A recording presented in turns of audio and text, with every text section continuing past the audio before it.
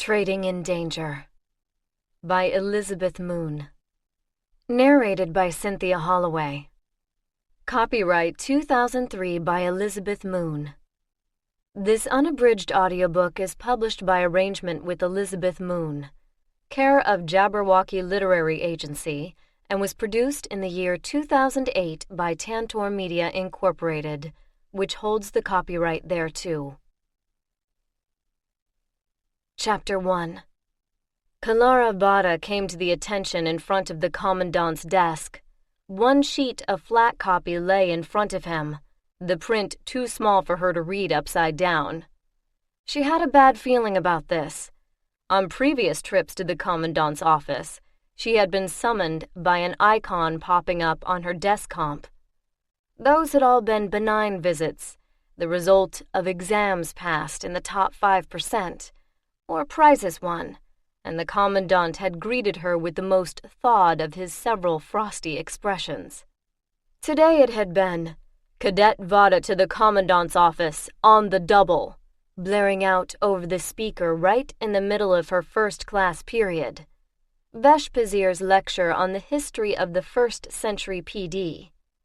Vespasier, no friend to shipping dynasties, had given her a nasty smirk before saying, "Dismissed, Cadet Vatta." She had no idea what this was about, or rather, she hoped she didn't. Surely she had been careful enough. "Cadet Vatta," the commandant said, no thawing at all, and his left eyelid drooped ominously. "Sir?" she said. "I won't even ask you what you thought you were doing," he said. "I don't want to know. I don't care." "Sir?" She hated the squeak in her voice. "Don't play the innocent with me, cadet." Rumor had it that if his left eyelid actually closed, cadets died. She wasn't sure she believed that, but she hoped she wasn't about to find out. "You are a disgrace to the service."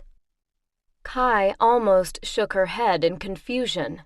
What could he be talking about?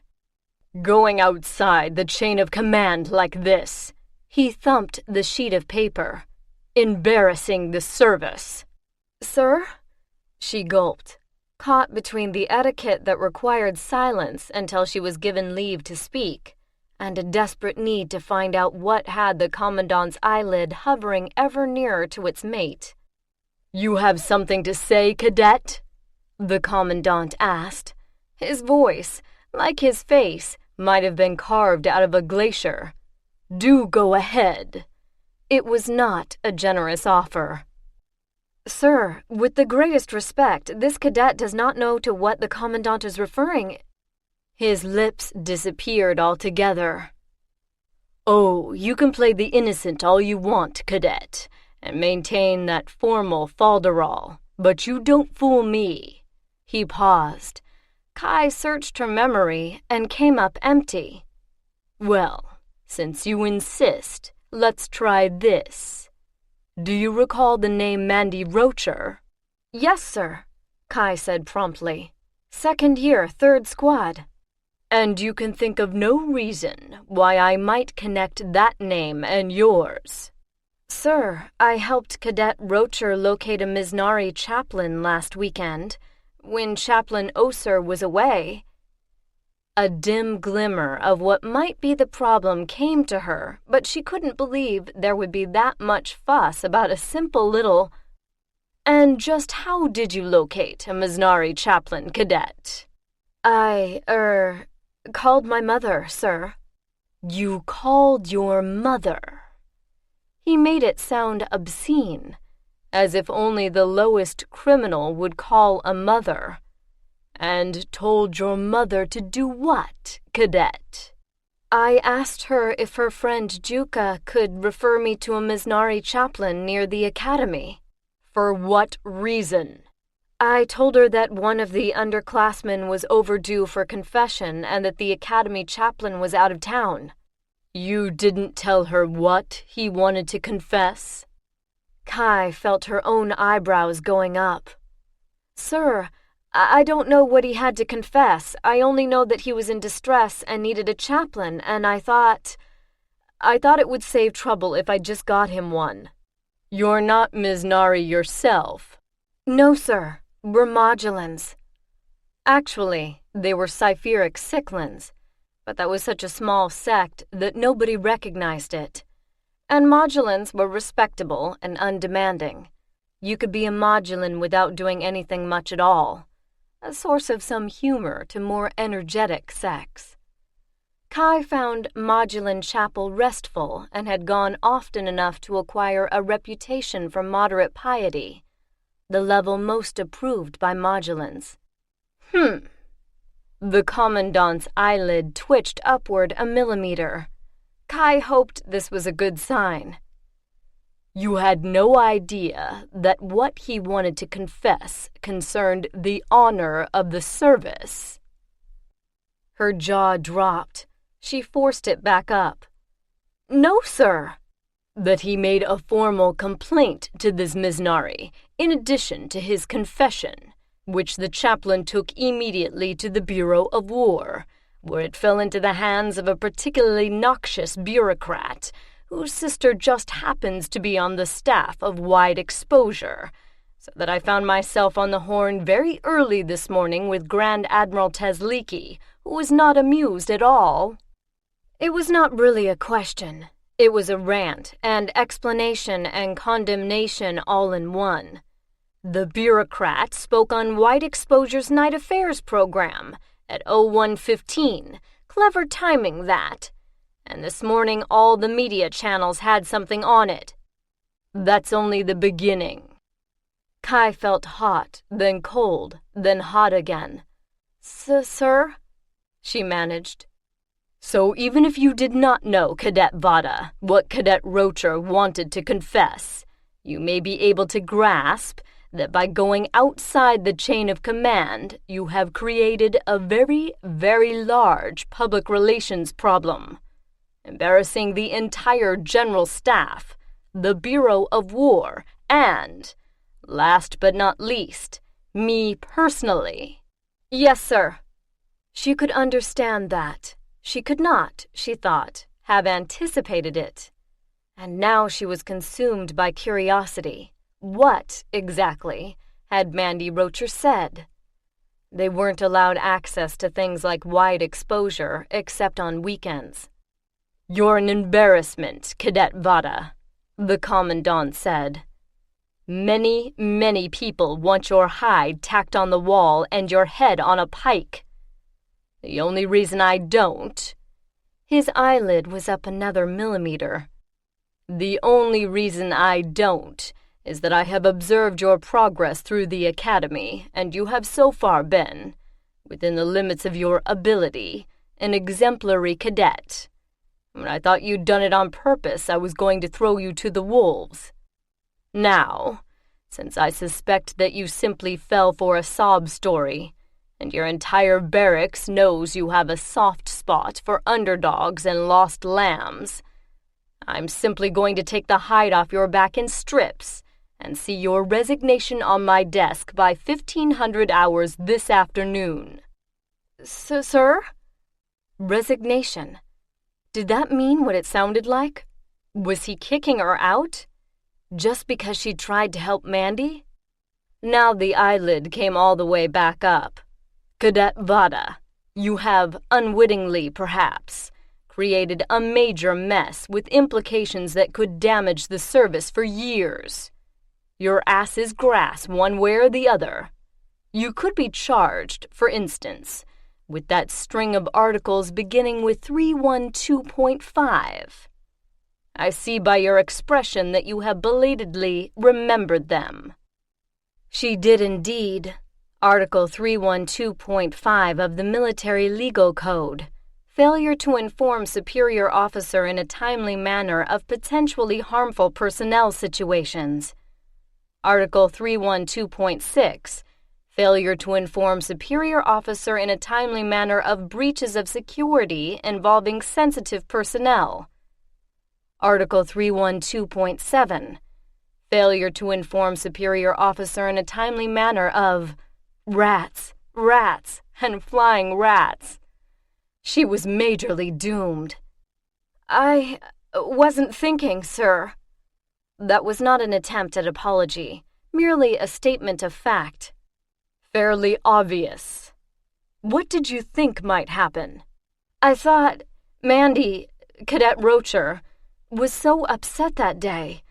I thought if he could see a chaplain and confess or whatever, he'd settle down until the regular chaplain got back. He had those exams coming up, and they were group graded. If he didn't do well, his squad would suffer for it. What you didn't know, Cadet, is that Rocher had been avoiding the regular chaplain's cycle. His so-called emergency was of his own making. He wanted to talk to someone outside the academy, and you made that possible. Yes, sir. And you didn't tell anyone at all about this, did you? No, sir. Easier to get forgiveness than permission. Is that what you were thinking? No, sir, not really. One of the places where modulans and Cypheric Cyclans disagreed was about the giving of aid. Modulans felt that moderate assistance should be moderately public. One did not make a huge display of charity, but one allowed others to know charity was going on, to set a good example. Cypheric Cyclans, on the other hand, believed that all help should be given as anonymously as possible. Now was probably not the time to talk about that difference. I am so reassured. The Commandant's eyelid quivered. Cadet Vatta, it is unfortunate that you have to suffer for a generous impulse. But we need naval officers with brains as well as kind hearts. You will not return to class. You will, as I said, present a letter of resignation which does not mention any of this and cites personal reasons as the cause by 1500 hours. Sooner, Cadet, is better than later.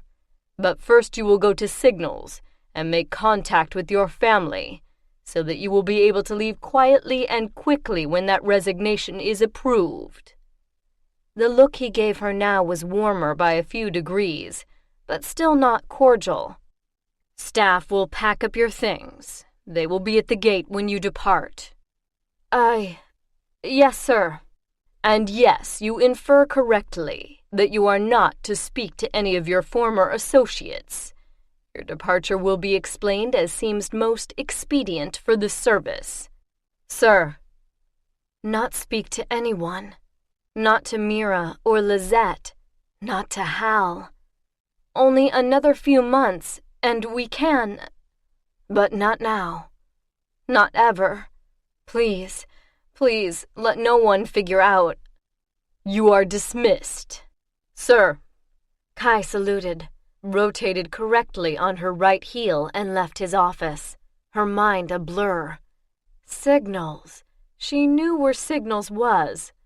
She passed without really seeing an enlisted man in the passage, and another at the head of the stairs down to the classroom level. Halfway to Signals, her mind clicked on long enough to panic. She had to call her family, tell her father, and, oh heavens, her mother that she was disgraced, dismissed.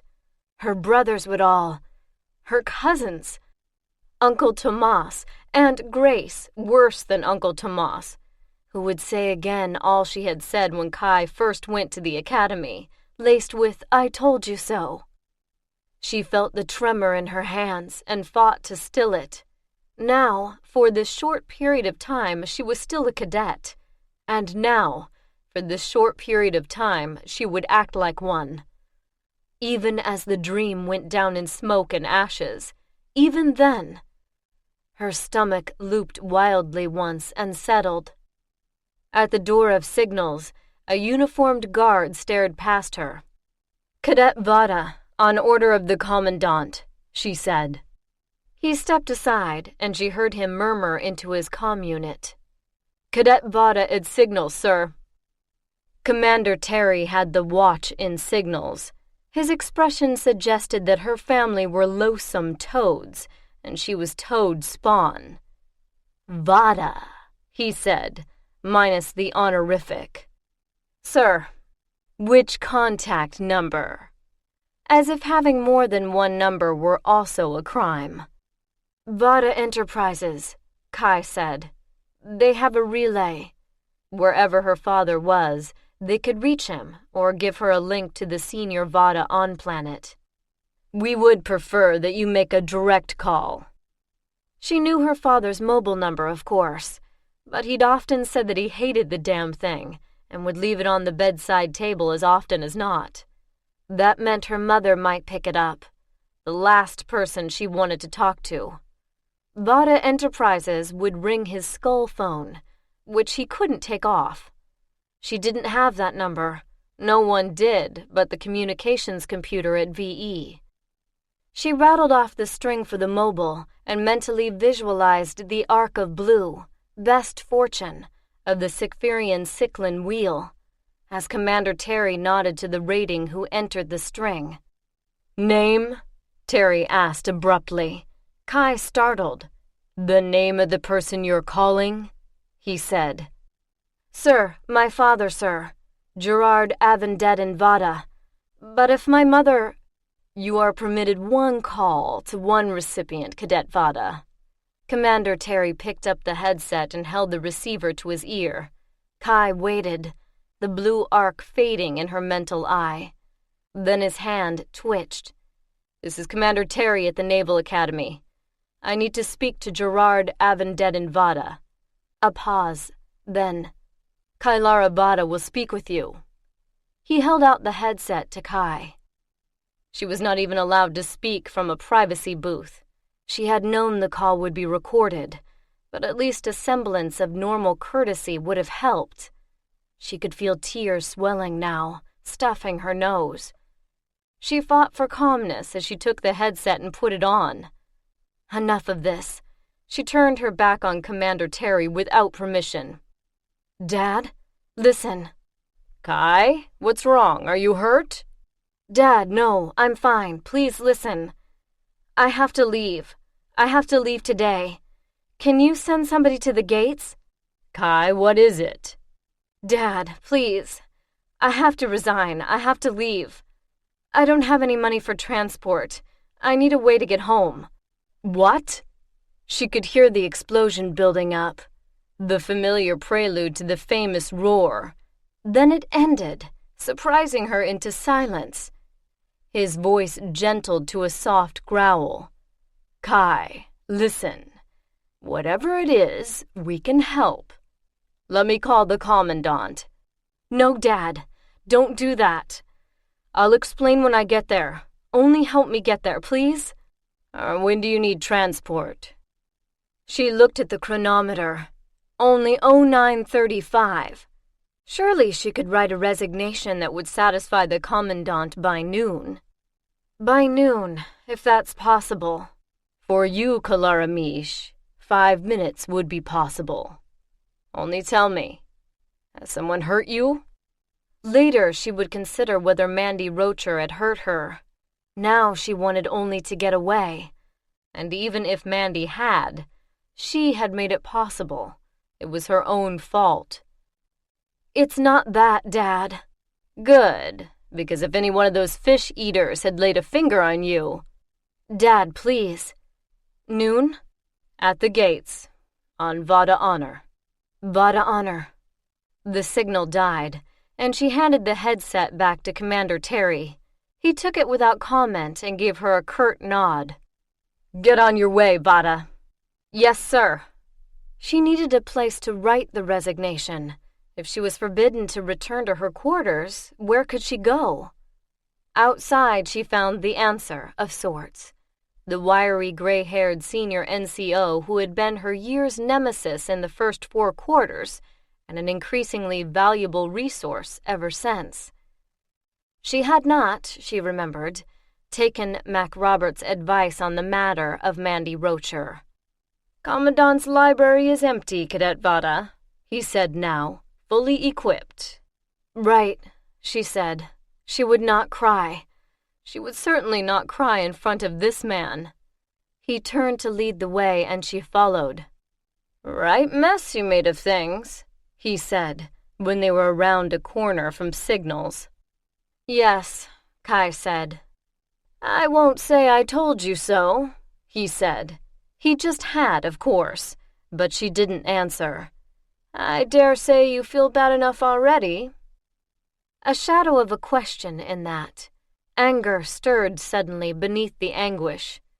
Yes, I do, she said, hearing the sharp edge to her own voice.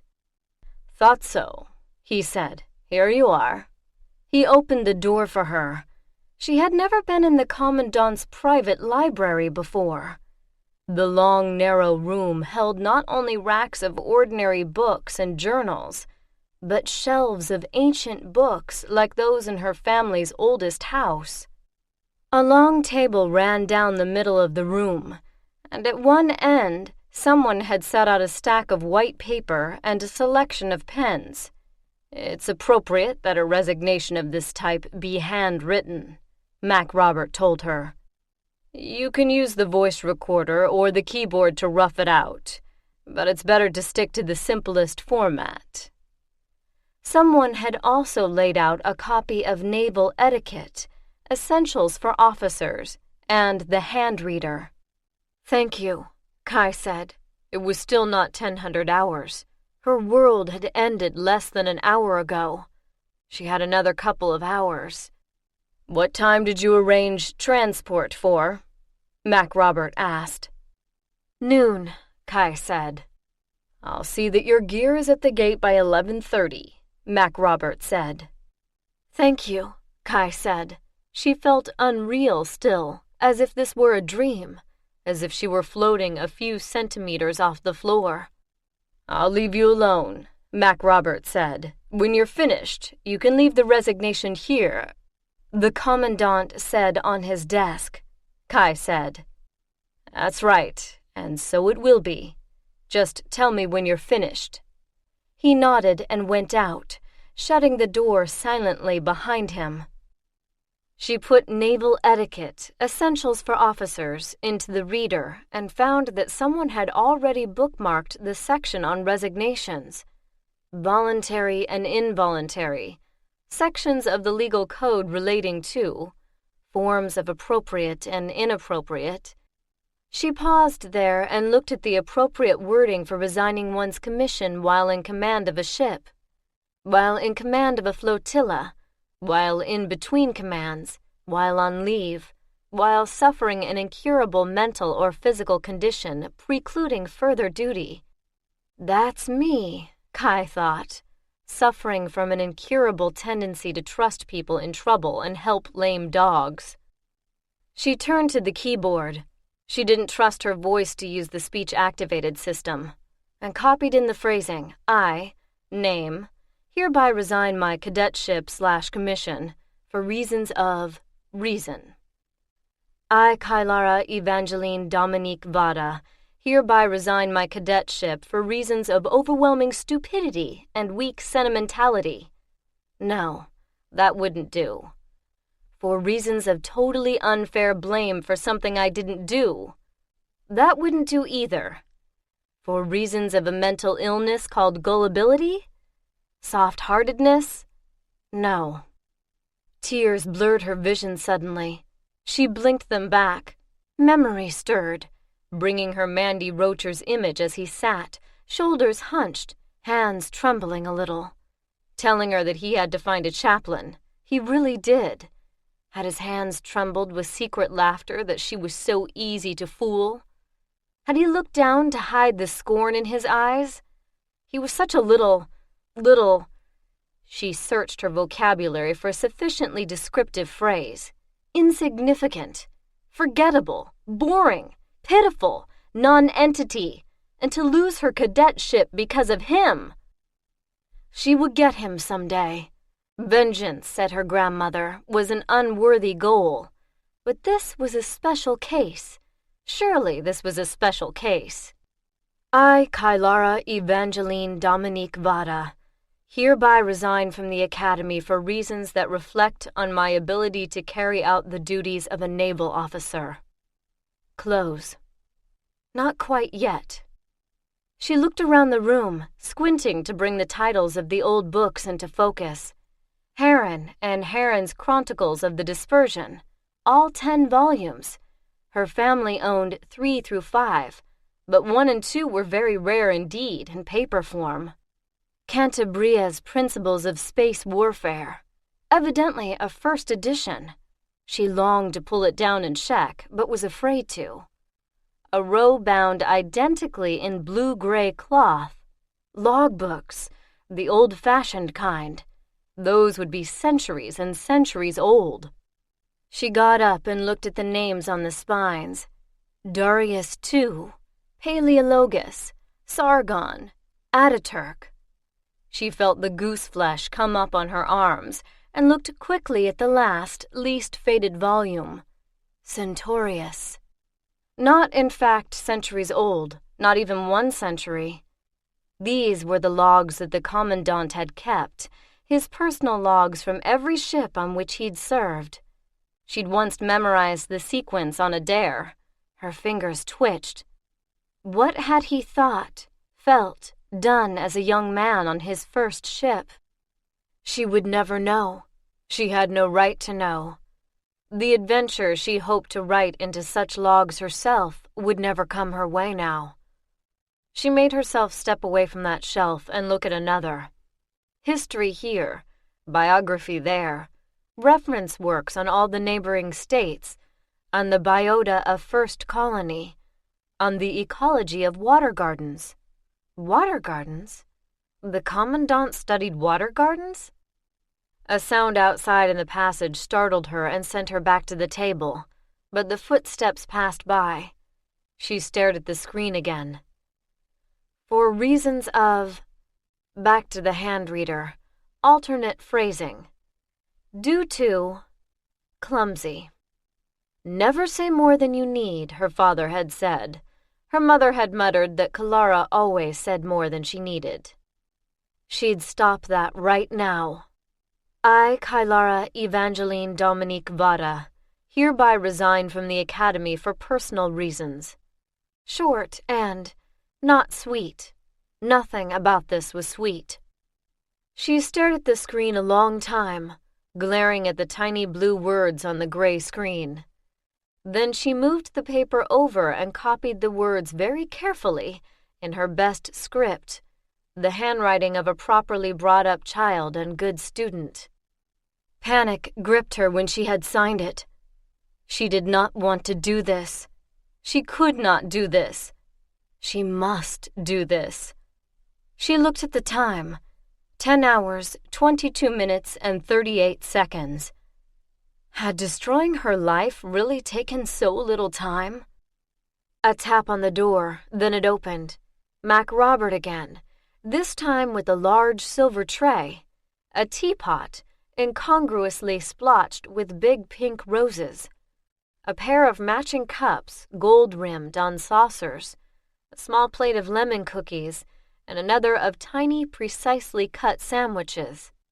"The Commandant will be joining you," Mac Robert said. He sat the tray on the end of the library table, picked up her resignation, and walked out with it.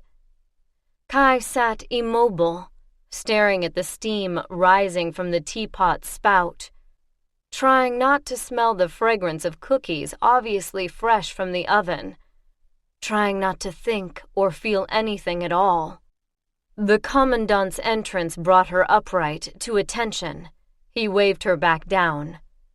"You're resigned. Sit down," he sighed.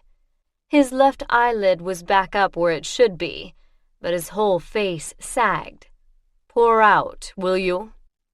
Kai carried out the familiar ritual, something she didn't have to think about, and handed him his cup of tea. He waited and nodded at her. She poured one for herself. It was good tea. It would be, she thought. He took a sandwich and gave her a look. She took one too. He ate his sandwich in one bite and sipped his tea. "It's a shame, really," he said. "Here I had a perfectly good excuse to remove your internal organs and hang them from the towers. Make an example of you. It's my job, and I'm supposed to relish it, or why did I ask for it? But you were a good cadet, Mistress Vatta, and I know you intended to be a good officer. Then why did you make me resign? That was a question she must never ask. She knew that much. In consideration of your past performance, and on my own responsibility, I've chosen to let you keep your insignia and wear it as you depart. I trust your sense of honor not to wear it again. No, sir, she said. The bite of sandwich she had taken stuck in her throat. She had not even considered that he might demand their removal. The class ring on her finger, Hal's ring, as he wore hers, suddenly weighed twice as much. It's hard for you to believe now, I'm sure, but you will survive this. You have many talents, and you will find a use for them. He took a long swallow of his tea and actually smiled at her. Thank you for not making this harder than it had to be. Your resignation was masterful. The sandwich bite went down, a miserable lump. She wasn't hungry. She couldn't be hungry. She ate the rest of the sandwich out of pure social duty. I understand you've arranged transport for noon, he asked. Yes, sir. You don't have to say sir, Mistress Vatta. I can't help it, Kai said. Tears stung her eyes. She looked away. Well then, I would advise that you go out at 11:30 while classes are in session. Mac Robert will remain with you until your transport arrives to deal with any, problems that may come up. Since the story broke on the early news, the media have been camped at our gates. It'll be days before that dies down. For a moment, she had been furious. Had he thought she'd do something wrong? But the mention of media steadied her. Of course they would be trying to get in, trying to interview cadets. Of course the daughter of the Vatta family would interest them, even if Mandy hadn't mentioned her, and someone would be bound to have a face recognition subroutine that would pop out her name. And there's another thing. She had to look at him again, had to see the expression of mingled annoyance and pity that was worse than anything he might have said directly. The Bureau demands, I realize this isn't necessary, a statement that you will consider all this confidential and not communicate with the media. As if she would. As if. But she took the paper he handed her and scrawled her name on it in a rough parody of her usual careful handwriting. You have almost an hour, the commandant said. Mac Robert will fetch you when it's time. He drained his cup and picked up one of the lemon cookies. And, if you'll take advice, drink the rest of that tea and eat those sandwiches. Shock uses up energy. He rose, nodded to her, and went out, shutting the door softly behind him. To her shame, Kai burst into tears. She snatched the tea towel off the tray and buried her face in it. She could always claim she'd spilled the tea. She wasn't a cadet. She didn't have to tell the strict truth. 5 hard sobs and it was over, for now. She wiped her face, spread the tea towel out again, and set everything back on the tray in perfect order. No, her cup was almost full. She drank the tea. She ate another sandwich. Disgusting body to want tea and food at such a time. The silent room eased her, made calm possible. She got up and paced the circuit, looking at the titles again. Then she took down the logbook labeled Darius 2 on the back. Just this once. And what could they do to her if they disapproved? When Mac Robert came for her at 11:27, she was deep into the logbook and calm again. Outside, the weather had changed, as if her fortune had changed it.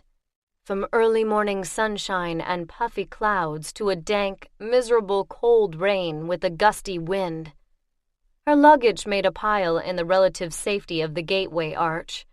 She stood in the shelter of the sentry's alcove. where she could just see the street beyond, and the gaggle of reporters on the far side. She was still in cadet blue.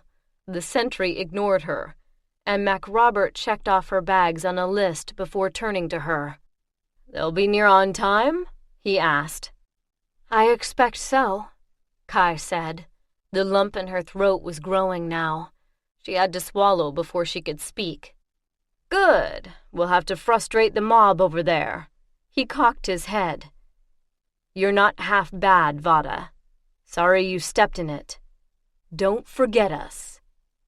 His voice seemed to carry some message she couldn't quite understand.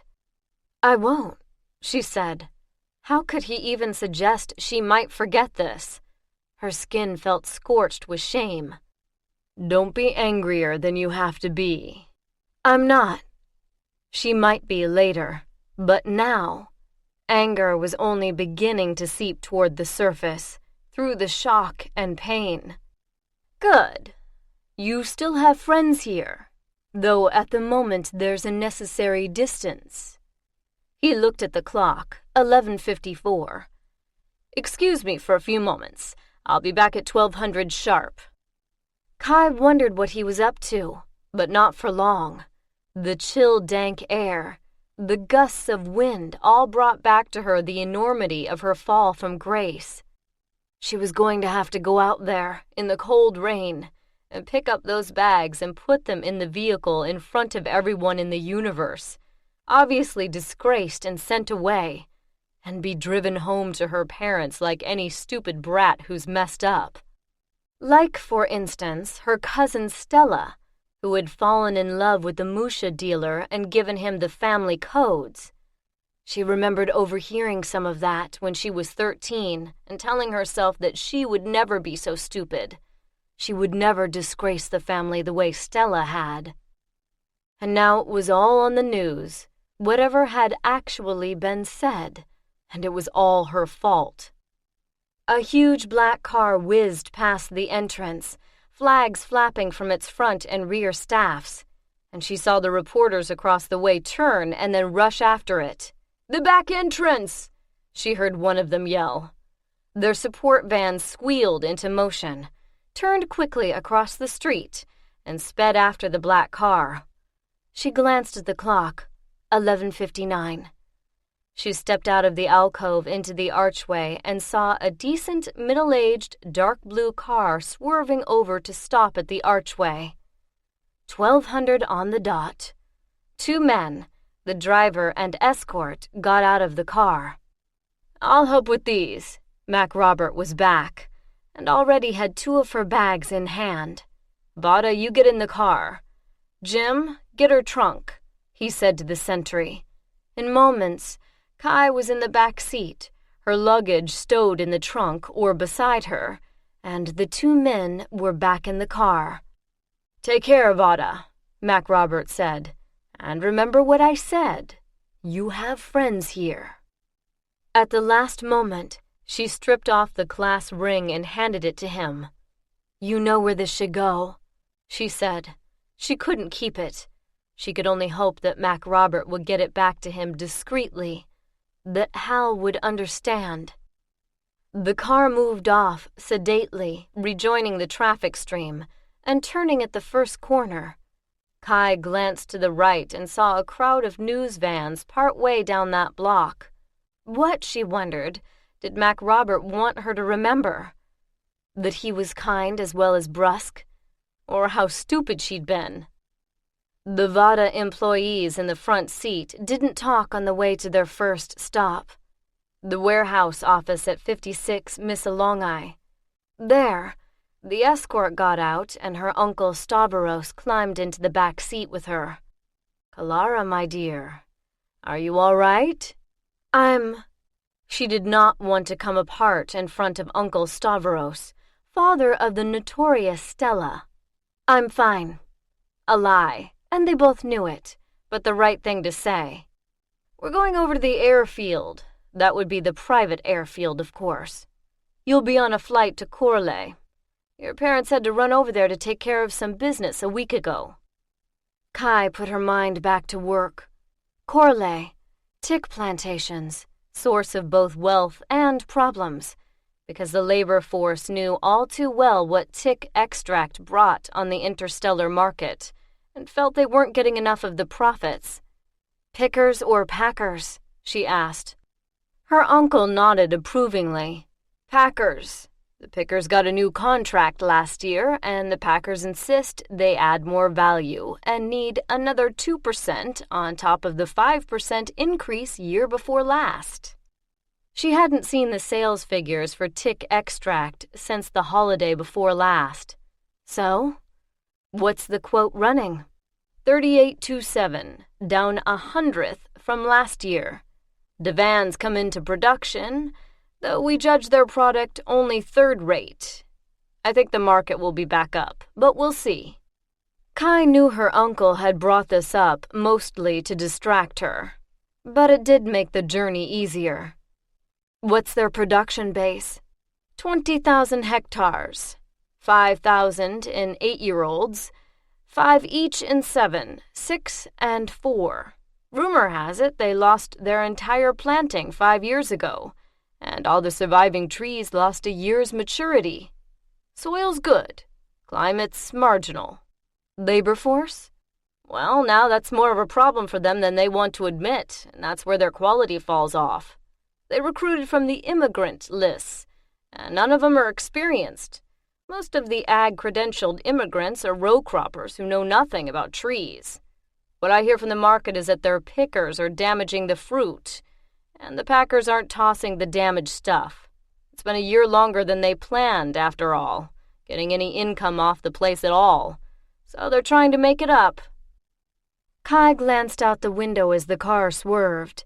They were nearing the private airfield now, and a truck with the blue and red Vatta Transport insignia had slowed for the turn into the cargo bays.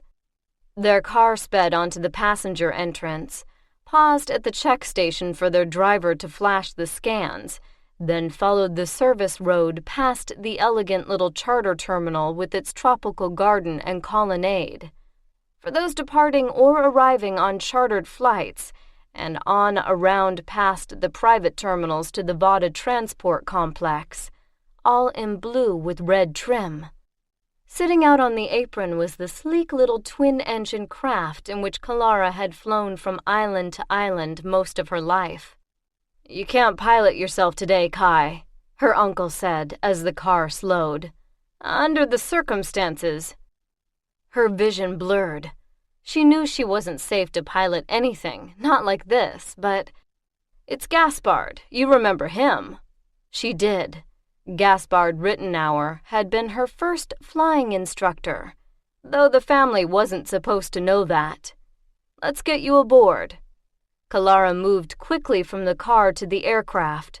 Automatically, she put her feet in the right places on the step and wing, and started to slide into the co-pilot seat.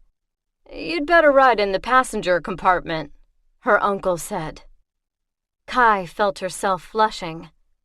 I won't try to grab the controls, she said. It's not that, Kai, her uncle said. Gaspard, explain it to her.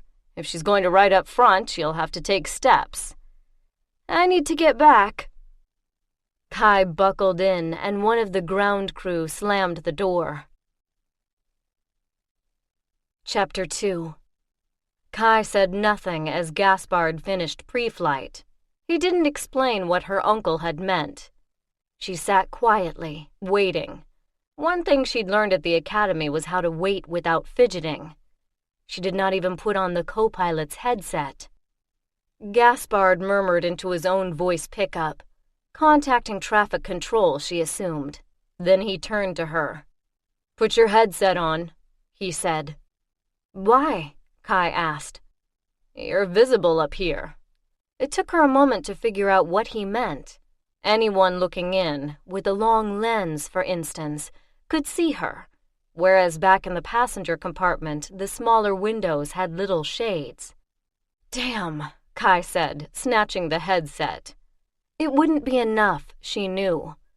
She shrugged out of her uniform jacket and tossed it onto the seat behind. Gaspard pointed behind her. A Vatta crew flight jacket, matching Gaspard's, hung there. She pulled it on quickly, then twisted to see if she could shut the window shades back in the passenger compartment. But someone had already done that. "They'll assume a regular flight crew," Gaspard said, "unless you're sitting there in cadet blue, with insignia." Kai fumbled at her blouse collar. She'd forgotten the collar insignia, which a long lens might be able to catch. They were embroidered. She would have to turn the collar under. She did that while he signaled the ground crew and let the plane roll forward slowly. "Better," Gaspard said. Would the headset obscure enough of her face, though? She swung the voice link up as far as possible. They were out from between the Vatta hangars onto the taxiway.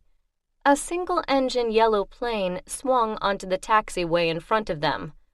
Kai looked down at the familiar checklist. If she was to be the co-pilot, this is what she would be doing. They moved on. As they passed the little terminal parking lot, Gaspard said, "Do something that looks good." Immediately, Kai pulled up the manual checklist and reached overhead as if going through a final pre-flight. "What I love about flying with you, Kai, is that you always react the right way," Gaspard said. Kai looked at him, surprised.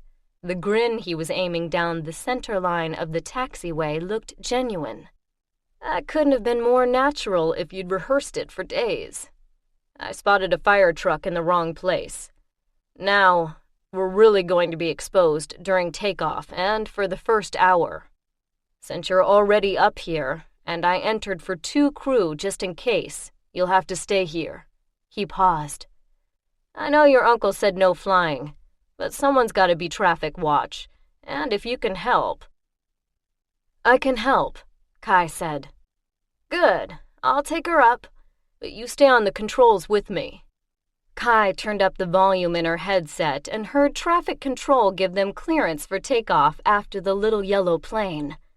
They paused as the yellow plane swung into position.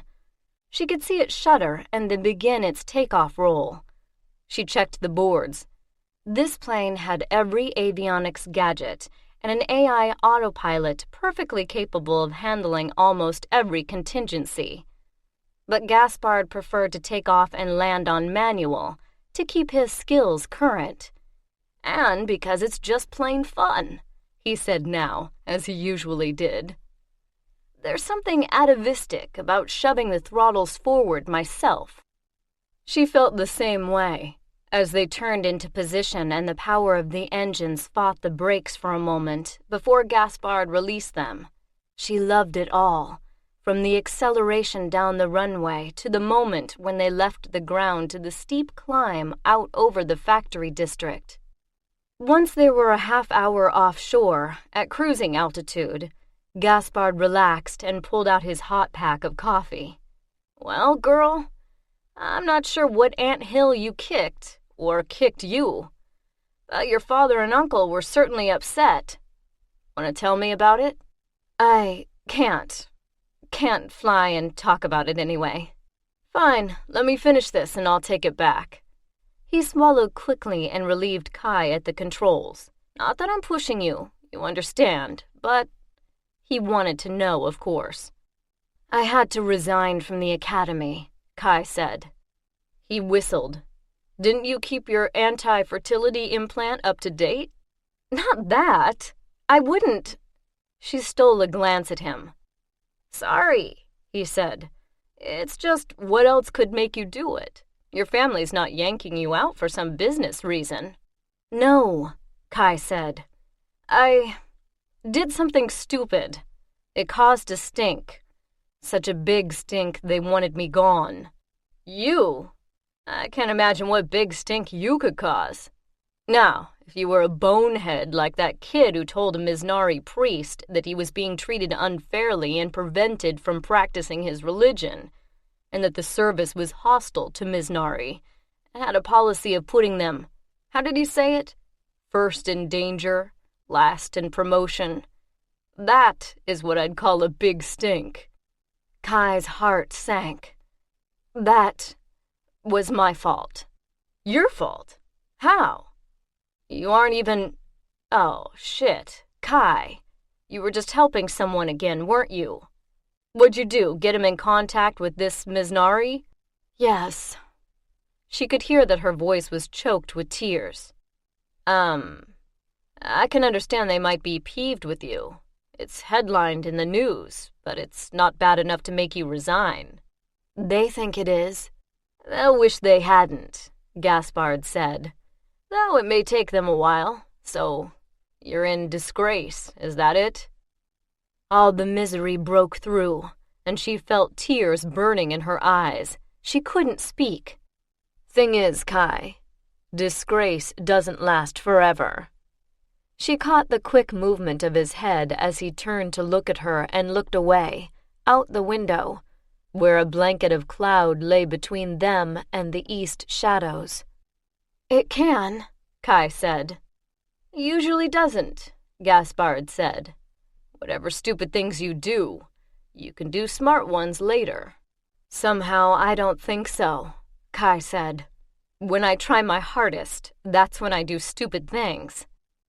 He looked at her. It's not my place, he began. Oh, go on. Everyone else will lecture me too. I'm not going to lecture you. He looked out the side window, sighed, and engaged the autopilot. Logged. All boards clear. No traffic reported or scanned. Estimated flight time 3 hours, 15 minutes. We'll be home in time for supper, Kai said. Her throat closed again. It had all happened too fast. She'd awakened as a senior cadet, in the honor squad. She'd eaten breakfast at the head of a table of cadets, in charge of that table, reminding the lowly cads to sit straight on the edge of their chairs and take no sugar in their drinks. She'd eaten that scrap of lunch in the Commandant's library as a disgraced ex-cadet, and tonight she would eat supper in the family dining room. The family disgrace come home to roost. You want to talk about it? Gaspard asked. He was only 10 years or so older than she was, she thought. Younger than the Commandant or her father, older than all but one of her brothers. You know, her hands moved as if of themselves. I tried to help, and it blew up in my face. You know this kid well? Mandy? He was in my diviso. Last year the CAD intake officer asked me to take him under my wing. Third years get handed a CAD to babysit. Mandy was mine. He had a rough time being Misnari, but he did fairly well. The Misnari considered even implants immoral modifications of the basic human, so those of their children seeking higher education were always at a disadvantage. They attended only those institutions where students had to study without implant assistance, but, as with the academy, the other students had used them before. As well as you did? No, but... Her voice trailed away. Who would expect a Misnari from Cobalt Hole to do as well as she had? Better than expected, she finished. So, gave the kid a model he couldn't reach, and he asks you to do him a favor, and then he backstabs you. Think he did this just to cross you? She hadn't considered one way or the other. What did Mandy's intention matter? It was betrayal, even if not intended. I think he meant to get the academy in trouble. More than you? Yes, as she thought about it, more than that, even. I think he wanted to get the whole system in trouble. The War Department, the academy, the military, maybe even Slaughter Key. Yeah, and you were collateral damage, maybe. Probably. It hurt, even so. She had thought Mandy appreciated what she'd done for him, all the hours spent tutoring and rehearsing. He want to sleep with you? Kai felt the wave of heat up her neck. If he did, it would have been wrong of me to have noticed. If? You honestly don't know? She knew all right. She knew perfectly well why Cad Mandy Rocher had pulled off his overrobe slowly stretching before the underclass wrestling matches. She knew he'd wanted her. No word had been spoken. No word need be. Gaspard nodded as if she'd answered aloud. So he lusted after you and you repulsed him. I didn't repulse him, Kai said. I just didn't encourage him. He could stretch all he wanted, and it did nothing for her. She had Hal in her mind's eye, and there was no comparison. Dirty little scum, Gaspard said. Kai glanced at his face. He looked like someone about to be very angry. I'm sorry, Kai said. Not your fault, Gaspard said. You're a good girl, Kai. You always have been. Taken advantage of. And thank all the gods you don't believe in, it went no farther. You're well out of that. I thought you thought I would be a good officer. I did. You would have been, but a waste in a way. He grinned at her. Never mind. Just think of them all in their stiff, scratchy uniforms while you're flying down to the sunny Isles of Delight out of that nasty cold. I like the cold, Kai said. She did not want to think of Hal, who might be storming up the stairs to the Commandant's office to find out where she was at this very moment. That's not what you said, other leaves. No, but... All right. Yo-ho for the tropics. Her laugh sounded hollow, and he shook his head at her. I know it seems like the end of the world to you. That's because you're a good 'un, and you care. But life goes on, Kai, and you'll get over this. You don't want to hear it, but it's true. Just like you didn't want to hear that there were things you couldn't do with an airplane. But that was also true. All right. She stared out at the blanket of cloud. Ahead it frayed into puffs more and more isolated, and as they flew nearer that edge, the blue sea showed below. There to starboard, the distinctive hook shape of Maine Gumbo. From its altitude, a flat outline of white surf filled in with dark vegetation. She looked sunward. The wakes of ships slowed clearly as darker ripples against the even pattern. In the passage between Maine and Little Gumbo, a tanker surrounded by its attendants. Crawdad, beyond Little Gumbo, was a many-legged dark blot. An hour later, the dark blue lightened as they neared the Necklace Reefs. From cobalt through every shade of turquoise, as the water grew more shallow, until at last the ragged brown tops of the reefs broke through the white surf. Coralie showed at last, a dark line that thickened, surrounded by shallower water that looked, from this height, like bands of blue and turquoise, each shade defining a depth. They flew over the main harbor with its guardian headlands rising sharply from the water. Surf broke white on the rocks. Kai counted 2 cargo ships, the inter-island ferry, and a thick cluster of small craft before they were past the harbor and over the warehouses of the harbor district. Beyond those, the neat little town with its central park, a green square with the spire of the War Memorial glinting in the sun. Coralie's small commercial airfield had a scatter of small craft parked in a row. Kai knew that the daily island air service would be 2 hours behind them. Inland, Harbor Valley sloped gently toward the central ridge. Gaspard banked left and Kylara looked down on the vast tick plantations between the coastal cliffs and the higher ridge with its mixed scrub. Not a monoculture. These were old plantations, interplanted with secondary and tertiary crops in a careful balance to maximize both production and resilience. On the far side of the ridge, she knew, were the newer plantings. She had imagined bringing Hal to meet her family on graduation leave.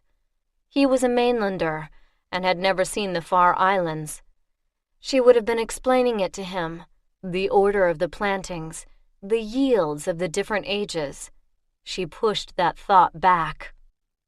Ahead, the island narrowed and the central ridge sloped abruptly down to end in a rumple of lower hills. She could see the outer reef's ruffle of surf beyond them.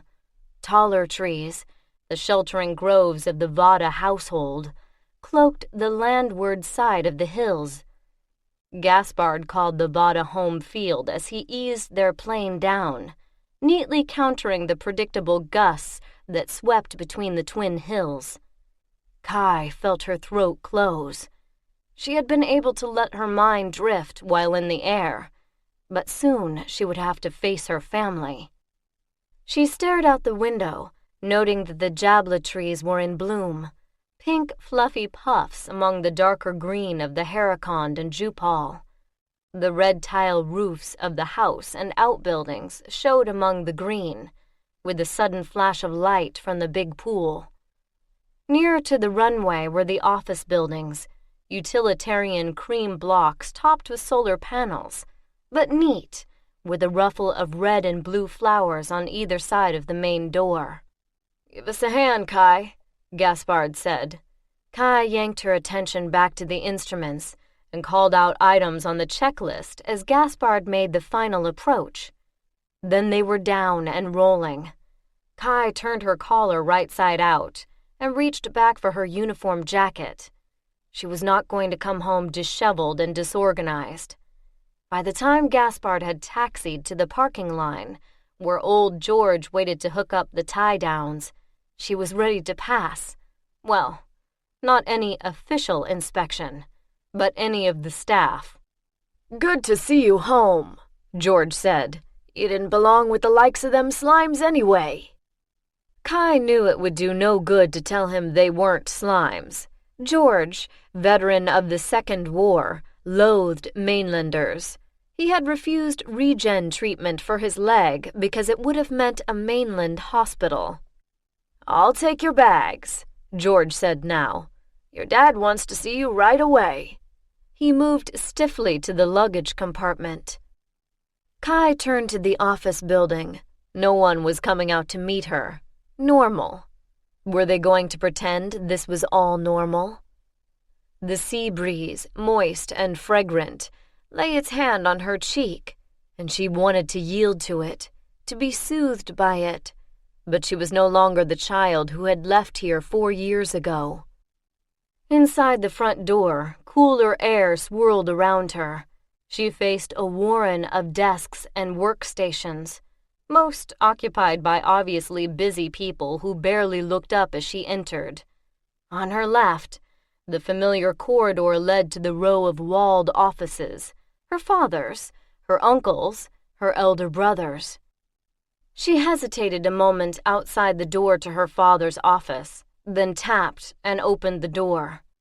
Her father looked up from his desk as she came in. "Kylara Beshi, you look like you must feel." "I'm all right." "No, you're not. Come here." He came out from behind his desk and held out his arms. Kai leaned into his embrace. "Shush, shush," he murmured, though she had made no sound. He smelled of the tick plantations he must have walked around that morning, a complex scent she had known forever. "I didn't know," she said into his shoulder. "I thought I was helping. His shoulder twitched. "Do you remember your 5th birthday party?" How could she ever forget when they kept bringing that up? She had pushed Meena Patel into the wading pool, and Meena had contrived to fall crooked and cut her head on the one place the rim's padding had worn away, because she'd kept her hair bows on, in spite of Kai's advice to take them off or they'd get wet. And it had been for a good cause, because Meena had been tormenting her little sister Asha, who was afraid of the water, and was about to push her when Kai shoved Meena. Meena had grabbed at Asha when she overbalanced, so they'd both screamed, and Kai had been sent inside, at her own birthday party, to sit in glowering misery in her room while her friends ate her birthday cake and her mother, her own mother, made a fuss over Meena Patel. "You have to learn to think first, Kylara," her father said now, his hands on her shoulders, pushing her gently back so he could give her that look. "I did think," she said. "At least, I thought it was thinking." "Well, I'm sure you meant well," he said. "Now we have to figure out what to do with you." She had thought of that in the last moments before landing. "I could go to the university and finish a degree," she said. "I have almost enough credits." "No," he said firmly. "We can't have that. You can't be here. There's too much publicity." "I could go to Darien Tech over on Seki." "No, it's out of the question. I've already decided." He paused as someone tapped on the office door. "Who is it?" "Me." Kai's older brother Sanish opened the door and put his head in. "Are you busy?" "Oh, Kai, you're here." As if he didn't know. As if they didn't all know. As if he hadn't come to gloat in a big brotherish way. "Come on in, San. I was just telling Kylara what we came up with." "You were in on this?" Kai asked. She could feel her neck getting hot. "All I did was look up figures," San said, spreading his hands. "Don't blame me." "We weren't going to tell you until after supper," her father said. "But since you are here a little early, and after all, your mother wants her time with you." Her heart sank. While she'd been sitting, bored and miserable, in the plane on the flight out, they'd had time to plot out her whole life, probably. Just like when she was 13, and they decided that a trip in space as an apprentice on a Vatta freighter would get that nonsense about the military out of her head. "We think it's clever," her father said with a glance at San that told Kai exactly who he thought was the clever one of the family. Not her, of course. "You'll have a chance to prove yourself, and you'll be well out of the way." Out of the way, like a naughty child. She was not going to cry. "Well, what is your marvelous idea?" she asked in a voice that even she could hear sounded sulky. "We're sending you out to the Rift with the ship going to salvage," her father said. "You'll have a cargo on the way out, sell the ship, then come back commercial. Altogether it should take at least 11 months, and by then things will surely have died down." Kai glared at her father and older brother. "You'd think I'd blown up a ship," she said. "Don't be overdramatic, Kai," her father said. "No one's accused you of anything like that. We're trusting you to do family business. It's an honor." "No, you're sticking me in a corner, hiding me." "We could do that well enough by giving you a job in inventory control right here at the tick plantations. Be reasonable, Kai." "But I'll be gone months and months, maybe years. And it's boring." "The heat will be off you by then. And it may not be boring. You'll be headed out into the borderlands." "Maybe," Kai glared. But she already knew she would take the job. What other choice did she have? "I guess it's all right." "Good. You're taking the Glennis Jones to Lastway. We'll send you some help. Gary Tobai for loadmaster. Quincy Robin as crew chief." "Dad." "They're old. They're experienced. You need that. New captains." "Captain? You're making me a captain?" "Were you listening? I offered you the ship." "I thought you meant as a shipping agent or something." "I don't really know how to captain." "You have a license." "I have a license, yes, but I haven't done it. I haven't worked on a commercial ship since Tugboat, Turbot." "That's why we're sending along someone with experience. You'll do fine, Kai. All you have to do is be guided by Gary and Quince." All she had to do was listen to her elders by the hour. But a ship, even an old wreck like Glennis Jones, and a captain's listing made up for a lot. "All right. Thanks, Dad."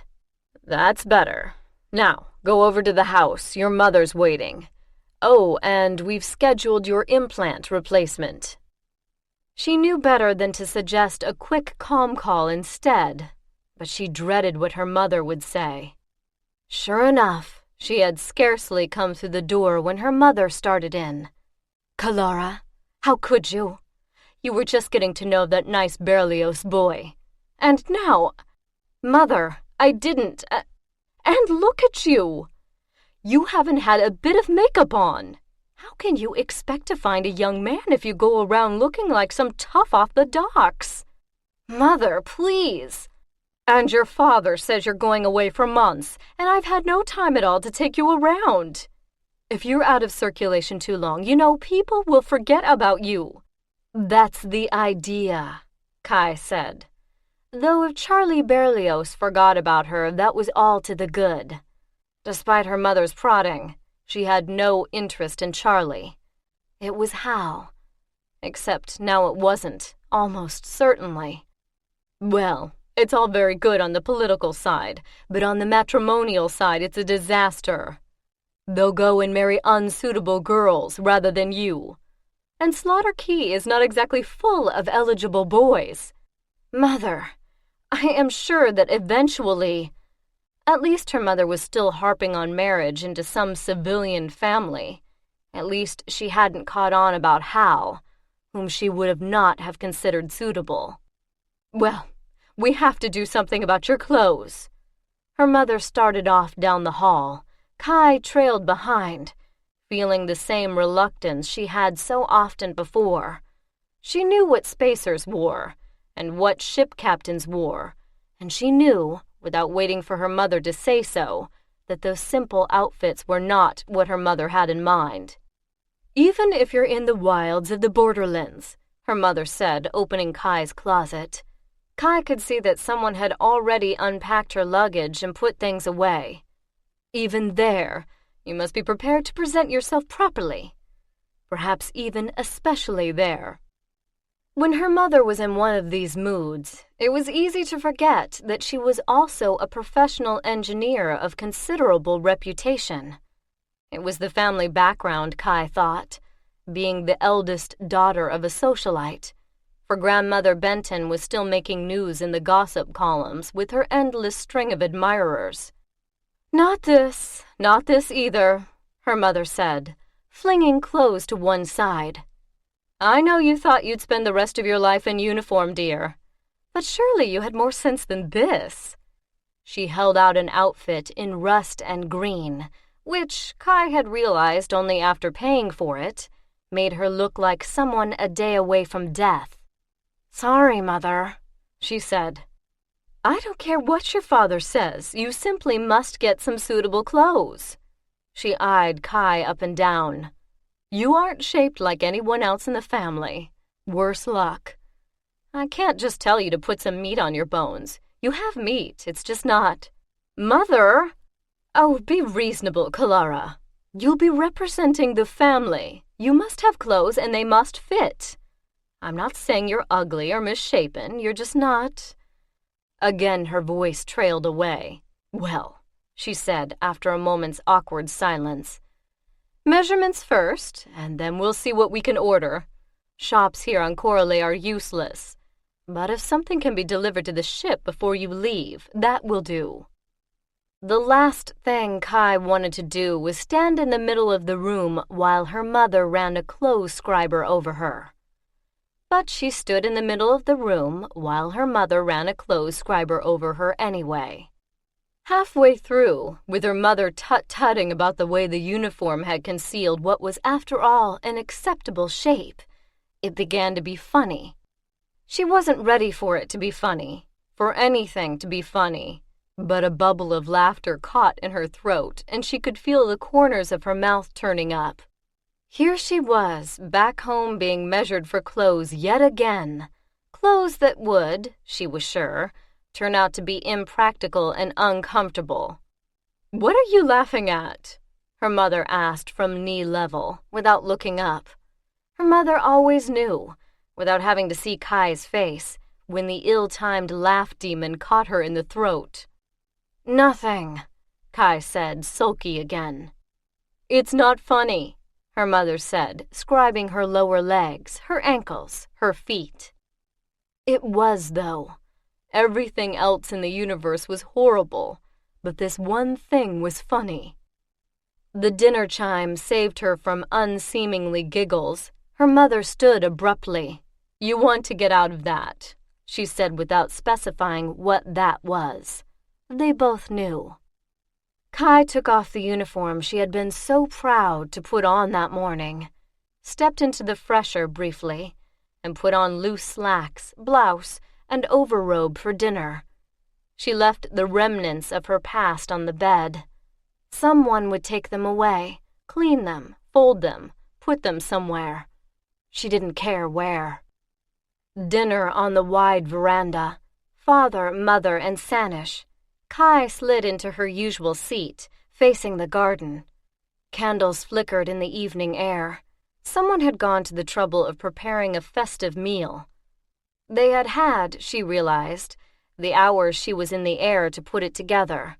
The haunch of lope, boned, stuffed, and rolled in a pastry crust. The stuffed grape leaves. The Tower of Heaven salad. Once again her body surprised her with its insistence on refueling. She ate ravenously but barely touched the wine. Her father and San talked of island politics, not the labor dispute, but such things as the proposed new desalinization plant, the possibility of a branch of the Central University on the island, the state of the waste recycling facility at Harbor Town. Kai listened as if to debate on the vid. It all felt unreal. Too many changes too fast. "We have to have enough time to get her some clothes," her mother said suddenly. Her father and San stopped in the midst of telling each other what an idiot Councilman Kruper was. "How long?" her father asked. "I can get clothes off-world," Kai said. "No," both her parents said. Her father sighed. "Kai, you're going to be a Vatta captain. You will represent Vatta Transport. You have to start out with something suitable. But Myris," he turned to his wife, "it has to be quick, 3 days." "Impossible," her mother said. "We don't have a fabricator here. We'll have to go to Harbor Town, and that's less than an hour by plane. Glennis would have left tomorrow, but I put a hold on her. We can't delay. We have delivery commitments." Delivery commitments were, her father had once said, a natural force. Vatta Transport's default rate on delivery commitments was the lowest in the industry and one reason for their wealth. 5, her mother said. 4, absolutely no more. And she doesn't need much. Captain's uniforms, shipboard, and port. Not much more than that. "Kylara, we'll start ordering after dinner," her mother said. "Bond tailoring will have to do. I'd much rather you used Siegelson and Bray, but they can't possibly do it in less than a week." Her mother glared at her father. 4 days, her father said.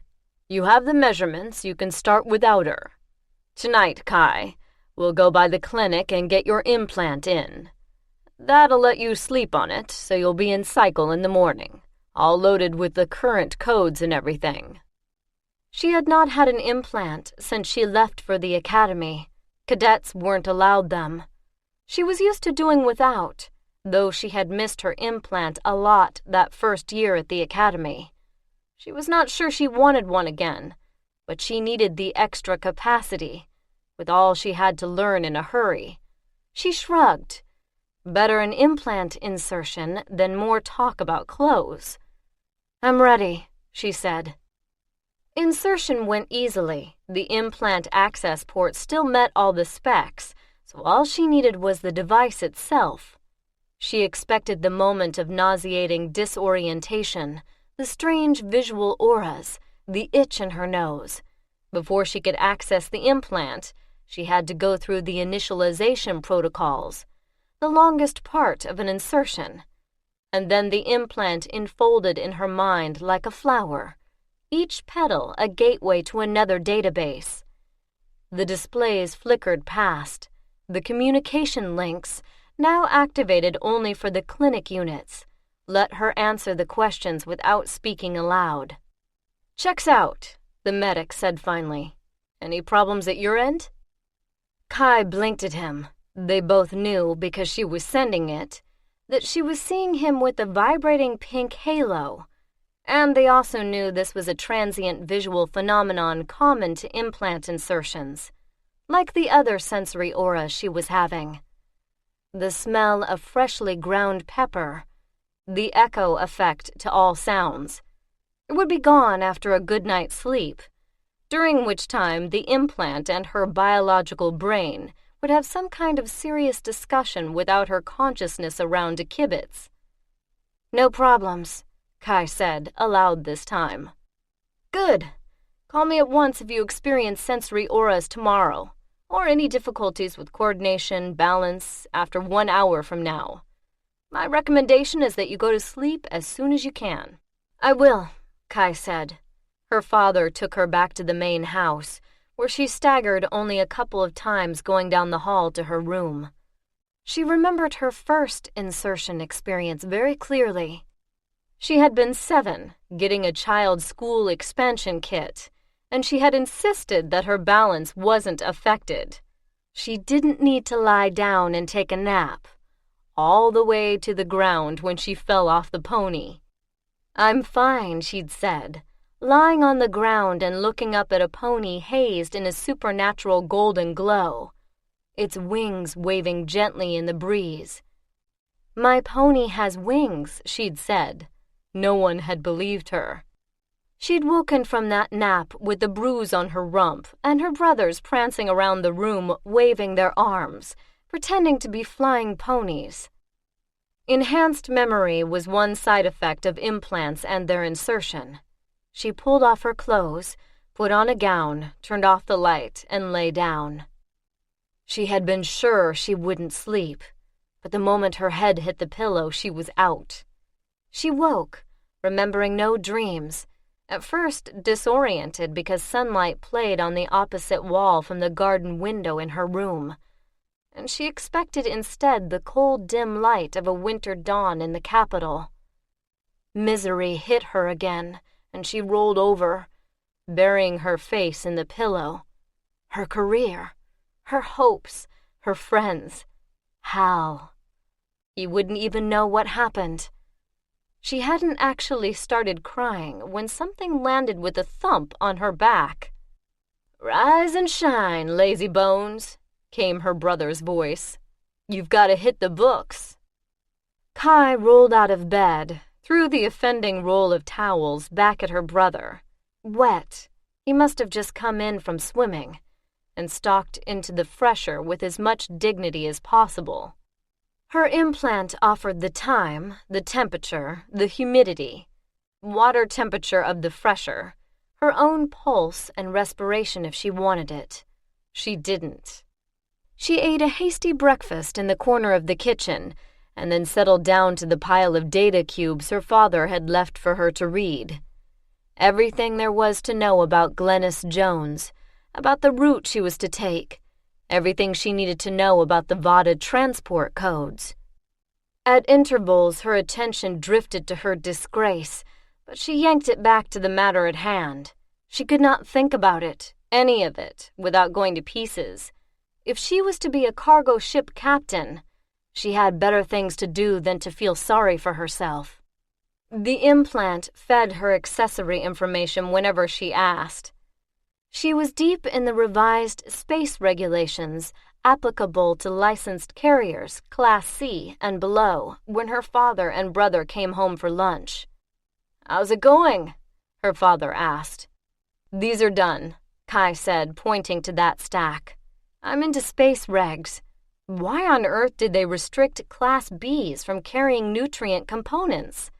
Seems to me that that's what they're ideally suited for." "Politics," San said, "but I'm not supposed to say that." Her father gave San a look. "P&L," he said. "They've moved into nutrient component production over on Chelsea. They transport the stuff very efficiently in purpose-built Class Ds. They're just protecting their investment. Closing out competitors, both producers and shippers," San said. "San, there are competitors," I don't see why we can't be plain-spoken, at least at home, San said. They're also our friends. You might have married the girl. Not me, San said. Kai watched this interchange with interest. San arguing with her father? That was new. Lunch, her father said firmly, leading the way to the veranda.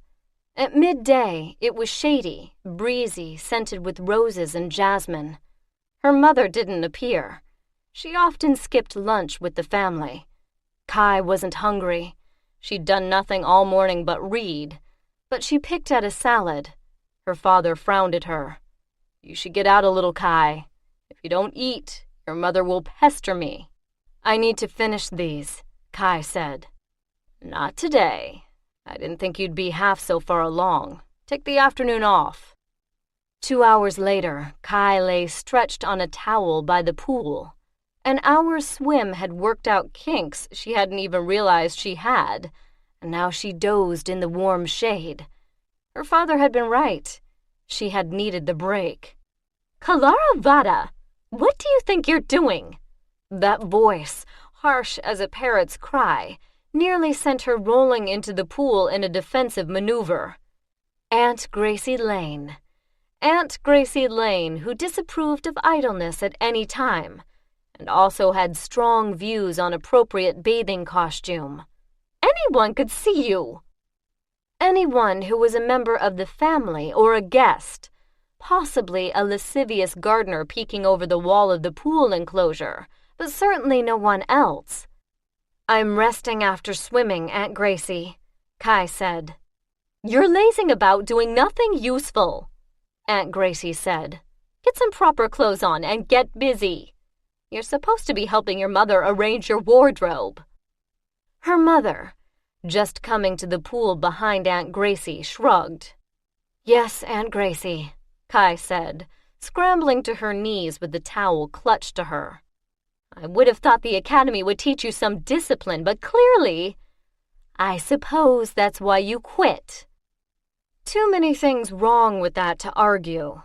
Kai held the towel between her and Aunt Gracie's disapproval and sidled around, pricking herself on one of the gardenia bushes to back gingerly toward the house. The moment Aunt Gracie transferred her gaze to something else, she whipped the towel all the way around her and scuttled for the veranda. Some things never changed. Clad in slacks and shirt, she emerged from her room to hear Aunt Gracie's voice down the hall. Do something about that girl, Myris. You'll be sorry. I can't believe you and Gerard are actually letting her go off alone, unsupervised.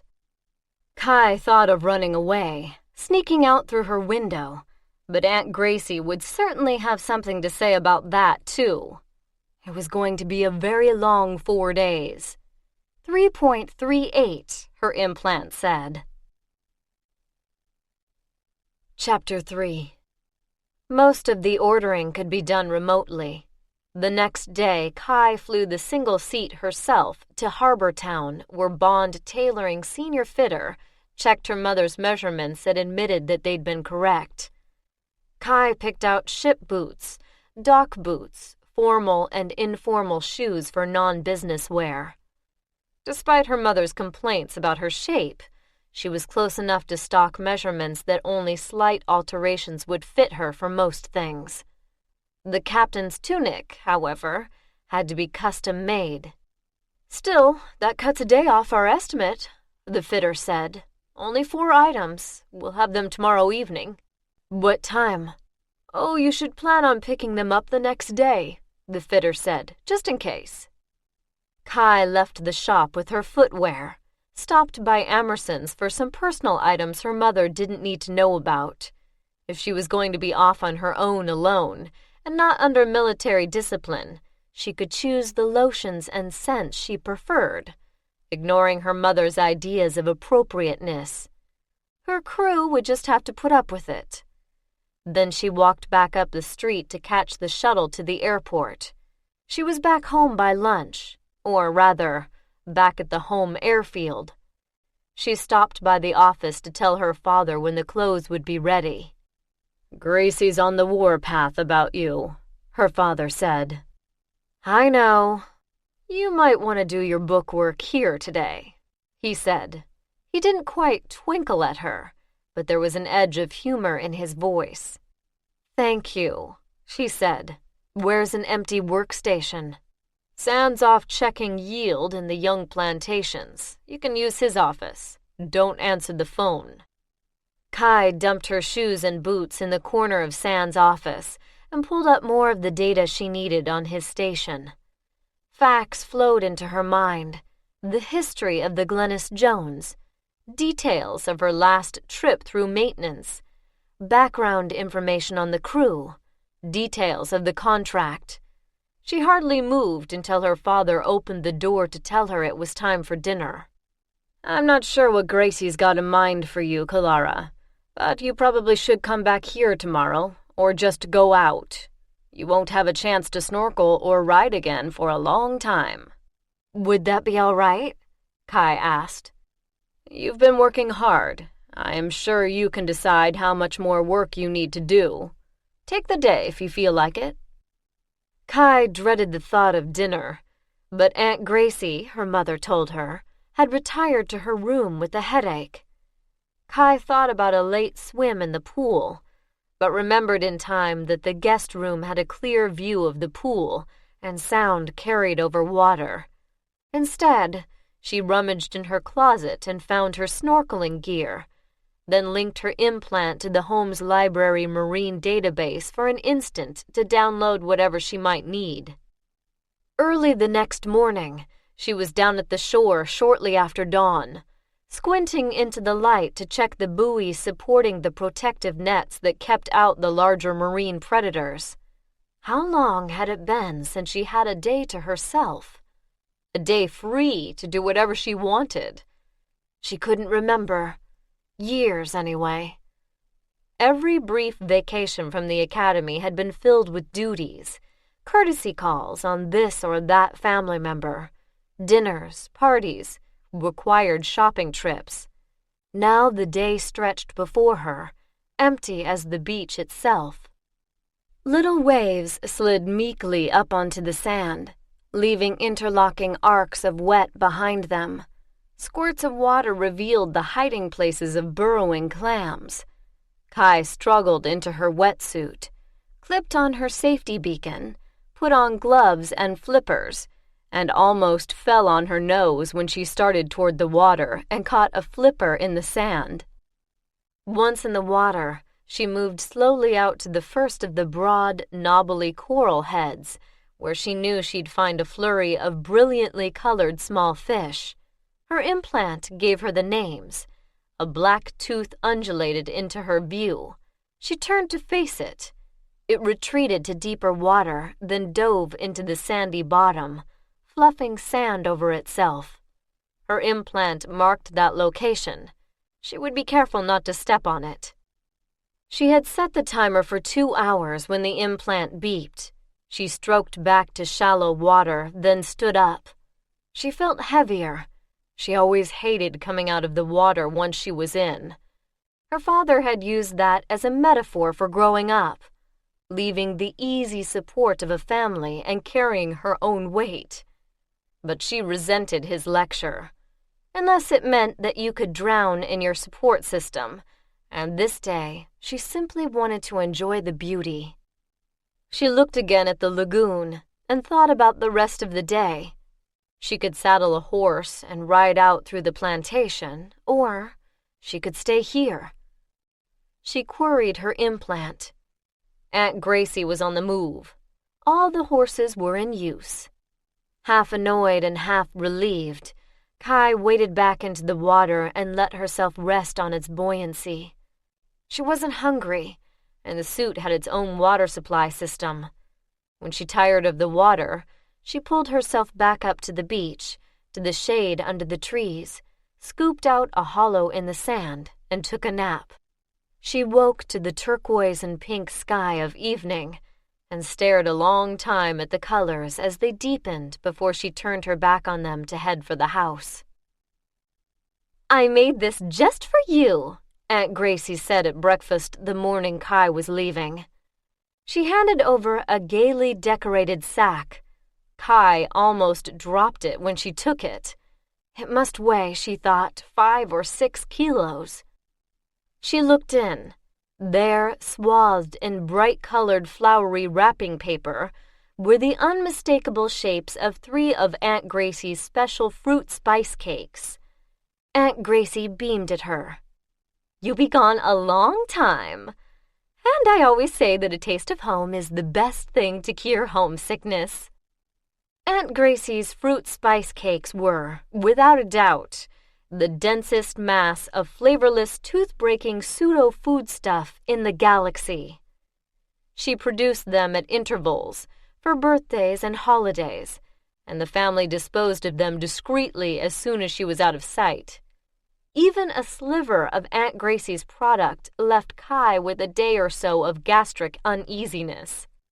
Thanks," Kai said. She could always leave them under her bed as insect repellent blocks. She'd done that with the ones Aunt Gracie had given her each year to take to the academy. "I know how rushed it can be when people leave on a long assignment," Aunt Gracie went on. "So let's just let Janine put them in the car for you right this minute." San made a sound. Kai looked at him, and his lips were folded tight, but his eyes danced mischief. "Thank you," Kai said again. She handed the sack to the maid and resigned herself to dumping Aunt Gracie's creations into some unsuspecting trash container on the way to her command.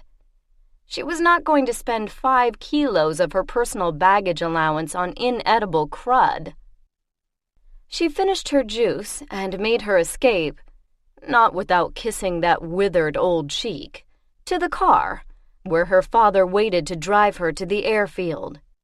"If you're planning to dump it somewhere," he said without reference, "don't do it in sight of anyone who might, by any conceivable means, know anyone who knows us. Your Aunt Gracie's connections are legendary. The only reason she doesn't know the whole truth about your resignation is that it's a state secret. But she suspects, and she'll worm it out of someone inside another week, I'm sure. I don't want to have to deal with her if she finds out you've tossed her cakes in the trash. It was bad enough when she found out you'd been leaving them under your bed." "How did she find that out?" Kai asked. "Bribed the staff, I shouldn't doubt," her father said sourly. "But look at it this way. Anything is a commodity to someone. In a very large universe, your Aunt Gracie's cannonballs may be someone else's favorite underwear." Kai snorted, surprised into a laugh for the first time since her private disaster. "Courage, Kai," he said as he stopped the car and leaned over to give her a kiss. "You've got what you need to start a good life. Go." Gaspard was waiting on the apron. "You look better," he said as he looked up from checking the oil. "So, what did the family do for you?" "I'm taking Glennis Jones to the scrapyard," Kai said. She took her duffel from old George and slung it into the baggage compartment. "It will keep me out of the public eye." The boring start to a dull, boring career as a truck driver in space, she did not say. She looped the tie-downs around the 2 bags and slammed the door shut, latching it carefully. "And give you a chance to show your talents," Gaspard said.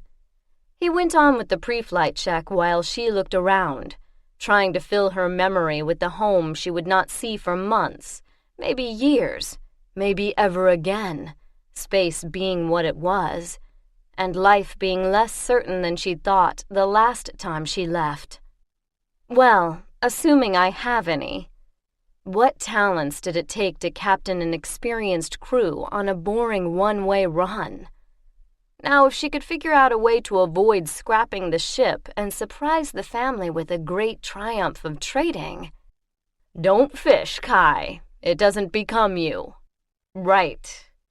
And we shall hope I don't exercise my talent for leaping in to help. At least not until you're a little more experienced," Gaspard said, "though you could help me if you would, by agreeing to co-pilot on the way in. There's some serious weather between us and the mainland."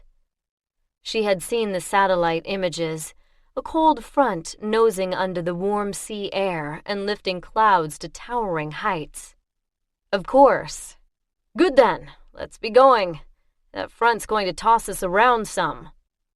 Kai climbed into the co-pilot's seat and concentrated on her part of the checklist as they finished pre-flight and started the engines.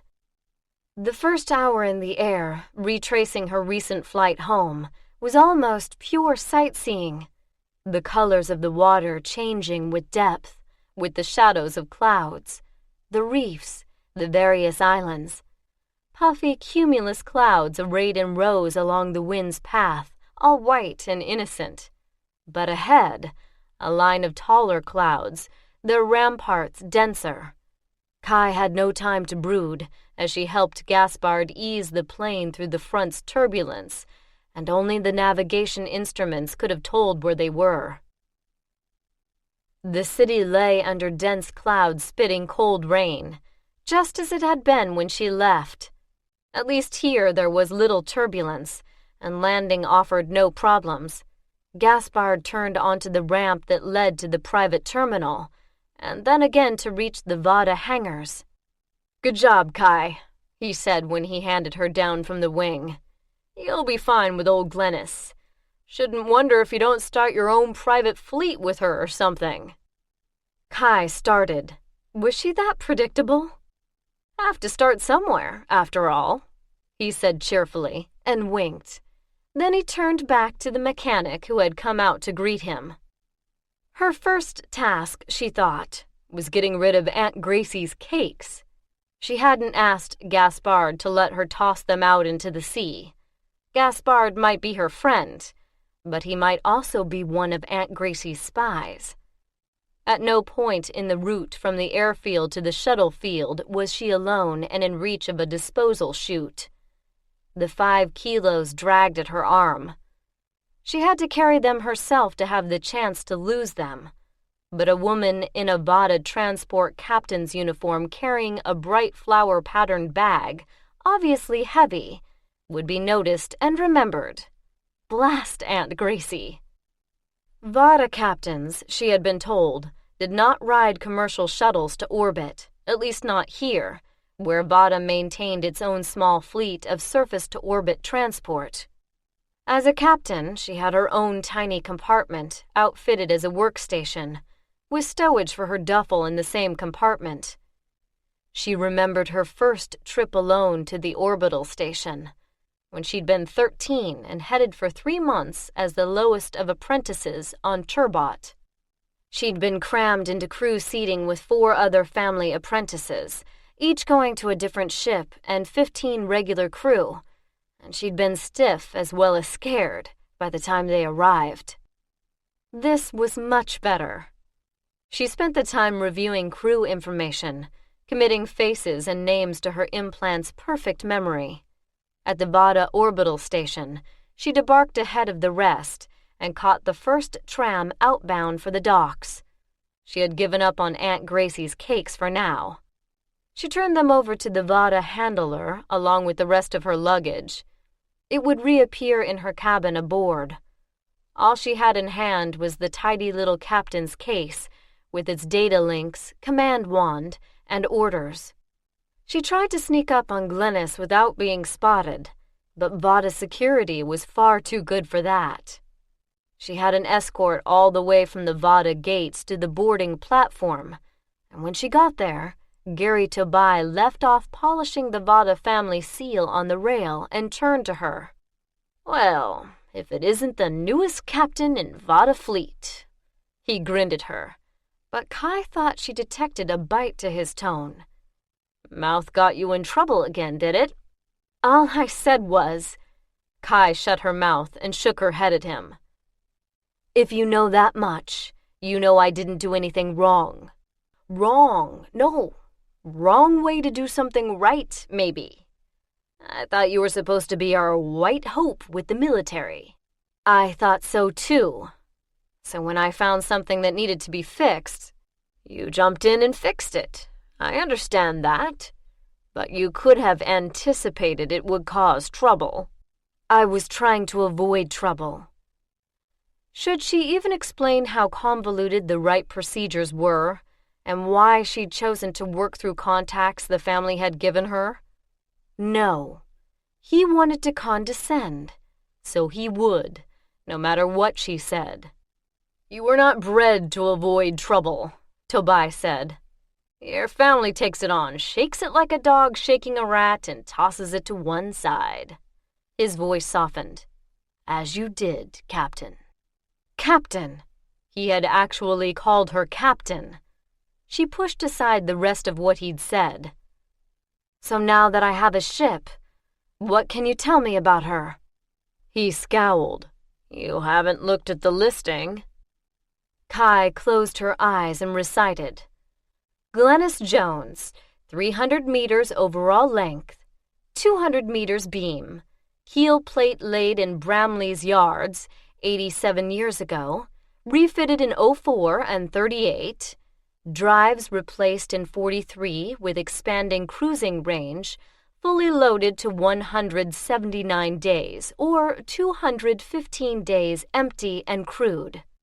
She has 2 main cargo holds, 3 auxiliary holds, and no auto-loading capability.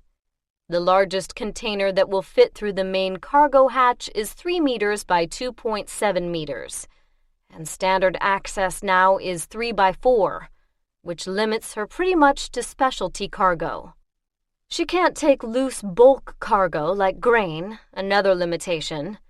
She's been used to haul perishables, but on her last trip, the refrigerating system broke down, and Vatta had to pay the shipper for the goods as well as a penalty for non-delivery, and insurance didn't cover it all.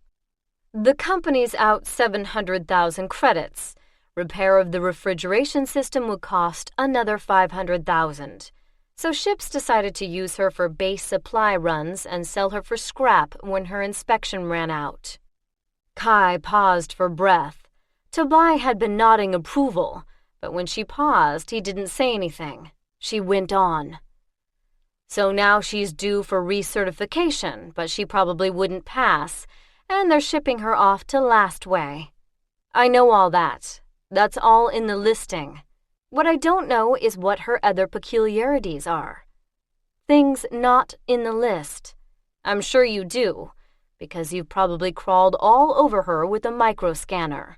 You're right about that, Tobai said. I've shipped on her 5 times in all, but not in the past 7 years, so I had to renew my acquaintance with the lady. This old... Nah, don't say that. It never does for the captain to badmouth the ship. Ships are sensitive. Ships were metal, ceramic, polymer machines. They had brains of a sort, but no feelings. Kai had been told that the first time she came aboard a ship. But however sensitive the ship wasn't, Gary Tobai was, and she wanted him on her side. Sorry, she said. I didn't mean anything by it. Better not to say it at all, then, he said. Now, what you need to know is that we have to load the starboard main hold first, then the port auxiliary, starboard auxiliary, main port, and the third auxiliary, if we use it, last. We need at least a half-point more mass to starboard, or she won't stay in trim. That last engine refit did something screwy to the frame, though no one will admit it. There's also a problem with the altitude jets, but all I have is hearsay. Quince could tell you more about that. Dad says they've assembled a cargo for us. Are you satisfied with it? All done, including crew trading, Tobai said. How much are you reserving for crew shares? A scrap run one way. What's the usual split? I'd recommend the third auxiliary hold. That's 15% of the total. Limit it to luxuries, is what I told them. Retain 4% for captain's space and split the remaining 11% by seniority. I've already brought in for 10%. Should I donate the 4%? No. Crew would wonder what's going on if you didn't claim it. We're going to have trouble enough. Your father had to pay a surcharge for a one-way trip since they can't make a profit on the way back. Whether you fill it or not, reserve it. Your dad sent over some. He said you wouldn't have time to deal, but I could add a few things." Fine. She could put Aunt Gracie's miserable cakes in there and no one would ever know. If you come across something that would be prime at Lastway, let me know. I'm up to my nose in chores, and we're supposed to push for a quick departure. He grinned again. That's what I like to see. Captain's doing more than sitting in the captain's chair. When she got to her cabin, she found a stack of packages, presents from her parents, from her brother San, from... She stared at the card that had come with the child's kit for a military ship, a Dragon-class cruiser. Mac Robert had sent her a present? She ripped open the envelope, in the same precise, blocky letters that had once informed her, in her first winter as a cadet, that she had 2 demerits for the state of her bunk. He offered best wishes. "If you ever need to let us know about something," the message went on, "remember that dragons breathe fire. I will be most interested in your progress with this model." That was beyond odd. Kai stared at it a long moment before putting the model kit on the back of her closet shelf, on top of the note. She could not imagine what she would need to tell the space service, besides something rude and anatomically impossible. Mac Roberts' rumored connection to covert operations ghosted through her mind. But that was cadet gossip, surely. And why would he pick a disgraced exile like her to work with, even if it were true? She turned to the other presents.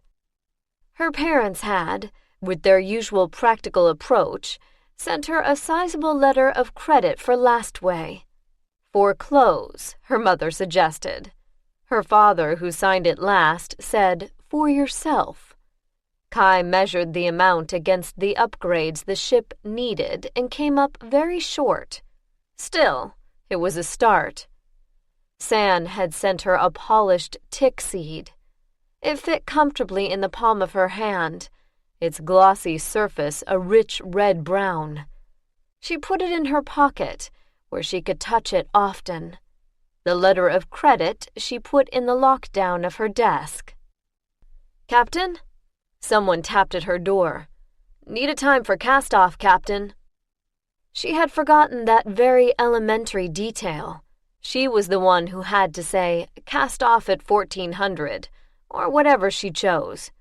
She opened the door to find Riel Amat, her senior pilot, waiting with the data board.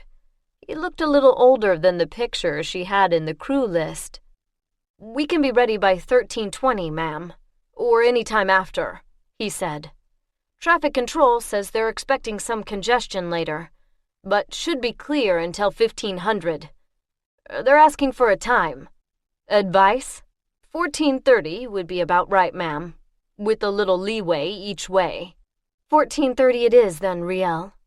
Thanks. Anything else I need to be doing? There's paperwork on the bridge, sign-offs and stuff. Crew's all aboard. Counting's cleared. They just need your signature. I'll be right there." He nodded and turned away. Kylara took a deep breath, glanced at herself in the mirror. The uniform did fit well, no doubt about it. Still, the whole situation felt unreal.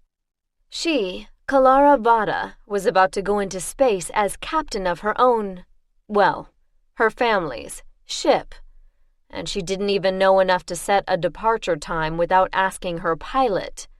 What was she thinking? And yet, she was captain, and she was going. Excitement stirred. For the first time, the thought of her former classmates brought no pain. They would be sitting in class or studying, and she was on her way into space. It hardly seemed to fit punishment. Quincy Robin, whose space-fresh skin belied her 60-plus years of experience, met Kai in the starboard passage as she headed for the bridge. "I heard about you, youngster. Good work." "Not everyone thinks so." Kai said, hoping for a compliment. What did you want? A ship and praise? Quincy said. They don't give ships to people for doing bad work. Even old ones about to go to scrap? Someone has to take them, Quincy said. She's not so bad. She was a good ship in her time. Did you know she pioneered the foregone run? I wasn't on her then, but a few years later I served on her when her class was the backbone of the Vatta fleet. Go anywhere, do anything. That was Glennis in her youth. And middle age, for that matter. It's a shame she's going to scrap. What would she need to pass inspection? Depends on whose inspection. She's safe for this trip, in the hands of people with some sense. Her drives are good enough. Her altitude controls, though, really need to be replaced. The last 3 adjustments haven't held more than a few months each. For slaughter key registration, she'd need an upgraded environmental system. The one she's got is safe, but not up to modern standards. The new regulations they passed last year will catch up with her. Her reserve tanks are 500 liters short. Then her navigation system is out of spec for age. Thing is, it's full of proprietary data and software that would be hard to transfer to a newer one. So what would it cost to bring her up? Quincy pursed her lips. You could probably do it for, 5 to 7 million. And out on a frontier world like Lastway, she'll bring 10 to 11 as scrap. And some idiot may try to keep her whole and run her even farther out in the borderlands. I wouldn't, not without some work. Old Farangia Vatta had started with a beat-up tramp cargo ship when the scattering suddenly pulled away the best ships and left the rest of human-occupied space in disarray. Miss Molly still belonged to the family, displayed in the number 1 repair slot. Kai, along with her generation of school kids, had clambered through Miss Molly's narrow passages and old-fashioned ladders and listened to the story of those perilous first voyages. And now she had a ship of her own, bound for scrap or glory. It seemed an easy choice. Easy, tradition said, was also stupid. It wasn't really her ship.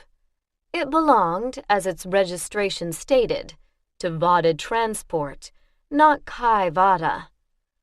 Kai settled into the captain's chair on the bridge, inserted her command wand, and started working on the many, many, many forms that captains had to sign off before a ship could be cleared for cast-off. Between these chores, she glanced at the bridge crew. Cheryl Donster, navigator, 7 years with Vatta Transport, formerly on Agnes Perry.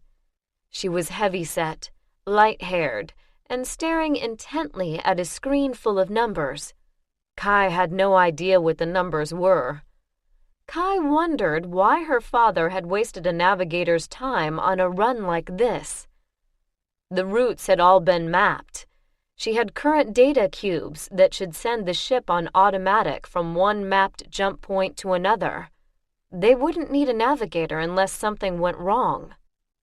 Riel Amat, senior pilot and second in command. 11 years with Vatta Transport, and before that a space service veteran. Lean, dark, clearly an islander like her. Her implant told her he'd been born on Little Gumbo. Kai wondered what he thought of her, if he knew why she'd left the academy. His expression gave nothing away. The least experienced, Pilot Junior Lee Quidlin, had only 2 years deep space as pilot apprentice on Andrea Solar, but he'd been born on Slaughter Key's main orbital station and had been planetside only during senior school. He had a broad, friendly face under a shock of taffy-colored hair.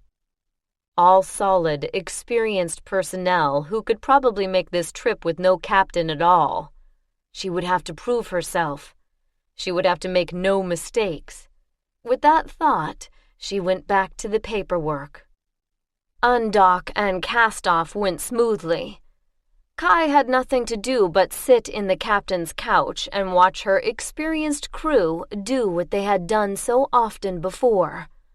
The tug towed them out to regulation distance and stood by while engineering powered up the main in-system drive and tested the backup. All functioned nominally. Glennis Jones set off on course with no fuss and no surprises. And with no speed. Functional, efficient in-system drive though she had, it produced less than 80% of the acceleration of newer systems. It would be days, not hours, before they dared to shift into hyper, before anything disastrous was likely to happen. During those days, Kai tried to adjust to her new reality. No fixed schedule, no rapid alternation of classes, physical training, study periods. The empty hours seemed endless. Kai read and reread the manuals for every ship system and followed her crew around asking questions until everyone was snappish. They had seemed so level-headed before the journey. She worried about the possibility of contamination in the environmental system until, on the fourth day, she overheard Tobai explaining to Bia Chalk, engineering second, that it was just new captain's disease, and they both laughed. She backed away, went to her cabin, and dosed herself with a soporific. 10 hours later she awoke clear-headed and cheerful. Even Aunt Gracie's cakes didn't seem an insoluble problem. She could almost believe that someone, somewhere, might find them palatable, or useful as doorstops or something. She tried not to think about her past, and found that not thinking easier when surrounded by the worn fabric of old Glennis and the routine of a ship in passage. She set herself daily tasks, exercises both physical and mental. Day by day she learned more about her crew, always uncomfortably aware that they were all older than she was, all more experienced. The youngest, Mehar Maher, had still spent several years on ships. How could they respect her, she wondered. How could they believe she was anything but a rich girl, captain only by the grace of wealth? She continued to study, pushing herself to disprove what she was sure they thought. At the end of each ship day, she wrote up her log, though it mostly consisted of one paragraph listing all systems as nominal. If a military life was long periods of boredom punctuated by moments of stark terror, as one of her instructors had said, then civilian life seemed to be long periods of boredom interrupted by moments of dismal reflection. Only now and again she wondered what her classmates were doing. What had happened to Mandy Rocher? What was Hal thinking? Were the critical midterms coming up or just past? And put it quickly out of mind. That was behind her. Now she had a mission. A job, she corrected herself. And she could find some busy work to keep her mind occupied, and those moments of reflection few and far between. One of those mental occupations centered on the ship. Gaspard's words kept picking at her. What if? What if she could make enough in trade to buy Glennis herself, and fix her up and get her through an inspection, and own her own ship? Be an independent trader like her ancestor. Her father would have a cat. Her father would have a full-grown mountain cat sprouting green feathered wings and a forked tail. Her orders were very specific. Transport the goods. Sell the ship. Bring the crew home commercial on the profit. She knew if she did that, she would be offered another position, maybe a better ship, maybe not, on another run, and in a few years she could be captain of one of Vatta's showpieces. Her mother would keep looking for suitable husbands. She would, in the end, marry the scion of some other commercial family. Someone from the energy field, perhaps, or even lope ranching. Not Hal, of course. Even if they ever met again, even if he still cared for her, He wouldn't risk his career. She wouldn't let him risk his career, marrying a woman who had been expelled from the academy for a security breach. She would marry someone suitable for a rich commercial family, someone dull. She would leave ships, settle down, have a few children, work in the firm's head office. That put a chill down her back. The firm's head office, across town from the academy, plushy carpeted, paneled in solid wood of exquisite grain, with hand-woven drapes, custom desks the size of her bed at home, and soft-spoken staff waiting hand and foot on the senior members of the family. As a senior member of the family, she saw herself 20 years on, a formidable matron in a watered silk business suit, in an office like her uncle's. She would interact with members of government, with the military. She imagined so vividly that she broke out in a sweat, having to shake hands with one of her classmates. God's grant it wasn't Sumi, who was probably working off a dozen black points for not being satisfied with someone's explanation of where Kai had gone. God's grant it wasn't Hal. Whoever it was in uniform would know she'd been expelled in disgrace, and in that handshake express either pity or ridicule or something she didn't want to face. In the dark of her cabin one sleep shift, she stared at the steady telltales, green, amber, orange, red, blue. If only they would blink or change their pattern, anything to distract her. But they glowed on, tiny colored eyes in the dark, staring at her. She reached out and switched on the bedside lamp. She was not going to take another soporific.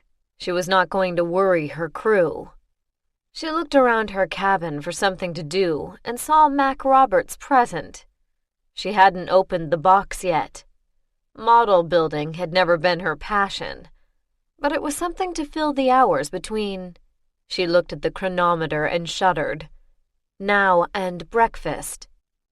Inside the box, she found the expected jumble of pieces and a much folded paper with directions in 4 languages. She unfolded it and found that someone had underlined some of the words in balshish yellow and visnuan green. She turned it over, a few underlinings in Franco orange and fewer yet in Angala red. What? Oh, Mac Roberts' storied past and covert ops. It must be some kind of puzzle, a test of her ability or something.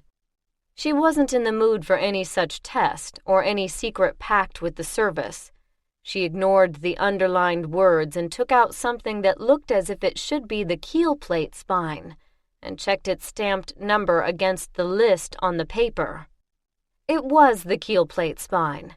She laid it aside and stirred the pieces with her finger, trying to spot the 6 portal struts that should, on this model, fit into the keel plate spine. She found 5, but the 6th eluded her until she noticed the off-color piece she'd assumed was an exterior member because it was cream-colored, not gray. By breakfast, she had the keel plate spine and the portal struts assembled. The directions didn't explain why one portal strut was cream-colored, so she shrugged and put it in the number 1 slot. Possibly parts from different but similar sets had been mixed at the factory. Unless it was another part of Mac's test. But she wasn't in school now, and she didn't have to take any stupid test. After breakfast, she borrowed a magnifier and a pair of needle-nose pinchers from Quincy Robbins' engineering shop and spent an hour peeling tiny warning labels off a strip and laying them carefully, right side up for the position of that part when the model was fully assembled, on the pieces that would, in real life, have such warning signs. Even with the magnifier, the Space Service logo was too small to read. By lunch, she had all the labels on. She made a quick tour of the ship and went back to work assembling the interior structural members. She slept that night without medication or early waking. When the lights came on for main shift, she stared at the model taking shape on her desk and decided to ration herself to 1 hour a day. She wanted it to last. She toyed with the idea of buying other models, keeping one always in reserve. 10 days later, when Glennis wallowed uneasily into endem translation, Kai watched the strain gauges and wondered how the ship had passed its last inspection. She didn't miss the tension in Quincy's expression. Shipping out as a junior on one of the newer transports, she'd never had to worry about the ship's fabric coming apart. But now, maybe it was her chance at glory, and maybe it was her chance to die. Her crew seemed mostly calm about the noises and the vibration, though Lee had turned the color of bad cheese. Kai hoped she didn't match him. Once through translation, Quincy shrugged and shook her head. "I didn't expect that much wobble," she said. "Still, it ought to be good for the number of translations we have scheduled, plus a few more." Glennis settled back to being an old but not unsound ship. The telltales that should be green were all green. The ambers were amber. The few reds, indicating emergency systems on live standby, were red. Over the next few days, she checked in with her crew every few hours, but spent the rest of the time running cost-benefit analyses. She wouldn't actually do it, she told herself. She couldn't do it. It was impossible in every way. But it couldn't possibly hurt to figure out what it would take, just as an exercise. Better than imagining herself in an office in port, entertaining her classmates in uniform. Better than finishing the model too soon and having nothing to do with her hands. Pharmaceutical components to Belinta 31% of estimated cargo value. Time limited, with a penalty for late delivery or non-delivery, and a bonus for a time so short that Glennis couldn't have done it in her youth. No bonus then. Price prearranged, profit guaranteed and non-negotiable. That wouldn't do it, though it put them well on the way to the tickets home from Lastaway. What then? The bales of fabric scraps? Old clothes, actually. For Lenora? The raw Zier nuts? The crates of modular components for Lastway? Her own crate of luxury goods? The hand-blown crystal bowls and vases? The bolts of silk brocade? The numbers didn't add up. If they were very, very lucky, they might, possibly, make enough to equal what the ship would bring for scrap. They could not possibly make enough to equal that plus the cost of renovations to meet inspection standards. Kai called up the inspection standards for the 3rd time. Nobody cared if their holds were inconvenient, though some trade stations would charge a premium for space to ships that could not use automated freight handling systems. But the environmental system, drives, navigation, and communication systems, those had to pass. While there were sections of space in which no one bothered with inspections, or rescuing those whose ships weren't sound, she didn't want to go there. She doodled on a square pad. What would it take, really? What was she willing to give up? Or, since she was now in the business of trade and profit, what was she willing to trade? Chapter 4. Customs at Belinta, their first port of call, should not have been a problem. Kai shifted from one foot to the other and struggled not to point out that every single item on the delivery manifest, raw materials for pharmaceuticals, had been pre-ordered. The customs inspector was an unmodified human, but she had seen a Moby and a pair of Indos on the way to this office, and she wanted to see what other humods were in the system. Finally, the customs inspector looked up from the readout and glared at her as if she had sprouted horns. The thing is, we see more than enough of you Slaughter Key hotshots, he said, always trying to convince us our tariffs aren't reasonable. I'll bet you wouldn't like it if we did that. Kai refrained from pointing out that Belinta couldn't reciprocate whatever injury they felt they suffered. They didn't have the bottoms to haul their own freight anywhere out system. Vatta Transport didn't need more enemies. We only have approved cargo, she said, in what she hoped was a voice sufficiently pleasant to avoid offense. Aside from what's in personal stowage, which is all locked down. The customs inspector looked at the list again. Pre-ordered pharmaceutical precursors. That gives us value added, and tick extract.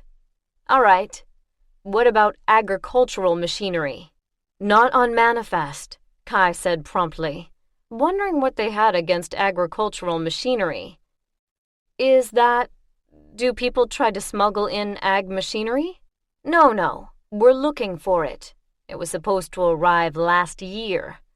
We hoped you'd have it, since you're from Slaughter Key. A Vatta ship? Kai asked. Surely someone would have told her if a Vatta ship had gone missing on this run. No, Pavrati. They're the blue and white ones, right? Pavrati did indeed have blue and white colors. They were based on Serenata, not Slaughter Key, though they registered their ships in Slaughter Key. They dominated the core ward trade. Vatta held an equal share in the outer ranges. The ship didn't arrive? Kai asked. A Pavrati ship came by, but no machinery. They said it had all been diverted. Sold off, more like. Pavrati interstellar shipping was the example held up to young Vatta trainees of how not to operate a shipping line. Rumor had it they survived by running contraband. We tried to contact the company, Pavrati headquarters and the shipping agent for the manufacturer, but we haven't heard anything, and we've asked every ship that's come by, the man said. We've heard nothing. Belinta was a good 100 years behind Slaughter Key in development. A missing shipment like this could cause them real trouble. I'm sorry, Kai said, but I don't know anything about it. If it's a Pavrati contract, I doubt the manufacturer would send a replacement by Vatta. We told them next available, the man said. We really need it. He looked at Kai as if she could create agricultural machinery out of thin air right in front of him. Who are you calling on this? She asked. I'm not sure. I just know we're looking for it. But the Economic Development Bureau can tell you more. If there's any way at all that we can get something. We've lost a year's production already. She opened her mouth to deliver a standard apology. It was not her concern. She had a route to run, a mission to accomplish. But the words wouldn't come. Possibility tickled her ambition. What if this turned into a lucrative contract? Lucrative enough to repair the ship? She told herself it was impossible, but she asked the question anyway. Does the Economic Development Bureau have an office on station? Oh no, Captain. You'd have to go planet-side. You'd have to have an appointment. You do have a consul here, of course. Of course. She had orders to visit the Slaughter Key legation on every planet, to be polite and charming and give nothing away while gathering any useful information to be passed back to the family. A very boring duty, she'd thought, but an excuse to wear the scarlet-lined formal cape which she liked in spite of herself. But you'll try, the man said. I don't know, Kai said. I'll have to consider what it does to the rest of my schedule. I'll think about it. She was already thinking about it. She was already imagining a fat contract that would give Vatta Transport Ltd. Leverage in this system, and herself a ship in which she had owner's shares. A contract whose negotiation would excuse her spending a few more days downside, exploring her first alien world. Before she left the station, Kai made her reservation at the Captain's Guild, an acceptable expense chargeable to the company. She also placed a call to the escort service Vatta Transport used. A captain never prowls about alone. If no senior crew accompanies, a captain will hire an escort from the usual service, list appended. Belinta was supposed to be a safe port, but this was her first voyage. She would take no chances. Executive escort promised to have a suitable individual on call when she arrived. She chose to meet the escort at the Captain's Guild. On the down shuttle, she leafed through travel brochures she would never use, such as Beautiful Belinta, Belle of the Hub Worlds. Nobody but the residents would call this sector the Hub Worlds, unless they thought the rest of the wheel had fallen off. Belinta advertised unparalleled cultural opportunities, scenic sights, and marvelous experiences for the value-conscious traveler. The cultural opportunities looked like a group of people in costumes singing something, and the scenic sights looked like a cliff over an ocean. Kai wondered what kind of brochures Slaughter Key handed out to tourists.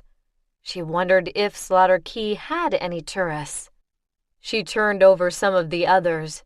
Salzon's Singing Sands, far across the planet, looked like piles of gray dirt, but the Singing Sands Luxury Resort promised unparalleled self-indulgence amid the shimmering dunes.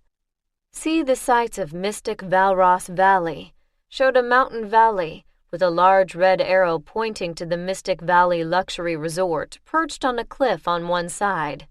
Mystic Valley's hostelry promised the same unparalleled self-indulgence, as well as horseback tours to Spirit Falls.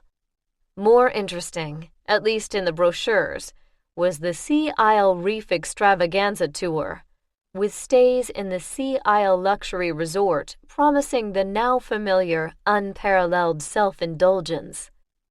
The brochures were archaic, plas film, with inert illustrations and no link-up codes.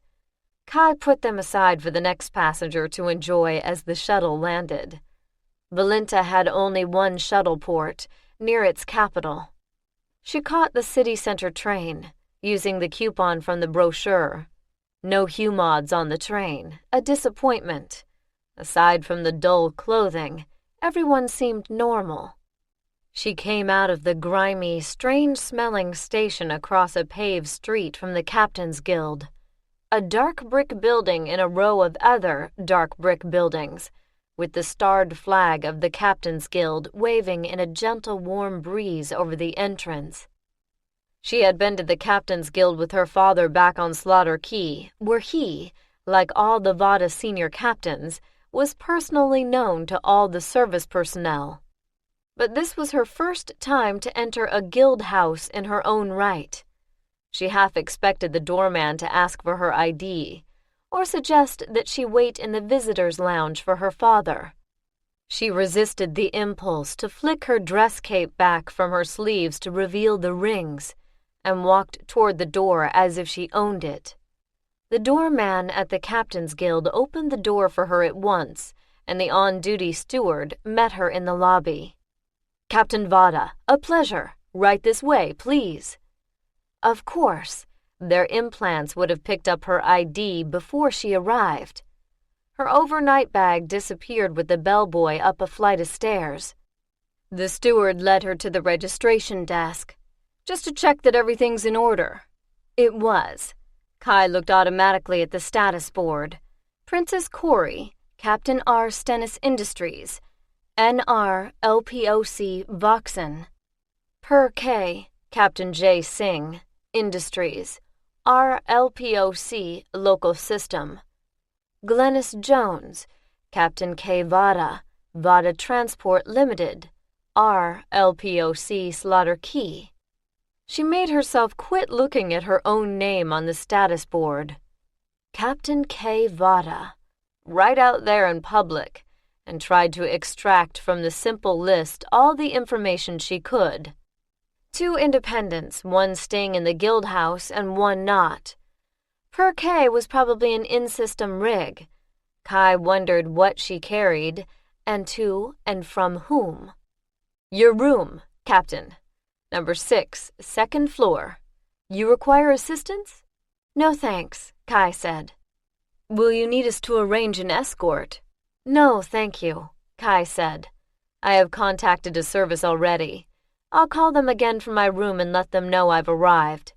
"They should have met you at the port," the desk clerk said. "Unless you requested that they not."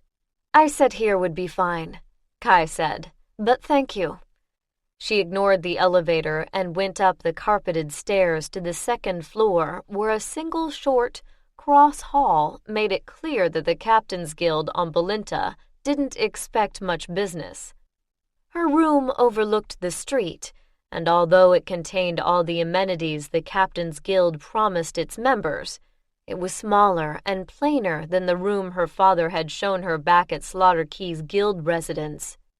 Kai turned on the comm console and uplinked to her ship, giving them her on-planet contact codes. Then she called executive escorts, where the same pleasant voice promised to send someone over immediately. She had just unpacked when the desk called to tell her that the escort had arrived. Back on Slaughter Key, Vatta had its own security personnel, wearing company colors. Kai had never dealt with outworld security firms before.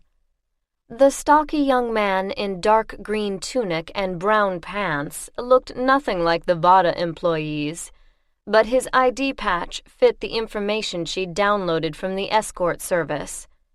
Connor Fadden, senior operative, certified and licensed to carry those firearms deemed appropriate for private hires on Balinta. He had the little bulge in the left temple that indicated an implanted skull phone, and the larger bulges under his tunic that must be his weaponry. "Mr. Fadden," Kai said as she came into the lobby. He turned from the desk. "Captain Vatta? You're not the same Captain Vatta." "No, it's my first run here." The "here" slipped out, implying more experience than she had, because of the way he'd looked at her. "Your credentials, please." The Captain's Guild staff would have checked already, but Gary had impressed on her the need to check everything herself. "Of course, ma'am," he said, handing over a data pack. Kai ran the hand scanner over it, clean, and then offered hers to his hand scanner. He took his ID pack back and straightened. "Where first, Captain?" "The Slaughter Key legation," Kai said. "If it's close enough, I'd like to walk." "Easy close enough," he said, "just across the street and down a ways." He led the way to the door, and then out onto the street. According to the captain's guide, escort services could provide a range of services, but the only one authorized on the company account at Balinta was Guide, Basic Protection. Kai felt a strange combination of young and important as she walked with her armed escort along the street of a city on a planet she'd never seen before. It smelled different. People dressed in different colors, different styles. Although Balinta was supposed to have nominal normal gravity, her feet didn't seem to hit the ground with the same impact as on Slaughter Key. Kai tried not to gape at the sights, keeping her eyes firmly on the Slaughter Key flag which her escort had pointed out, a short walk away. When they got to the Slaughter Key legation, she nodded to the guards at the gate and handed them her ID pack. They nodded back, ran a scanner over it, and opened the gates for her. Her escort paused. The guards checked his ID and then allowed him into the gatehouse. Kai walked on up to the door. Another uniformed guard opened it for her. Inside, the legation's reception area had tiled floors and cream-colored walls hung with tapestries representing the 6 colonies. Kai handed her ID pack to the desk clerk, a cheerful, middle-aged woman who ran it through a reader and returned it. "Need to see the consul, Captain Vatta?" "Yes," Kai said. "A matter of trade and profit. It's always nice to see a Vatta representative here. A tisane, perhaps? I will inform the consul that you wish to see him." "Thank you." Kai sat in the comfortable chair the clerk pointed out and looked through a window into a covered garden filled with Slaughter Key natives. Not, of course, a tick tree. She sipped the tisane the clerk brought her. "A new Vatta on this run." The consul appeared quickly. He looked like a northerner and had a North Coast accent. His ID patch provided a name, Paran Anosia, and a brief biography. Kai ignored it. Her own wiring would store it for her. "Trade and profit, you say?" Kai nodded. "A Pavarotti shipment, ag machinery that didn't arrive on the last Pavarotti ship. Customs say they asked for a next shipment priority. I want a bid on it. Does Vatta approve?" Kai blinked. How could he ask that when the main office was light years away? Oh, she was Vatta here. So, did Vatta stand behind this venture, or was it personal, a captain's gambit? She could commit Vatta to a course of action that would not play out until after she returned shipless. The old hulk sold. Or she could work this solo and, if it came out as she hoped, use the profits to refit the ship.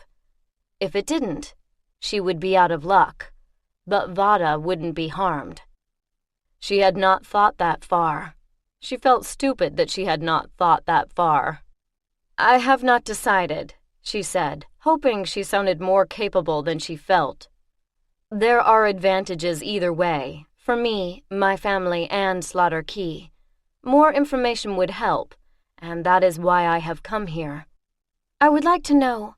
Her mind raced swiftly through the decision matrices, noting blank cells she most wanted filled.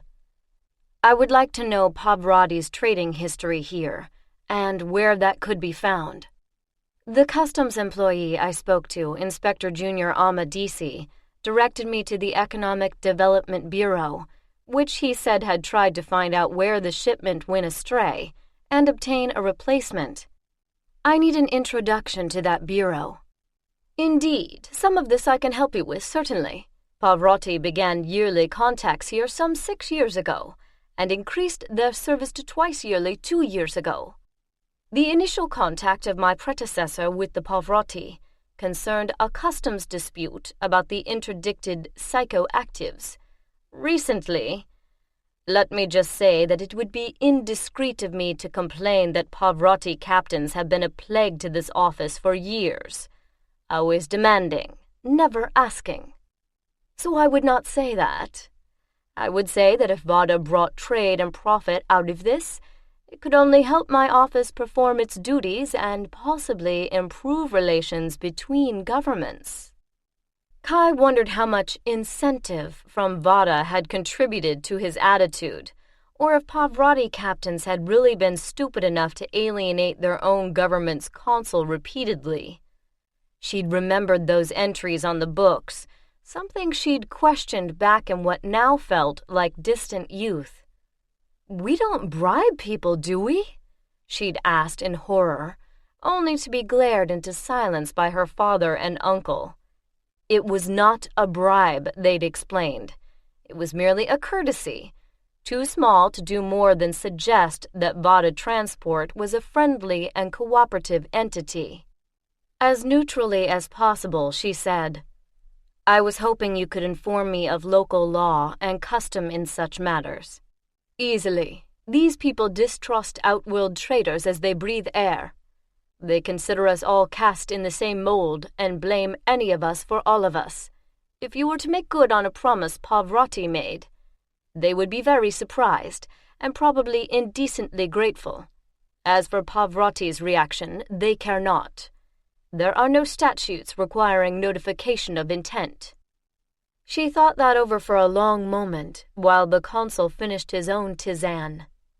She could commit Vatta. She could go independent. She had just made a huge blunder going independent at the academy. But this was different. Here, that boldness protected the family. She hoped. "It's my venture," she said to the consul. He nodded. "First command, I assume." "Yes, you Vatta seem to run to adventures on a first voyage in command." Did they? No one had told her about that. "I am not looking for adventure," Kai said firmly. "Trade and profit." "Oh, certainly. Only fools look for adventure. But I dare say your orders didn't mention scooping Pavarotti contracts. Not that I'm asking." She didn't know whether to be annoyed or amused at the twinkle in his eye. She went back to the other issue. The customs inspector mentioned an economic development bureau. Yes, hidebound, stuffy and suspicious, like all these people. If they've been stiffed by Pavarotti, they won't pay up front. But they're honest enough, and if you deliver the goods, they'll pay in good credit. I'll be glad to give you a letter of introduction. They still go in for that kind of formality, to the right office. "Thank you," Kai said. "That's most helpful." He shrugged a very North Coast shrug. Anything to relieve the tedium. It's normally months between ships with nothing much to do in between but listen to their complaints. You can't believe how tedious these people are.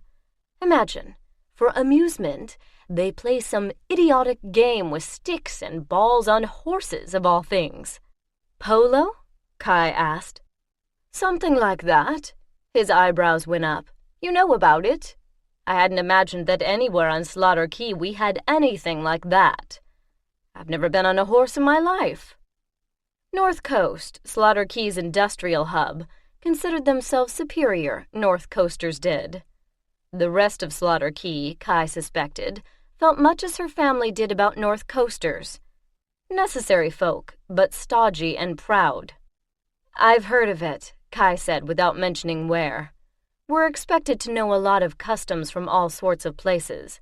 "I suppose," he said. "Well, if you know enough to chat about chuckles." Kai realized he meant chuckers. "You'll get along fine with them, or as fine as any of us can. But look out, they might ask you to get on a horse and play." "Oh, I think I can stick to trade and profit," Kai said. "Well then, you'll have dinner with me this evening. I'll have a letter for you by then, and I'll call ahead as well to see when you might get an appointment. Where are you staying?" "At the Captain's Guild," Kai said, "and thank you. What time?" 8 local. I'll send the legation driver for you, and put a ping on your alarm." Outside, the moist air carried all the smells she'd imagined when, as a junior apprentice, she'd been stuck on the ship polishing the floor while the captain and senior crew were on planet. Here was a whole world she had never seen before. It was hard to believe she was really here, that she had just been talking to a consul, captain to government representative. Her escort joined her at the gate. "Where to?" he asked. Kai just wanted to walk around, experiencing the strangeness, but that wouldn't do. Not on a company account. "There is a harbor here, yes?" Harbors meant shipping, and shipping was her business. "This way," the escort said, pointing. Kai called up a city map on her implant. He was leading her the right way. It seemed silly to check, but it was protocol. They started off, still on foot. Around her, the native population of Belinta went about its business, dressed very differently from the people on Slaughter Key. Most wore some shade of green, gray-green, greenish-brown, yellowish-green, bluish-green, with a plaid shawl slung around the hips for the women or shoulders for the men. Their legs were bare from the knee down to sandals with turned-up toes, but they wore long-sleeved tops with snug cuffs. What was that about? She slowed down, feeling the slight difference in the way her foot hit the ground, noticing the odd quality of the light and the smells. What was that? A gust of wind lifted her cape and the smell grew stronger. Not unpleasant or pleasant, just enticingly different. The street they were on curved to the right and ended at a tangle of buildings beyond which stretched an undulating surface of dirty yellow water. In the distance, she could see the dark, ragged line of another shore. She called up her info visor. It was an ocean. Or rather, this was a bay, and the ocean lay off to the right somewhere. The Greater Ocean, on their maps. Ships carried cargo on that water, just as on Slaughter Key. She eyed them as she walked along the street that paralleled the docks. Big ones, little ones in a bewildering variety of designs, high at the prow with low, rounded sterns, high at both ends with a straight low section in the middle. She had no idea which design was meant for which service. Would the escort? "What kind of cargoes do they carry?" she asked. "Lot of it's wood," he said. "Over there, it's the mills. Behind them, the forest still. Food and fiber, too. From the farmland away east of here. Riverboats come down with oars and such from the mountains." "What kind of local transport organization?" "There's the Amalgamated Transport Trust. That's a group of shipping companies. Agree on rates and that kind of thing." She had already looked that up and was again a little surprised at herself for checking up on the escort service. Across the pavement on the shore side were tall, blank-fronted buildings, obvious warehouses, bearing names and logos which meant, to this world, much what Vatta Transport meant to hers. Tall doors stood open. She toyed with the idea of going in and introducing herself to a manager or two, but the ships were too interesting. She could do that tomorrow if a data search suggested it might be profitable. She came back in time to dress for dinner. Dinner at the legation was almost as elaborate as the fanciest dinners at home. The consul had invited several government officials to dine with them. Kai was very glad she'd worn one of the formal outfits her mother had insisted on. "You're very young, aren't you, to captain an interstellar ship?" asked the wife of someone in the Waterways Commission. The implant, loaded with information the consul provided, handed her the names: Kataros, Silas, and Max. "Fairly young, yes," Kai said. "I wouldn't let my daughter go out there. So dangerous, don't you agree, Max?" The woman laid a hand on her husband's sleeve. He turned abruptly. "What, Sana, ridiculous!" He smiled briefly at Kai. "Not at all the same, Captain Vatta. You have been trained to this life for most of yours, no doubt." He didn't wait for her to answer before going on. "And what do you think of our homeworld, Captain? We're still in the early stages of development, but already the waterways form a fine transportation network." "It's lovely," Kai said. "I haven't seen much of it yet. But did you see the harbor today? Quite roomy. As development proceeds, we will need all that space. If it doesn't slit up," said someone down the table. Kai queried her info chip. "Samfer Wellen, Minister of Agriculture." "It won't slit up," Minister Kataros said. "My engineers assure me that the scour of the Big Yellow will continue to keep it cleaned out." He glared down the table and the Minister of Agriculture subsided, then opened another topic. "Captain Vatta, I understand you're going to be talking to the EDs about importing some machinery for us." Clearly, Belinta was not a world given to keeping secrets. Kai just managed not to glance at the Slaughter Key consul. Had he been the source, or was it the talkative customs official? "I was told up on your station that equipment you'd ordered had not been delivered and was urgently needed," she said. "That's true. Was supposed to come last year and didn't. We need it badly. We're points below projections on production because of it. It's not your department, Wellen. Your job is getting the most out of what we've already got." Minister Kataros seemed to puff up like a bullfrog. Kai looked down at her plate. She didn't need a teaching tape to know that the men were rivals, and that Kataros thought he outranked Wellen. "I can't plow fields with polo ponies," Wellen said. He stabbed at a slice of roast as if it were Kataros. If we'd imported heavy stock as originally ordered, they'd be stuck in the muck up there, Kataros said. You just have to get the job done, Wellen. Do you play polo?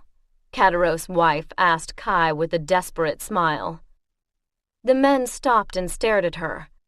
Kai shook her head. No, I do ride, but I've never played polo. Not formally, anyway. Not formally? What does that mean?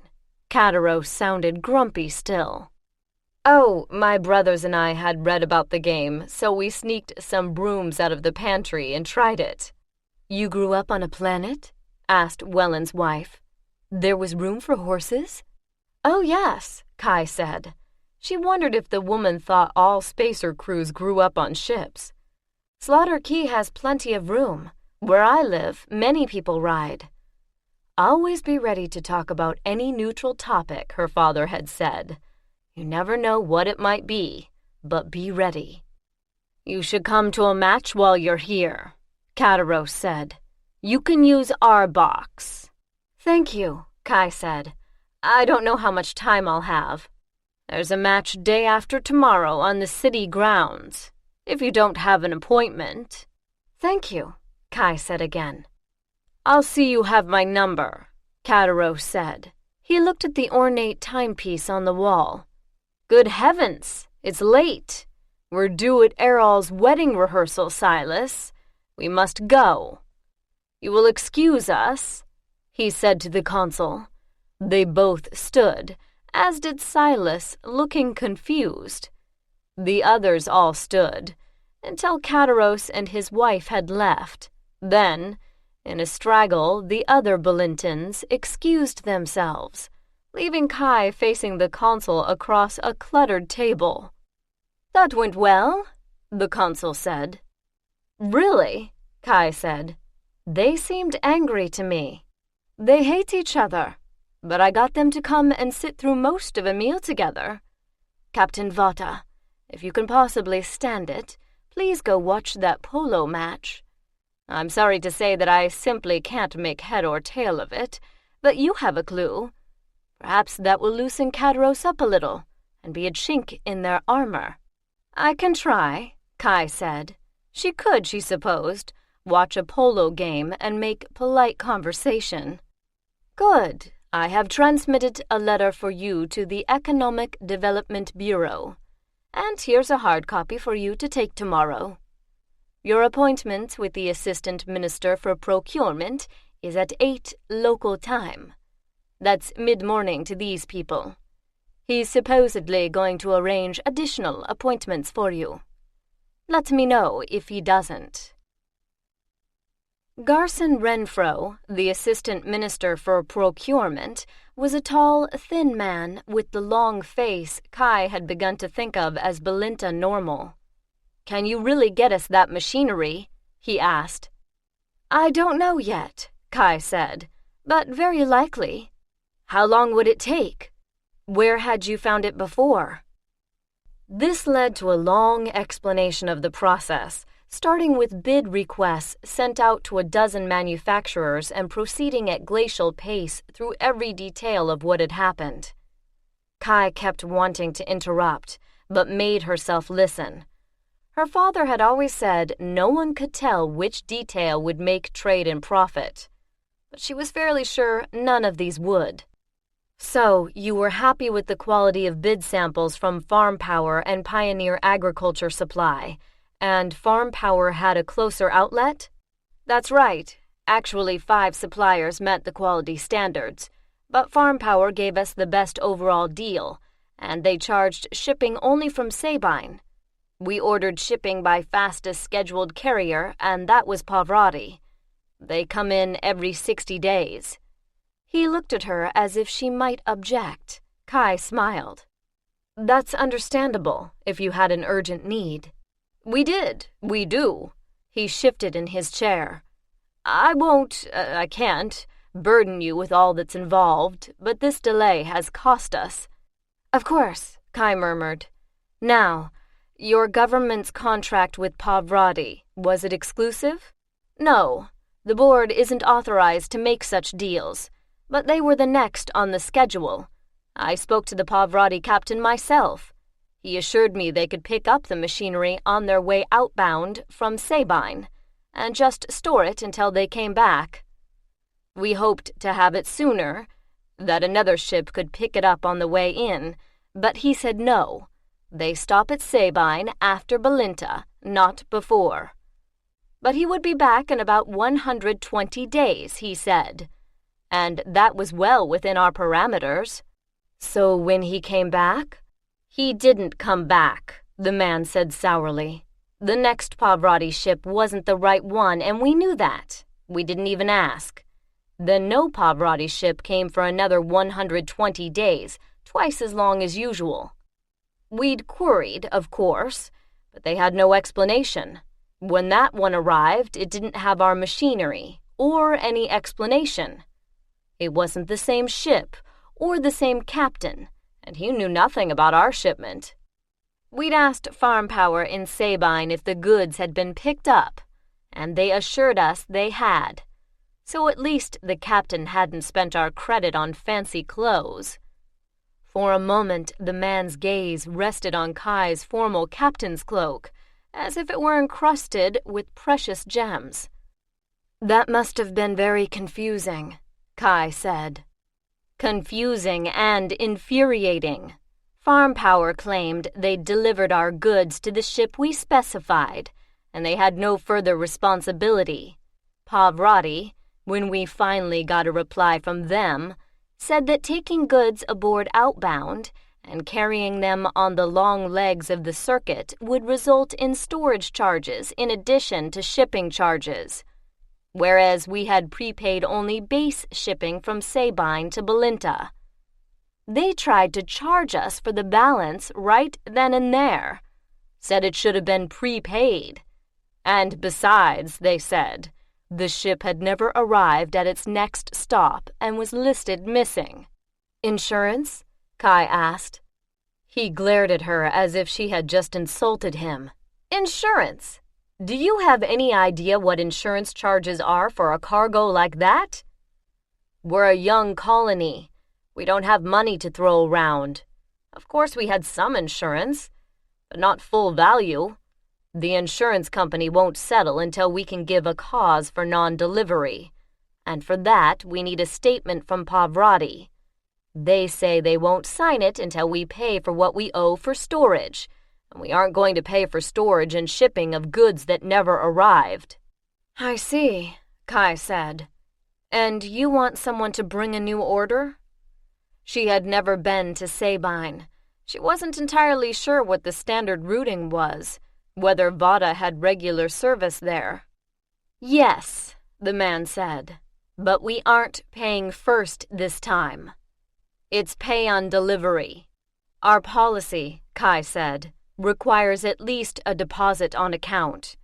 You're asking me to change my schedule. We're not going to be cheated again, the man said. You Slaughter Key pirates. Kai put up her hand. A moment. Vatta Transport Ltd are not pirates. We are licensed, bonded transporters. It's all the same, the man said. Take our money and for nothing. Has anything consigned to Vatta ever failed to reach its destination here? No. Not yet. Then, don't blame us because you didn't have sense enough to hire us was hardly tactful. Not all firms are alike, Kai said instead. Vatta Transport is sorry that you have not been served well by another firm, and that this incident has damaged the image of Slaughter Key businesses. I suppose it's not actually your fault, the man said, but we're so far out. Which wasn't Kai's fault. Was this the time to push for a mutually agreeable solution? What do you think happened to the Pavarotti ship? The man asked. I don't know, Kai said. They could have had a drive failure. Drive failure? You mean that happens? Yes, Kai said. Usually going into or coming out of FTL space. Any little bit of debris in the jump lane can cause that much damage. It's why we only travel to places with a decent traffic control crew. Or they might have collided with something bigger, leaving a dangerous smear of debris on the mapped routes. Piracy, you mentioned. They could have been intercepted somewhere. But surely Pavarotti would have told us about any of that. No, Kai said. In the first place, they may not know what it is yet. And in the second place, they won't want it known, lest someone else profit by the knowledge. Seems ridiculous, the man said. They should at least tell our insurance company. If they know, yes, but when a ship disappears, space is big and ships are small. Ships really do disappear. They're not lying about that. Ships can, Kai said. Across her mind ran the list of Vatta Transport Ltd's disappearances. They had a good record, the result of prudence, hard work, and another dollop of prudence on top. The spaceways, her father had said when she first mentioned the academy, offer risk enough. Well then, his voice firmed, your consul tells me you have the authority to decide if you want this contract. As I said, we aren't going to pay in advance this time. What are your rates? We have no consignments for Sabine, Kai said. Nothing we can sell there. She had tried to find something in the cargo for Lastway that would sell on Sabine, but nothing fit. And you have no consignments either, do you? No, we've never had exports to Sabine. Well then, that means it's a dry run over and a paying cargo back. If we're not getting an advance, that means a surcharge for the extra distance. He scowled. Think about it, Kai said. You want us to go out of our way without profit on one leg. If we know we're going somewhere, we carry cargo there, and that means we only need to charge each shipper for the distance their cargo actually travels. Now, have you asked for bidders again, or are you planning to buy from Farm Power? Well, no. Well then, Kai said, let me suggest this. The haggling continued for hours with breaks for refreshments, but in the end she had what she thought was an acceptable deal. She had missed the polo match, but she didn't much care. Chapter 5. The closer she came to the station, the more reluctant she felt to tell her crew, her experienced babysitting crew, about her bright idea and the contract she'd signed. What would they think? Would they insist on telling her father? She was the captain. She had to approve all communications. Would that stop them? Gary Tobai met her at dockside. How'd it go?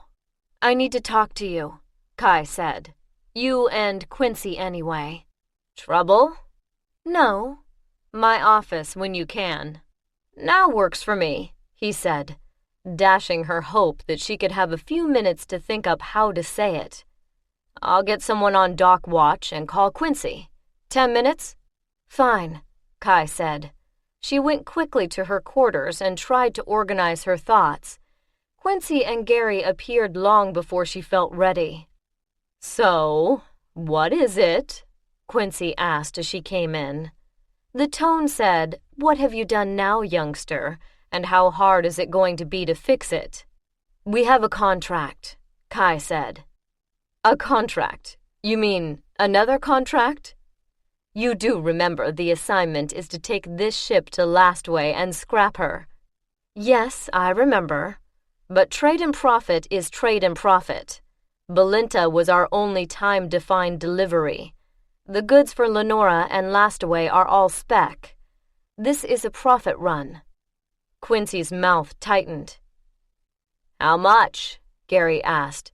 And what do we have to do to get it? Kai explained about the Pavarotti failure to deliver a prepaid order, and the Economic Development Bureau's urgent desire for agricultural machinery before their attempt to open the Hamel Valley to farm settlements failed. And the profit, she said, ignoring the twitch in Gary's cheek, is enough. With the profit we can reasonably expect from the sale of our last-way trade goods, to do a refit at some reasonable yard, enough to bring her up to spec. Or almost. Quincy looked down. Kai couldn't read her expression. Payment or profit? Gary asked. Profit, Kai said. She tensed, knowing the next question. So how much is the advance? Well, actually, they'll pay on delivery. They paid Pavarotti in advance and the manufacturer in advance, and they don't trust us. So, you're talking a spec run, and... Do we have to pay for the merchandise? Yes, Kai said, but it's hard goods. If they don't cough up, we can sell it somewhere else, and we get a residual, the rights to any insurance settlement. Quincy let out a stifled sound and buried her face in her hands. What? Kai said. It's not that bad an idea. Quincy looked up. Tears rolled down her face and her shoulders shook. She was laughing, Kai realized, laughing so hard she couldn't speak. Gary, when she glanced at him, was grinning. Kai. We wondered how long it would take. How long what would take? You. So prim, so proper, so very earnest. He chuckled and shook his head. I knew it wouldn't last. It never does. Kai felt her neck going hot. They were treating her like a child, and... You're so Vatta, is what he means, Quincy said, through the laughter she was trying to control. Trade and profit, right? If there's an angle, and then it is your first ship. She shook her head, still laughing. The thing is, Gary said, there was no way you were going to take this ship off to scrap if you could help it. I bet that you've been wondering if you could possibly earn enough for a refit before you ever got aboard. Not exactly, Kai said. They were both grinning now. Not sarcastic grins, but genuine glee. You knew, she said. You knew all along. Did my father know? Gaspard must have known, she realized. He must have assumed that any Vatta would find a way to save a ship from scrap. He knows you, Quincy said. I don't suppose he knew about the Pavarotti non-delivery, no. But he knew you. I think Ted got it, Gary said to Quincy. Depends on how we set the time, Quincy said. From the time she made the contract, or from telling us. Now what are you talking about? Ted got what? Kai asked. The ship's pool, Quincy said. Actually, we had two.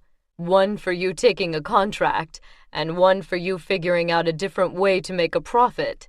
I don't know whether to laugh or cry, Kai said.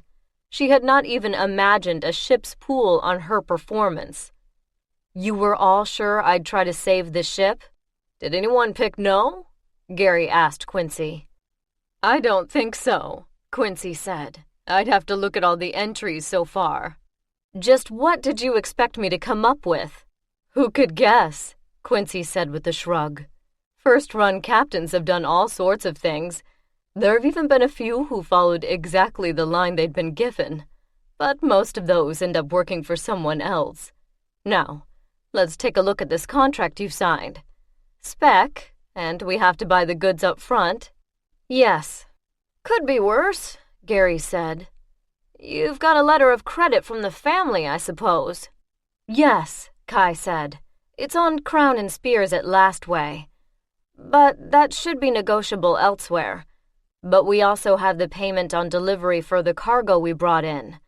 That's actually Vatta Transport money, though. I'd rather not use it. Quite right, Gary said. So I thought Sabine Prime, Kai said. The Economic Development Bureau has given me the specs for what they want.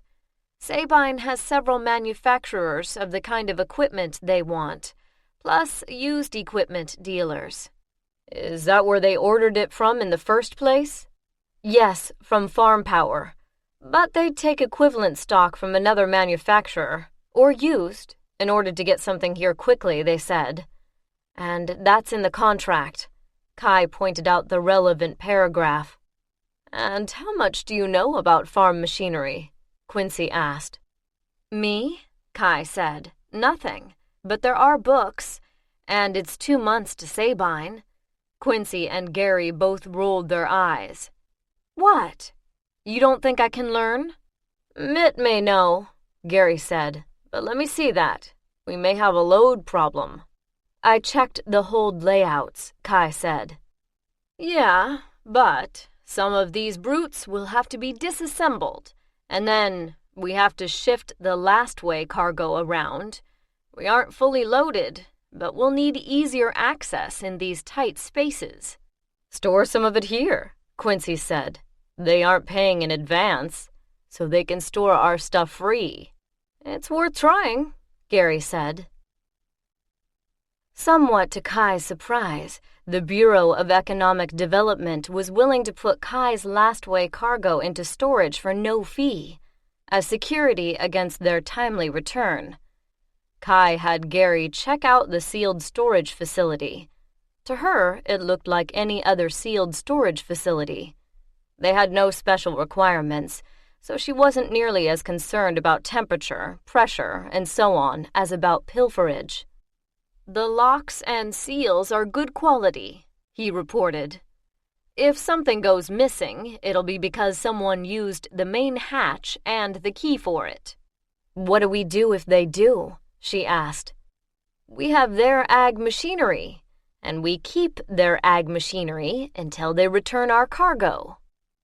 This was getting more complicated by the minute. Kai extracted Aunt Gracie's fruitcakes from the rest of the cargo.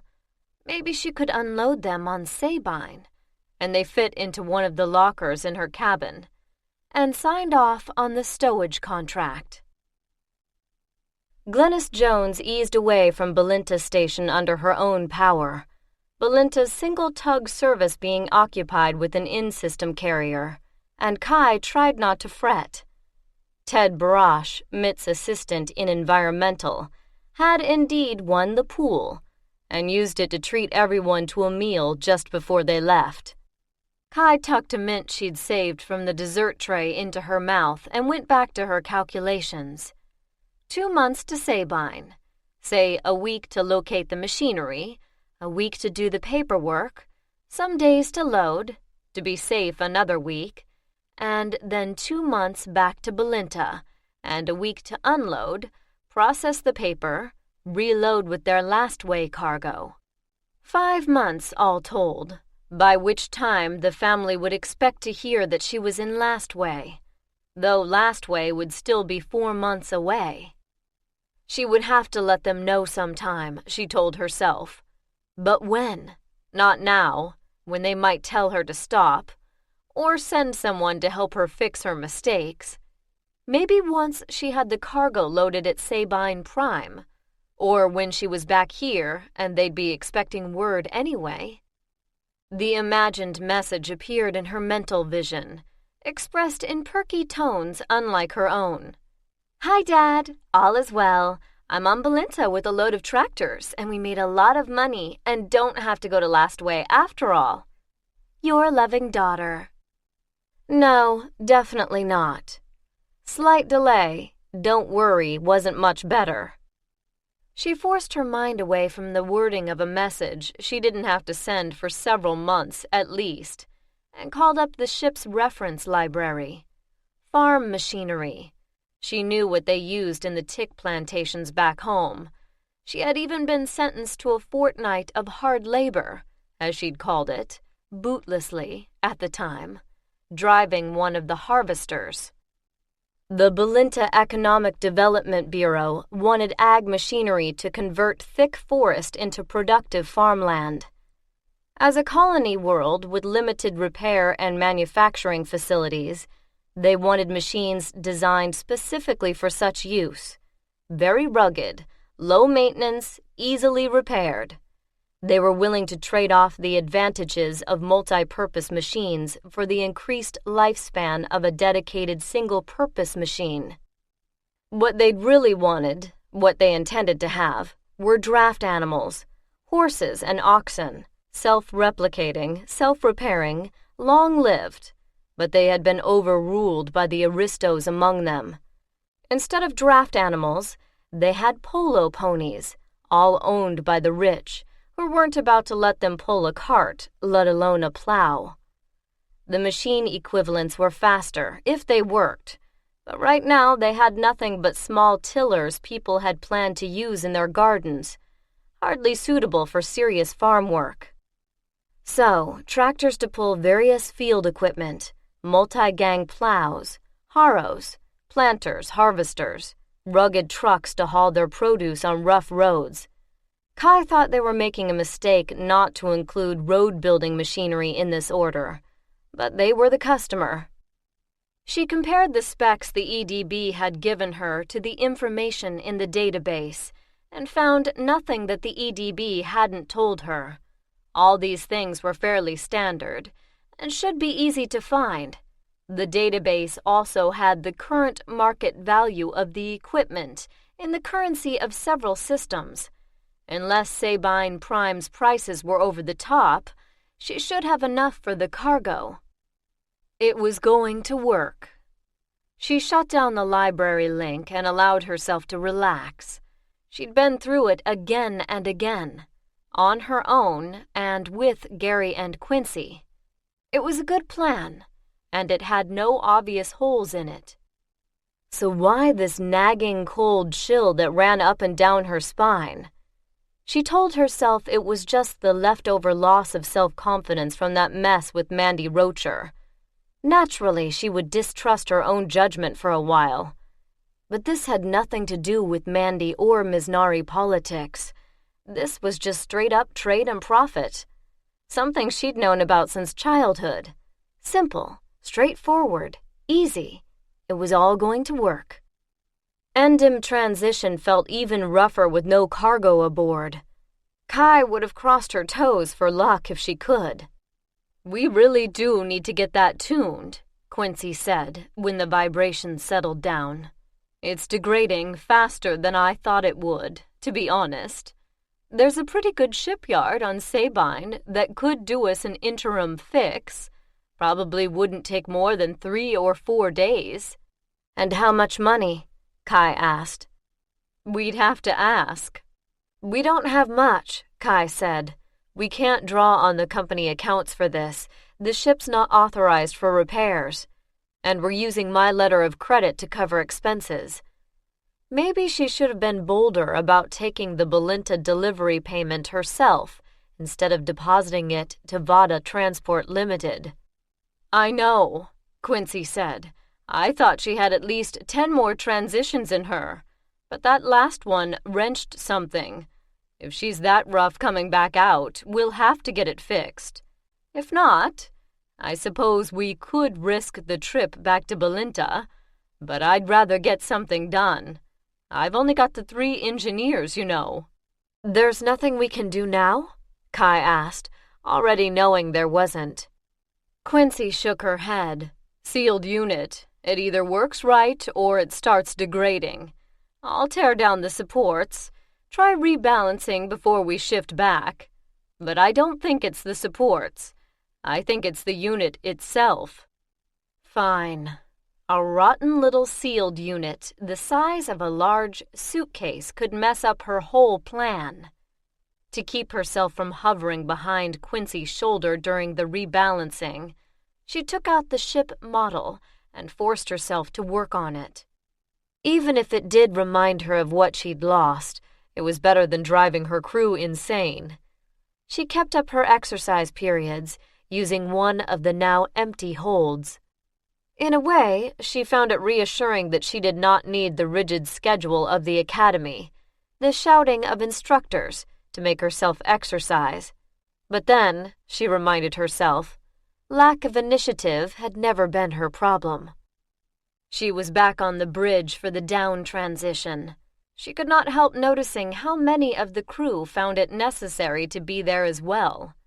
She nodded to Riel, who gave the slightest shrug before touching the controls. Down transition brought them out where they should be. Whatever was giving Glennis the problem didn't seem to affect navigation, at least. But that was all the good news. The ship trembled, creaked, even groaned as vibrations stressed her structural members. Kai clenched her teeth to keep from crying out along with her ship. It felt like hours, but only a few minutes passed on the ship's chronometer. Finally, it steadied. Several new status lights came up red. "Mandatory repairs," Quincy said. "We have to replace that sealed unit." Kai didn't argue. She could still feel a faint tremor in the ship's fabric. She certainly didn't want to take this ship back through Endem transition again without a repair. Instead, she began downloading Sabine local information. Sabine's manufacturers, drawing on a wealth of raw materials in their system, produced solid, basic agriculture, mining, and construction equipment for many of the colony worlds in this sector. Their advanced sales information systems offered everything Kai needed to plan the stowage of their intended cargo. Sabine also offered a variety of ship services, from consumables to complete refitting. She and her crew pored over the information. If she spent all her letter of credit on agricultural equipment, she would have very little left for repairs. If she didn't, she'd short the order from Belinta. Surely they'd understand if she had to repair the ship.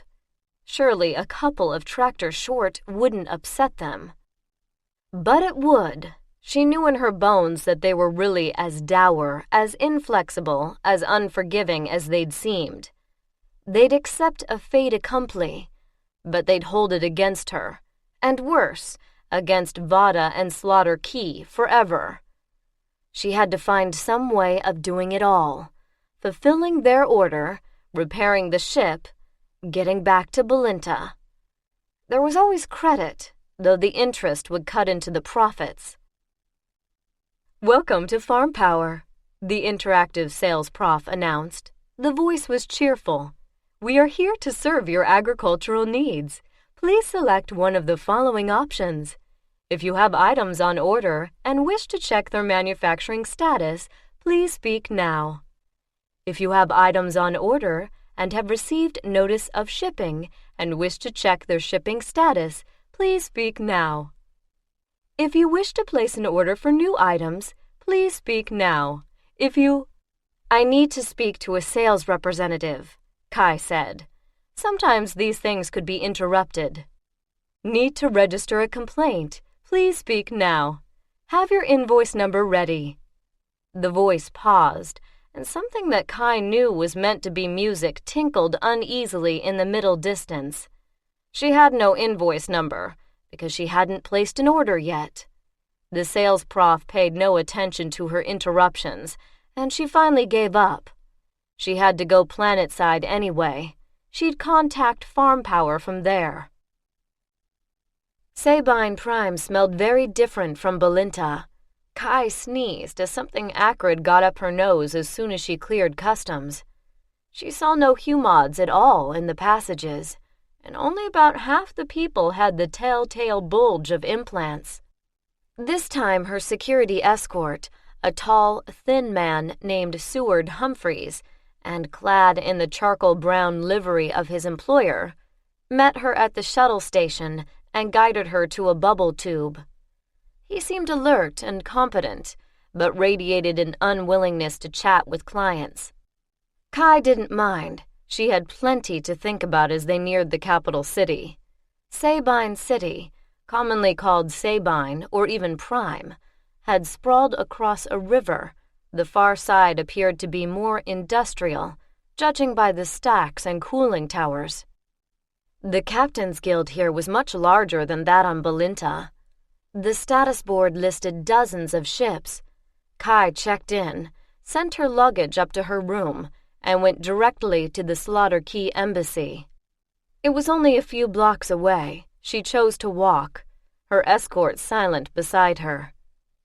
Sabine's citizens favored bright colors, a relief after Belinta, and some of them carried a small, round, bright-colored object in one hand.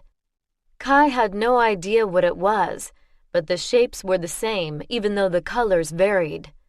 Ornate, glazed tile designs livened the fronts of the buildings, with exuberant decorative arches over doors and windows. Ground vehicles varied from large mass transit cars, some red, some green, to tiny three-wheeled confections in various pastels, which unfolded to reveal a single seat inside. And the noise! After Belinta's relative silence, the busy chatter of Sabine's city crowds almost deafened her. She and her escort, she thought, must be the only two walking together who were not talking loud enough to be heard a block away. The Slaughter Key Embassy was hardly larger than Belinta's small legation, or so she thought, until she noticed the bustling staff and realized that it must also occupy the adjoining buildings. "Captain Vatta," said the desk clerk. "So nice to see you." He was heavily tattooed and freckled around the tattoos. "We are always glad to see Vatta people here. What can we do for you?" "Trade and profit," Kai said. "I'm on a contract run from Belinta, picking up agricultural machinery." "Do you have performance files on repair yards?" "Repair yards? For ag machinery?" "No, for ships. I'm wondering whether to have a minor problem fixed here, or wait till I get back to Belinta."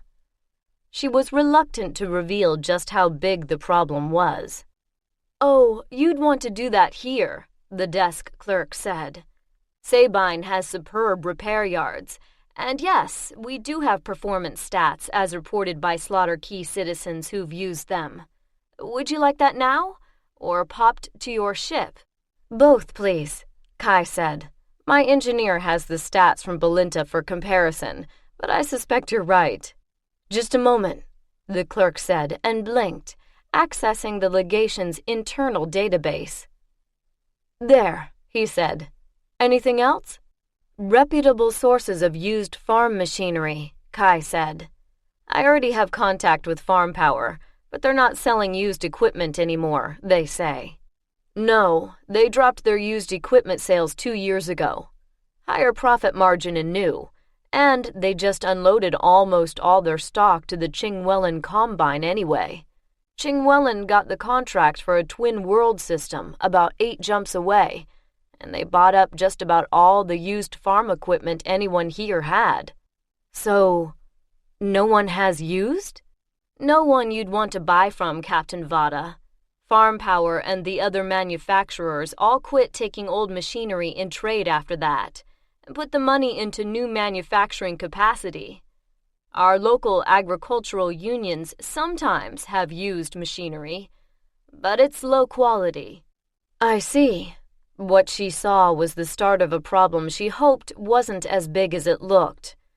If she was stuck buying new equipment at top price, but had no ship to get it back to Belinta, she might as well not buy it. On the other hand, fixing the ship, assuming she could, would leave her with no cargo to take to Belinta. "Thank you," she said after a pause, and the clerk nodded. "You'll want to pay respects to the consul," the clerk said. "He takes courtesy calls at 1600 local time on the 2nd and 5th day of the local week. That's tomorrow, which around here they call Umpord. Shall I put you down?" "Yes, thanks," Kai said. "And here is a hard copy of another file I loaded for you. Local regulations and current warnings pertaining specifically to Slaughter Key citizens. I call your attention to the foreigner's curfew, underlined in red. They are serious about that, and you will require a local citizen escort to be abroad after curfew." "You have an escort, I presume?" "Yes," Kai said. "A licensed escort service suffices. If you choose to be out with an unlicensed escort after curfew, be sure he or she has his or her citizenship card." It is most inconvenient when our staff is asked to intervene in cases of curfew-related arrests and detentions. And things are rather tense just now." The clerk, formerly so friendly, now seemed severe. "I understand," Kai said. "I have a licensed escort, and no intention of wandering about without one." "Good. And the most important local taboo, on page 18, is underlined in green. Never, under any circumstances, sneeze without using a sprayer immediately afterward." Kai had had no inclination to sneeze, but now her nose tickled. "But doesn't that spread infection?" "It's symbolic. Don't ask me. I think it's stupid. But you'd better buy a sprayer. The cheap ones are actually considered in better taste." Kai rubbed her nose. "So, anything else?" "No, I've put you down for the call tomorrow. The consul will expect to take tea with you. Allow a half hour, though it will probably be less. It depends on how many show up. Dress is afternoon business. Your captain's uniform is fine." "Thanks," Kai said. She collected her escort outside the embassy and called up a list of other ag machinery suppliers. None listed prices lower than Farm Power's, but since a few listed no prices at all, she put in queries. "Where would I find a, sprayer?" she asked her escort. "In general merchandising emporiums," he answered. "There's a shopping arcade just a few blocks away." "Fine," Kai said. "That's where I need to go." The shopping arcade, floored in tessellated stone laid out in floral patterns, had fascinating little shops on either side, and one large store with several doors. Her escort led her to the farthest, and then to a sales rack whose shelves were covered with items Kai would not have recognized as sprayers. She did recognize them as the rounded objects so many pedestrians carried. Pink, green, blue, yellow, painted with what must be intended as flowers. But how did they work? "I don't understand," Kai said. "The incense bead goes in here," he pointed, "and the igniter is there, and you squeeze this." This was an accordion-pleated arrangement that Kai had not realized could flex. "These are all expanded to show the design," he said, "but they compress to fit in a pocket." "Incense bead?" Kai said. "Igniter?" "For the aroma," he said. "If I might recommend, a neutral scent, like rainwater, is most appropriate for professional visitors. There are presumptions made about, for instance, honey musk or spiced fruit, no matter what your intentions." "So where are the incense beads?" Kai asked. He pointed out little packets of tiny round beads in various colors. Kai found falling rain, and then picked out the least garish of the sprayers, green with blue flowers. She paid cash for them, and then had her escort explain how to insert the incense bead, and how to compress and then operate the sprayer. He didn't smile, but she could sense his approval. Stupid tourist does something right, for once. When she queried her insert, she found a list of prices from other suppliers. None better than Farm Power. Drat! She had to hope now that either Farm Power or a repair yard would extend credit, based on her family name. She had better check again with her crew on the extent of necessary repairs. Back at the Captain's Guild, she called up to the orbital station. Quincy burst out laughing when Kai showed her the sprayer and explained its use. "That's the silliest thing I ever saw," she said. "I know.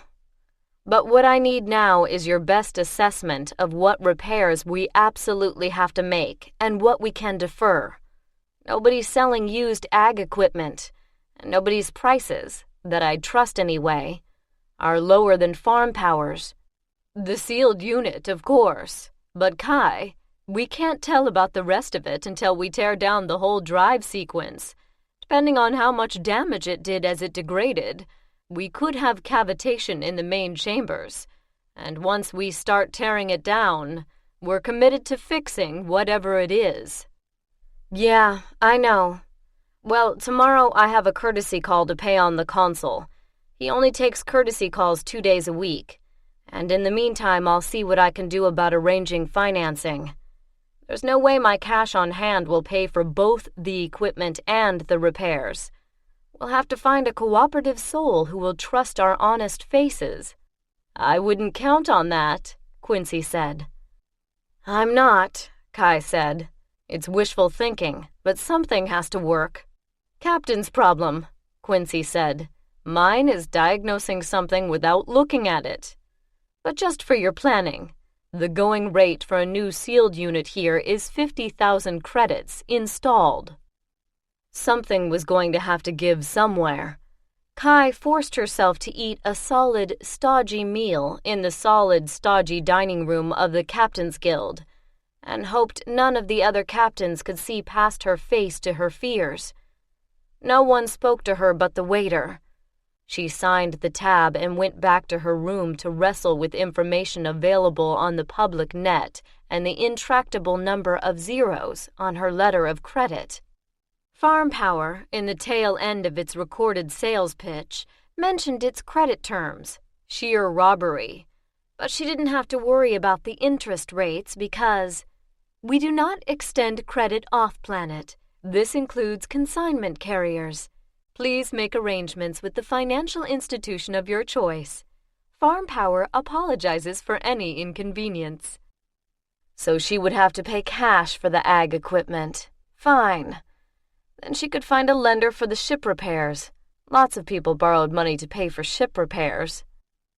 By morning, she had a list of the equipment she needed and signed on to Farm Power's interactive sales site again. The total brought a whistle of dismay. Prices were up 3.8% from what Belinta had paid. Not surprisingly, but still. She was going to have to find a lender for that too, or have no down payment for the ship repairs. The list of financial institutions willing to do business with the first trip independent captain, even one named Vatta, was short and not sweet. Over half were lending companies whose own ratings didn't make her cut. Her name and letter of credit got her an interview with the loan department at Crown and Spears, but their rates were high. "I have the signed contract with Belinta's Bureau of Economic Development," she said, tipping the fact to the loan officer's implant. "That's good," the loan officer said. She was an older woman with silver hair pulled back into a braid. "That means we can almost certainly approve the loan.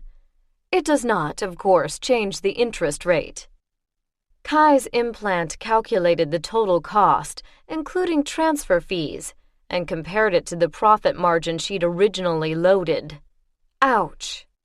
"And I should warn you," the woman said, "that the way events are proceeding between Sabine Prime and Sabine Secundus, you would be wise to procure any necessary funds soon. Interest rates will be rising, I'm quite sure." From her earliest training, she knew that anyone pressuring for a quick deal had other priorities than the customer's welfare. But when she queried the implant's newsfeed, she found that the woman was right. Sabine Secundus and Sabine Prime had long been at loggerheads over some obscure religious matter, and it looked like the conflict might erupt in violence any moment. The market, though volatile, looked to be headed up, in anticipation of hostilities that would require increased manufacture of war goods. Great. So she was short of money with the ship needing repair and a contract. And she might be in the middle of a war as well. How many other rules of safe trading could she break? She thought for a few moments. The woman didn't rush her. If she could get the cargo up to the ship, then trouble on the surface couldn't prevent her from getting it. And the ship repair facilities were in space, where again, a surface war wouldn't affect them. True, Secundus had supporters in the mining world, Tertius, but her implant indicated no ability by either Prime or Secundus to sustain a war in space. She would rather have locked in ship repair first, but in the event, she arranged the loan as quickly as she could, for as much of the purchase price as she could. From the bank, she was able to contact Farm Power and arrange transport of the machinery to orbit. At least, freight on board in the price meant that delivery was covered, though not transfer to her ship. From the bank's secure comm booth, she let Tobai know what was coming and when, and briefly explained the political and economic problems involved. And yes, I know, we still have to get the ship repaired, but at least we won't have the cargo impounded. See your point, was all he said. When is delivery? Tomorrow or the next day, depending on cargo shuttle availability. They say it'll take 4 shuttles, and their estimated load time here is 6 hours per. They're starting to move the cargo to the shuttle port now, though, or anyway. They said within 4 hours. I'll keep on it. Fine, you do that. If we're in a hurry, we may need to hire some temp labor for loading. We can't, Kai said. At least, we shouldn't. She looked at the time when she came out of the booth, close enough to her courtesy call on the console. The morning's calls had all taken longer than she'd hoped. Her implant reported that she could get by without returning to the Captain's Guild for a trip through the fresher. A simple tuning of pores. Her skin tingled briefly, and for a moment she smelled a sharp herbal scent she couldn't name. Then it vanished. Someone sneezed across the walkway and instantly yanked a screaming yellow sprayer from his pocket and sprayed something that smelled like melons. Kai tried not to stare. Other pedestrians ignored him, Kai noticed. Captain Vatta, that was her escort, who until now had been as quiet as a robot servant. Yes, I am receiving information relevant to your safety. It is my considered advice that we proceed immediately to the embassy. What's going on? Kai asked. I would rather not speculate, he said. My concern is your safety, and I am sure your officials will explain if there is need. If the loan department at the bank was worried, and her escort was worried, perhaps she herself should be worried. That's where I was going anyway, she said. It's only a short distance. Do you think it's still safe to go on foot? At present, yes, he said. Good, Kai said. Let's go then. Chapter 6. By the time she reached the embassy, she knew something was going on. The streets were oddly quieter. Though people were talking, they had lowered their voices. Pedestrians would occasionally stop short, listening to their implants probably, and then stride on, looking tense. Kai wondered if any of them were reservists being called to active duty. Her escort ducked into the guard's kiosk. Kai went on into the building. Ah, Captain Vatta, the desk clerk said. Have you heard the news? That Secundus and Prime are unhappy with one another? Yes, Kai said. There's been a demonstration at Majel Dis in Secundus, the clerk said. We just heard. 4 deaths confirmed, many injured. Kai could think of nothing to say. The consul would not commit the discourtesy of failing to greet you, Captain, but he is rather busy and would appreciate it if your visit could be brief. Of course, Kai said. We will be updating our citizens with whatever information we have, of course, the clerk said. We recommend that you authorize an override to your implant so that we can send to you directly whether your skull phone is on or not. That's fine, Kai said. She thumbprinted the form he held out. Now, the clerk said, let me show you to the reception room. The reception room, a parlor overlooking a small garden planted with native slaughter key flowers, was centered with a large table laden with refreshments.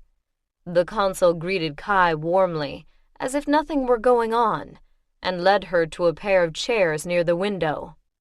"Captain Vatta, so pleased to see you. I'm Das Verden, senior consul. Does this mean that Vatta Transport is setting up more frequent regular service here?" "Not to my knowledge, sir.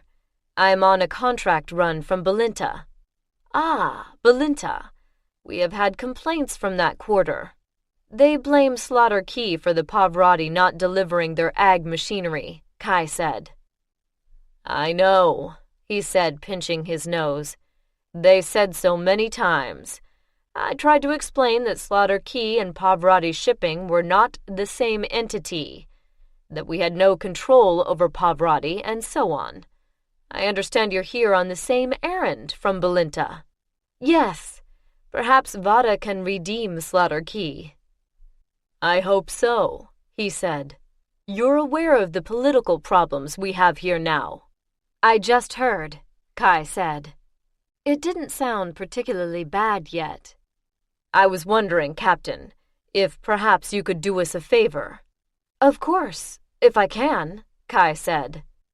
"We have 4 Slaughter Key citizens on the beach at present. One of them caught Chihoki fever. He and the others were quarantined, and their ship left without them. They've been here almost 6 months. Their visas are running out, and although I might get an extension, this is not the best time to ask for one. I wonder if you need any extra crew, or if you'd be willing to take them as supercargo until you can drop them someplace they're likelier to find work." "We're not a large ship," Kai said slowly, "but spacers helped stranded spacers, unless stranded for the wrong reasons. And Tobai had said they could use help." "We don't have funds to pay their passage," the consul said, "but we can pay their way up to orbit, and we could offer a small sum towards supplies for them." He looked grim. Sabine Prime has a history of impressing foreigners without high status into their military. I can't stand by and see these people conscripted, and yet I can't keep them in the embassy. "What are the records like?" Kai asked. "Ordinary," the consul said. Kai's implant lit, and she looked over the files he'd just sent her. Experienced, licensed in their specialties. No black marks from their last 2 employers. All their traveling records held. "I can do it," Kai said, "but I'm ashamed to admit I'll need that honorarium for extra supplies. Belinta demanded that I purchase the cargo, and we had a bit of trouble on the way, so we also need some repairs.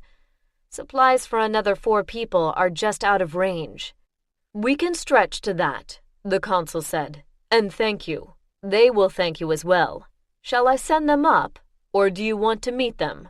"I want to meet them," Kai said. She was not going to foist onto her loyal, experienced crew some strangers she hadn't even met yet. "Are they here?" "Yes. We'll just have a cup of tea and—" His face went blank. Then he shook his head. "I'm sorry, Captain, but it's urgent and I must respond.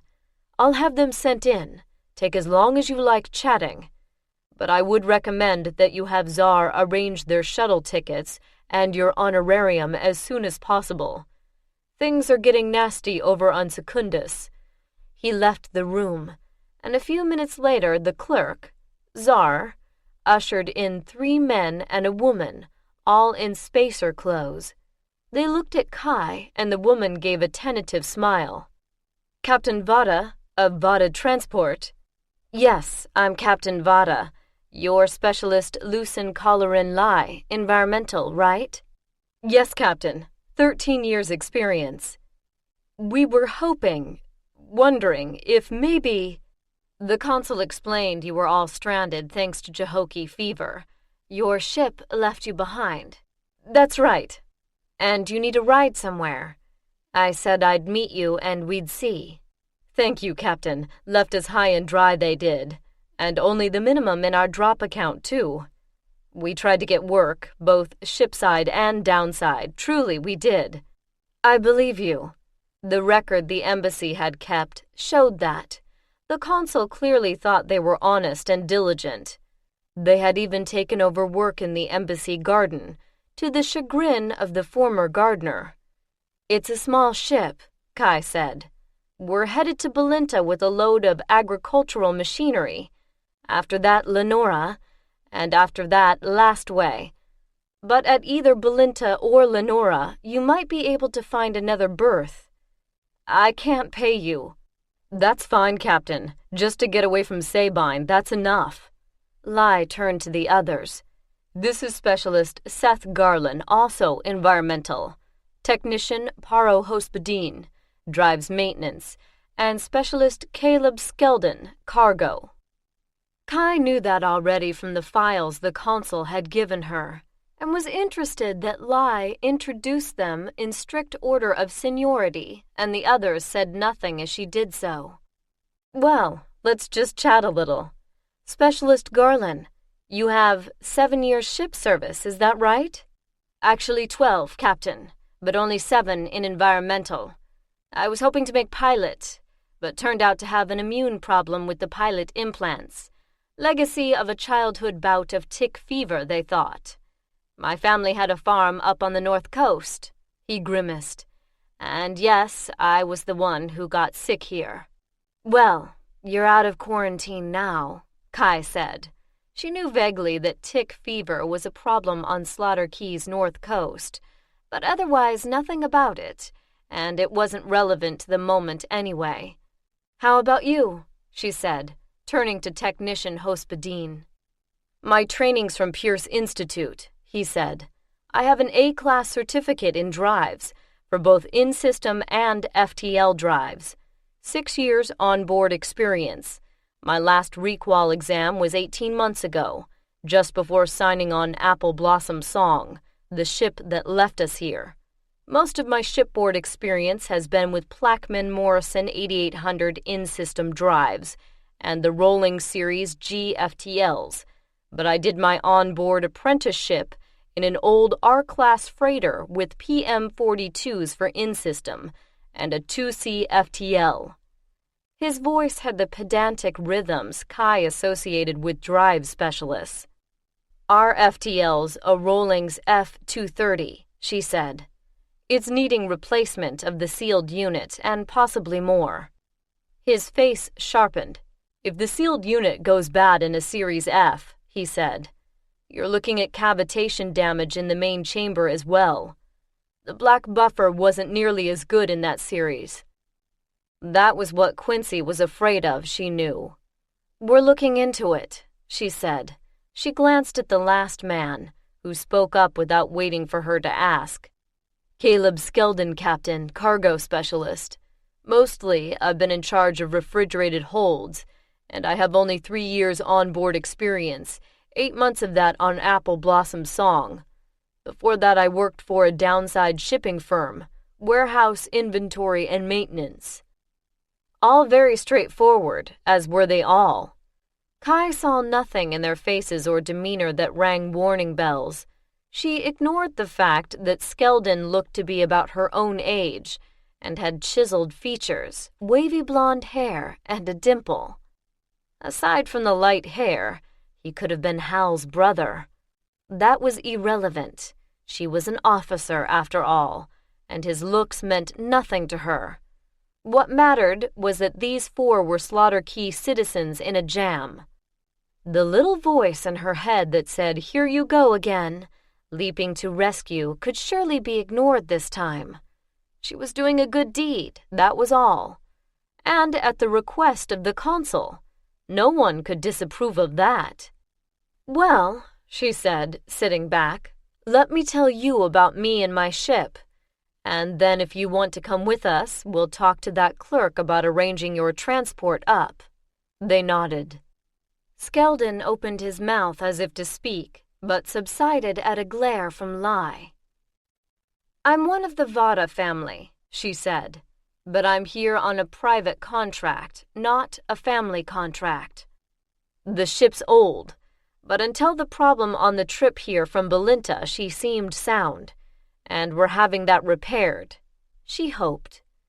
Our contract calls for us to deliver a cargo of agricultural machinery to Bolinta.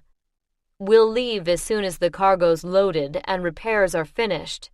It's a several-week trip. Our crew capacity is 20, and our environmental system could handle twice that number easily. At the moment, we have 10 crew aboard. Any questions? Lai spoke for them all. When may we go up, Captain? Let me ask that clerk, Kai said. Czar must have been listening in, because he had all the preliminaries taken care of. This afternoon's shuttle is all booked, Captain, but I had them listed on tomorrow morning's, on the embassy account. Good, Kai said. And I can cut you a check for their share of mess expense from here to Bolinta, also on the embassy account. Standard government reimbursement. I'd suggest you purchase supplies quickly. The situation's getting nastier by the minute. Right, Kai said. Can they stay in the embassy until the shuttle leaves? Czar nodded. It would be advisable. They've been in transient housing. You have anything back there? If so, I'll send a uniformed runner for it. We didn't want to leave anything, the way things were, Lai said. Our duffel's with us. Good, Czar said. I'm afraid the accommodations aren't great. You'll have to share space with the embassy's guard detachment, and we've cancelled all leave and liberty. Captain, if you'll come this way, and Lai, I'll send someone to take you to the guard quarters shortly. Thank you, Captain Vatta, Lai said. We hoped. And of course, Vatta. Come on, Captain, Czar said. We'll have them escorted to the shuttle station tomorrow, Czar said when they got into the next room. Shouldn't be any trouble, I hope. It's a big help, you're taking them off our hands like this. We really don't have room here to shelter them. We've got a half a dozen merchant families, resident here for years, who are coming in tomorrow for the duration, plus the children of a dozen more, and we're going to be crowded. We're setting up dormitories upstairs. He shook his head. But that's not your affair. Let's see about that check. Wait, here's the schedule of standard payments. If you need to file a protest. Kai's implant compared the cost of standard rations from a chandler at the orbital station to the reimbursement. No, that's fine, she said. Do you have a comm set I can use to contact my ship and let them know what's coming? Of course, Captain Vatta. Secure set right over here. A cabinet in the corner of the room. While Czar began the surprisingly lengthy process of transferring embassy funds to her account. She contacted Riel Amat on board ship and explained the situation, sending along the personnel files, and told him to go on and order supplies. Are you sure about this, Captain? Amat asked. 4 strangers, and with the war starting. The embassy vouched for them. It was an official request. They were stranded because of a quarantine matter. Their ship wouldn't wait. And now they're subject to conscription, the consul said. Gary said we'd need help reconfiguring those machines to get into our holds. The embassy's paying their mess expenses. But no passage fee? No, and yes, I know we need the money. But there are people, Riel. I hope so, he said. His lips were tight. She wondered if he thought he should be in command. Besides, Dad always said the government reimbursement schedules were generous. There'll be a little left over after you order the supplies. I hope that too. All right, I'll place the order right away. 4 additional. When are you coming back up? When I arrange financing for the repairs, let me speak to Quincy. Riel cut Quincy into the circuit, and Kai spoke to her. What's your estimate now, anyway? I can tell you more in another 24 hours. Tear down slow on this old girl. Last people who put her together meant her to stay that way. Listen, Captain, if there's a war brewing, you best come back up here. It may be time to contact Vatta headquarters and arrange repairs through them. I know this wasn't your assigned mission, but—" She could just imagine her father's reaction. "I'll see what I can do here," she said. "You don't have the full specs on the repair yet anyway. I'll be careful." She signed off before either could say more and came out of the booth. Czar handed her a hard copy of the transfer. Her implant agreed that the money was in the ship's account. Maybe this was a sign that things would now go right. "I'm sorry, Captain Vatta, but it's against our policy to extend credit to independent captains for major repairs." The Helm's Ward Yard had seemed the perfect combination of quality and value for their repairs, until she said she needed to arrange financing. "But I'm not an independent. I'm part of Vatta Transport Ltd. "But your application states that you're incurring this risk as an individual." The finance officer looked at her from under bushy gray brows. "Are you representing Vatta Transport Ltd. or yourself?" It was clear he wasn't entirely sure of her identity at this point. Kai tried not to glare. "I am Kylara Vatta. My father is CFO of Vatta Ltd., but this particular venture is my idea. In other words, you're applying as an individual, and it is as an individual that I must reluctantly refuse your application," the finance officer said. "I have no doubt that you have your own reasons for doing this, but we simply do not extend credit to individuals." "But my family—" "Is not in the contract, Captain. No, I'm sorry. We simply cannot do it. Good day." It was not a good day. It had not been a good day since Quincy had called down to report that the misbehaving drive had cavitation scars you could put a fist into. Now it was more than squeezing out the 50,000 credits for the sealed unit. This was going to take big money. It had become even less of a good day when the Captain's Guild inquired delicately just how long Captain Vatta meant to stay and when Captain Vatta would like to settle her bill and with what. Kai reminded the desk clerk that Vatta Transport Ltd's account was, in all stations, classified 5A, and thus had no limit, and found that the concern arose because she was not on the list sent to them yearly of expected Vatta arrivals. They agreed to retract their request when she was able to prove who she was, but the argument frayed her patience. It was clear from the streets that the threat of war had frayed everyone's patience. And now this. She walked out of the office with as much grace as she could muster and wondered what now.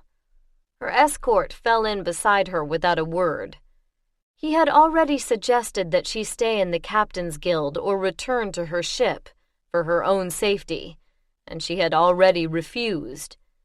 She had a contract.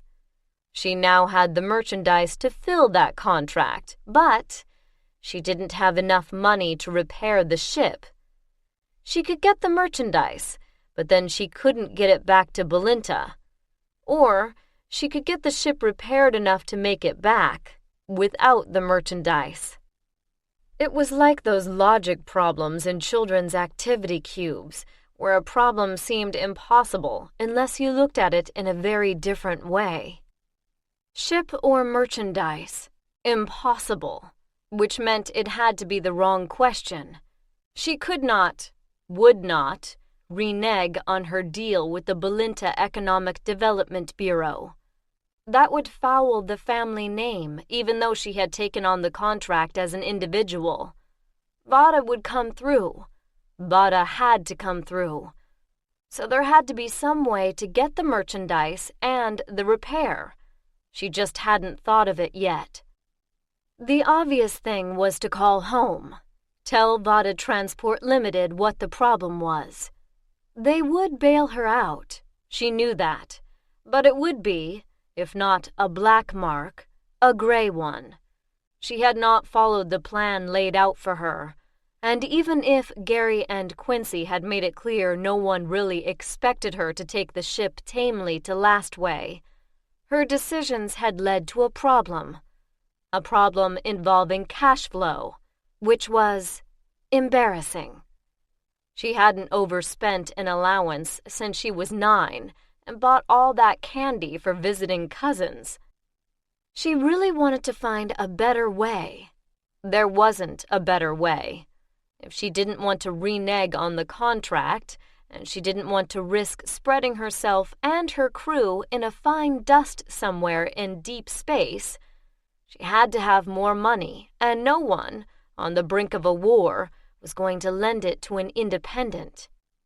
Back at the Captain's Guild, she ignored the desk staff and went up to her room. Best get it over with. She set up the room's secure comm desk for an intersystem call and waited for the access light to go green. While she waited, on these smaller worlds it could take a few minutes, she kicked off her shoes and hung her dress cape in the closet. The room seemed stuffy after the crisp air outside, but the windows didn't open.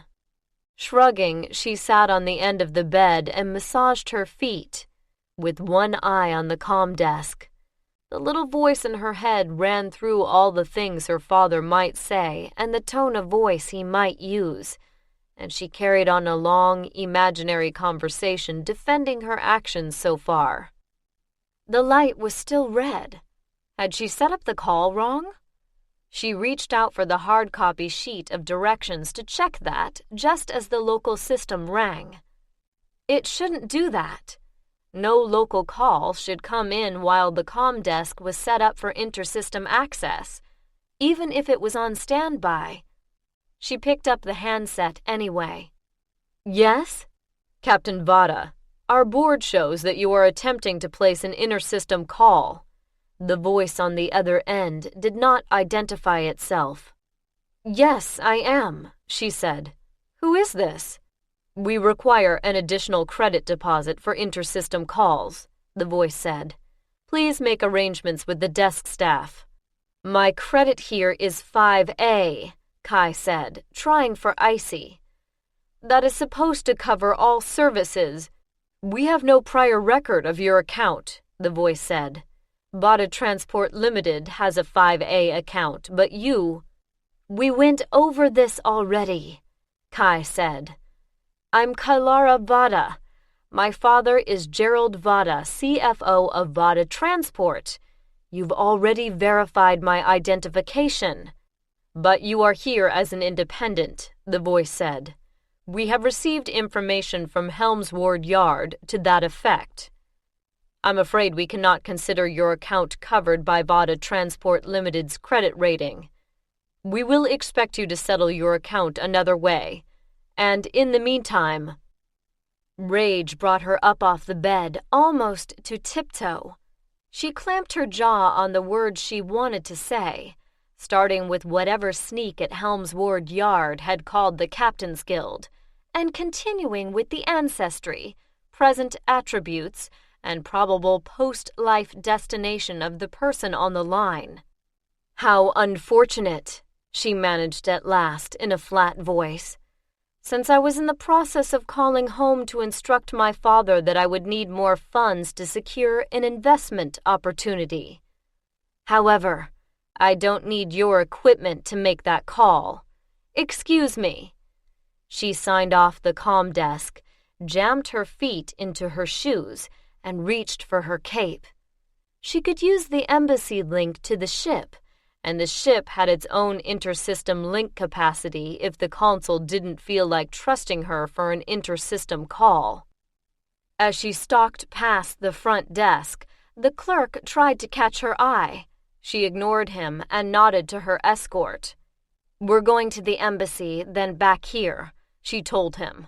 In the lobby, several captains were gathered around a vid screen. She saw a swaying mass and smoke rising above it. Away from the Captain's Guild, anger drained away as she walked. They were pinheads, and they would regret being pinheads someday. But right now she had to contact her father and arrange a funds transfer. It didn't matter if she was embarrassed at having to ask. All that really mattered was getting herself and her ship and crew to a safe place. Already things were worse on the street. Her escort looked worried as they were jostled by hurrying pedestrians. "Captain, we should take transport on the way back," he said as they neared the embassy. "Agreed," Kai said. She had never been in a war, though she'd heard stories, but she could feel the mood of the street. The guards at the embassy entrance checked her ID carefully, then let her through. A different desk clerk checked them again. "You were here yesterday," he said after consulting a log. "Yes, but today I need to make an intersystem call to my family back on Slaughter Key." "I'm sorry, Captain, but we're sending out only diplomatic signals now." "I suppose I'll have to go up to the station and link in via my ship then," Kai said. "The Captain's Guild has a secure uplink," he said. "But the Captain's Guild is being sticky about my credit," she said, wondering if the embassy could help. "About Vatta credit?" he asked, brows raised. "Yes, even though I'm the CFO's daughter and fly the Vatta flag, because I'm on an independent contract, they're acting as if Vatta won't cover the bill. I don't suppose you can get it across to them." "Oh dear," he said. "This is not a good time, Captain. Secundus has threatened to blockade Prime. My advice to you is to get yourself up to your ship and out into space as fast as you can. Call from there, if you have the time." Kai felt cold all over. If the planet were blockaded. Her implant pinged her, Tobai reporting that the ag machinery had arrived, and the 4 strays. That was something, but she could not be stuck down here while her ship, cargo, and crew were up there and needed her. "We could get you onto a diplomatic shuttle to the station," he said, interrupting her thoughts. "Thank you," she said. "When?" "It leaves in little less than 2 hours," he said. "The next would be tomorrow morning. I know all the commercial shuttles are full, rats and sinking ships, etc." "Which bay?" Kai asked.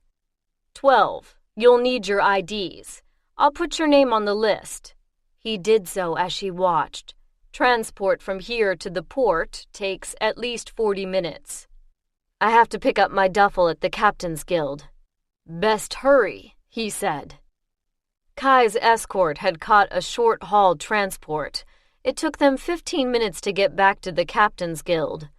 Kai hurried upstairs, stuffed her things into the duffel, checked her account, retrieved the signed agreement from last night about her credit, and went back downstairs. Before the desk manager could open his mouth, she spoke. "I'm checking out. I have your signed agreement from yesterday that you will charge the Vatta Transport account. Here is the authorization code again, and the account number. I want a receipt." "But—" "Now," Kai said. She had no idea what, besides frustration, was in her voice, but he backed up a step. "Yes, Captain Vatta." He glanced at the data sheet she'd laid before him and printed out a hard copy of the receipt, charged to Vatta Transport Ltd on the last line.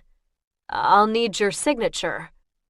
Kai scrawled Kylara Vatta, Captain, Vatta Transport Ltd, on the yellow copy and handed it back. "Have a good trip," he said as she turned away. In the lobby, the same cluster of captains was still watching the vid screen, now showing someone with a strange hat talking at the camera. Her escort had another transport waiting. "You don't have to come," Kai said. "I do," he said. "I'm not letting you go alone, not in this. It's my duty." "Very well, let's go." Traffic to the shuttle port was slow and heavy, but they arrived in time. Kai signed off the escort's time card at the entrance to Bay 12 and slung her duffel over her shoulder.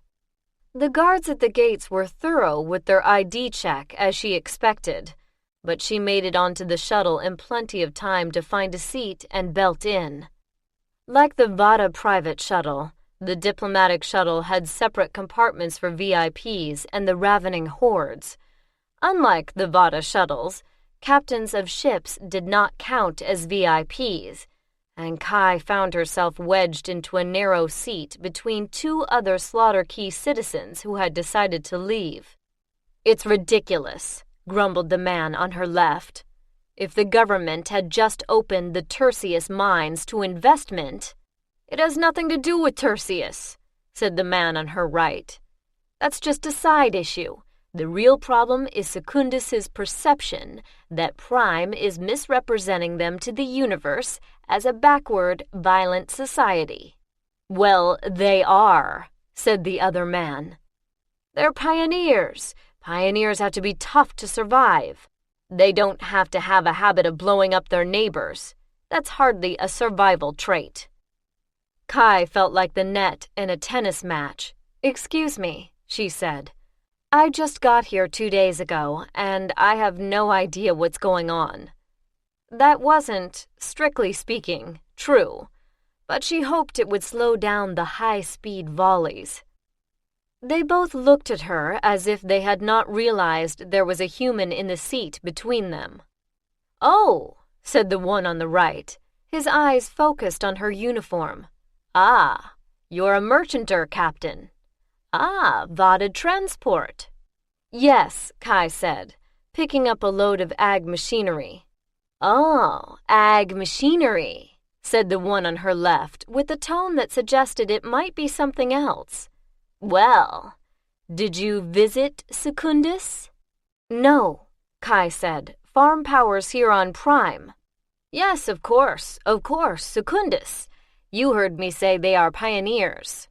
What made it come to a head now is that the Prime government decided not to open the Tertius mines to investment, but to keep them as a government monopoly, to prevent destabilizing, over-exploitation, as they put it. Actually, to keep control of the richest mineral deposits in this system and funnel the output to Prime's industrial backbone, farm power among them, and ensure that Secundus keeps buying its, ag machinery from Prime's suppliers. And meanwhile, the other man said, Prime's telling everyone that Secundus is backward and not worth trading with. Bunch of ignorant roughs who shoot visitors in the street for no reason. "It has happened, Harmy," the first man said. "No more often than on Prime," the other man said. "The case they always cite," he said to Kai, "was a university student, one of a group, who went to Secundus on break. They went to get drunk and disorderly far from home, if you ask me. Anyway, the young man not only got drunk and disorderly, he pulled a young woman down from a wagon, ripped her clothes half off, and was about to rape her when she shot him. It would have been less trouble overall if she'd killed him, but she shot for deterrence instead. So he was able to come home and tell everyone what unreasonable people there were on Secundus. If they had proper law enforcement, the first man said, it would never have happened. A policeman would have stopped him the moment he grabbed her off the wagon. Yes, but there was a reason she shot him. It wasn't senseless. And there are streets in prime cities where you need a team of escorts, not just one. Criminal elements are everywhere, including in first families and government bureaus. Kai interrupted, sensing another long volley about to begin. So, Secundus is a pioneer society? How do they think they'll do in a war against Prime? The men stopped, looked at each other and her, and said simultaneously, "I don't think I should comment on that." In eerie synchrony, they opened their work cases and began staring at the little screens. Kai sat back, thinking, and wondered if either of the men would start a conversation again. She wondered all the way to the orbital station, and they didn't. Back aboard her ship, she found her crew hard at work breaking down the ag machinery into components that would fit the odd-sized holds. She nodded at Gary Tobai and headed for the bridge and its comm desk. Chapter 7. No one was sitting at the comm desk board when she got there, With the captain on station and on the way to the ship, that made sense. They were all busy trying to get the ship loaded. Kai sat down and inserted her command wand, then entered the string of codes for intersystem Ansible access. Whatever had a hair up the rear of the Captain's Guild wouldn't affect access from the ship. By law and treaty, all ships were guaranteed such access. While she waited for the connection, she flicked on the Near Space Advisory channel. "An emergency like this," she heard. "Unprecedented. We simply have no idea what will happen now." That did not sound good. Kai queried her implant, realizing that it had been more silent than usual since she'd entered the diplomatic shuttle. She'd assumed the shuttle had security masks in place, but that shouldn't have been a problem on the orbital station. The implant fizzed the way it did when it needed an adjustment, then produced a warning symbol, followed by what was obviously an official announcement. "Due to conditions beyond our control, public access to channels is restricted until further notice. We apologize for any inconvenience. Stay tuned for more information as it becomes available. Thank you. Due to conditions beyond our control." Kai damped the implant and looked at the display on the comm desk. The intersystem access telltale still glowed red, and as she watched, it began to blink. After a long moment, it went dark. "No one ever thought anything like this could happen," someone on the Near Space Advisory channel was saying. "Attack on intersystem Ansibles is just unthinkable." Not really. Kai remembered one of the lectures in strategic analysis, in which a discussion of the consequences of successful interdiction of intersystem communication had delved into the reasons someone might do it and the consequences thereof, economic, political, and military. It had happened, far away and decades past, and those responsible were no longer alive, but it had happened. So some people had thought of it, and presumably also whoever had. Her mind came back from that moment of shock-like drift. No Ansible meant no message to Vatta Transport Ltd, and thus no funds, and thus no repairs for getting her ship safely out of this system before whoever had taken out the Ansible decided to attack the orbital station.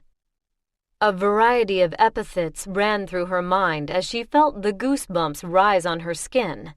This was not a training simulation, a classroom exercise. She was sitting on an unspace-worthy ship at a space station orbiting a world at war, and one side or the other had just demonstrated the ability to mount an attack in space, at the same time neatly cutting off this system from real-time communication with the rest of the universe. She called up the station display of ship status. The good news was that the display still worked and purported to be up to date. The bad news, ships were already signing up for departure queues, and one, Susie G., had just executed an unapproved emergency disconnect. She didn't bother to put her name in the queue. Glennis Jones wasn't going anywhere without her drive repair. She tried for a video access, and to her surprise was able to see a typical newscaster talking away in front of an image of explosion. She turned up the sound on that. No one is believed to have survived the explosion of either Ansible platform. The death toll is estimated to be at least 750 and could be several times that. Interstellar Communications local office has no comment at this time. ISC, the monopoly which controlled both communications and financial Ansibles across hundreds of systems, would make someone wish they hadn't done it. They had fought some successful limited wars to keep local governments from taking over Ansible linkages. That response would come far too late to help her, Kai knew. Sabine's system is now cut off from regular communication with the rest of the universe, the announcer said. No word yet that anyone has claimed responsibility, but Sabine Prime Solar Royal has accused Secundus rebels. At least they had already loaded the supplies for the trip back to Belinta. Kai suspected that prices were going to skyrocket in the next few hours. She heard someone running along the passage to the bridge. Gary Tobai and Riel Amat burst in. "Kai, Captain, you're here. You know what's happened?" "Some idiot blew the Ansibles, yes," Kai said. "And no, our transfer didn't come through. It must have happened while I was in transit. We're stuck here on a vulnerable station with a malfunctioning drive." "At least we have food, right?" "Right, Captain. Supplies all loaded. But the drives—" "I know. And I can't call home. I could have if the stupid Captain's Guild hadn't refused my credit rating. But they did. And 8 hours makes a difference. 8 hours ago, when the Ansible was still working, when those people were still alive, Kai pushed that thought away. So, what do we have, if anything? In-system's still fine, so far as I know, but the deep space is gone. Not just the sealed part, but there's cavitation damage in the linkage." "I know," Kai said. "And if we try to use it, there's no telling where we might end up." "I understand," Kai said, "but if the in-system drive is okay, we could get away from this station, which I do not doubt is going to be attacked."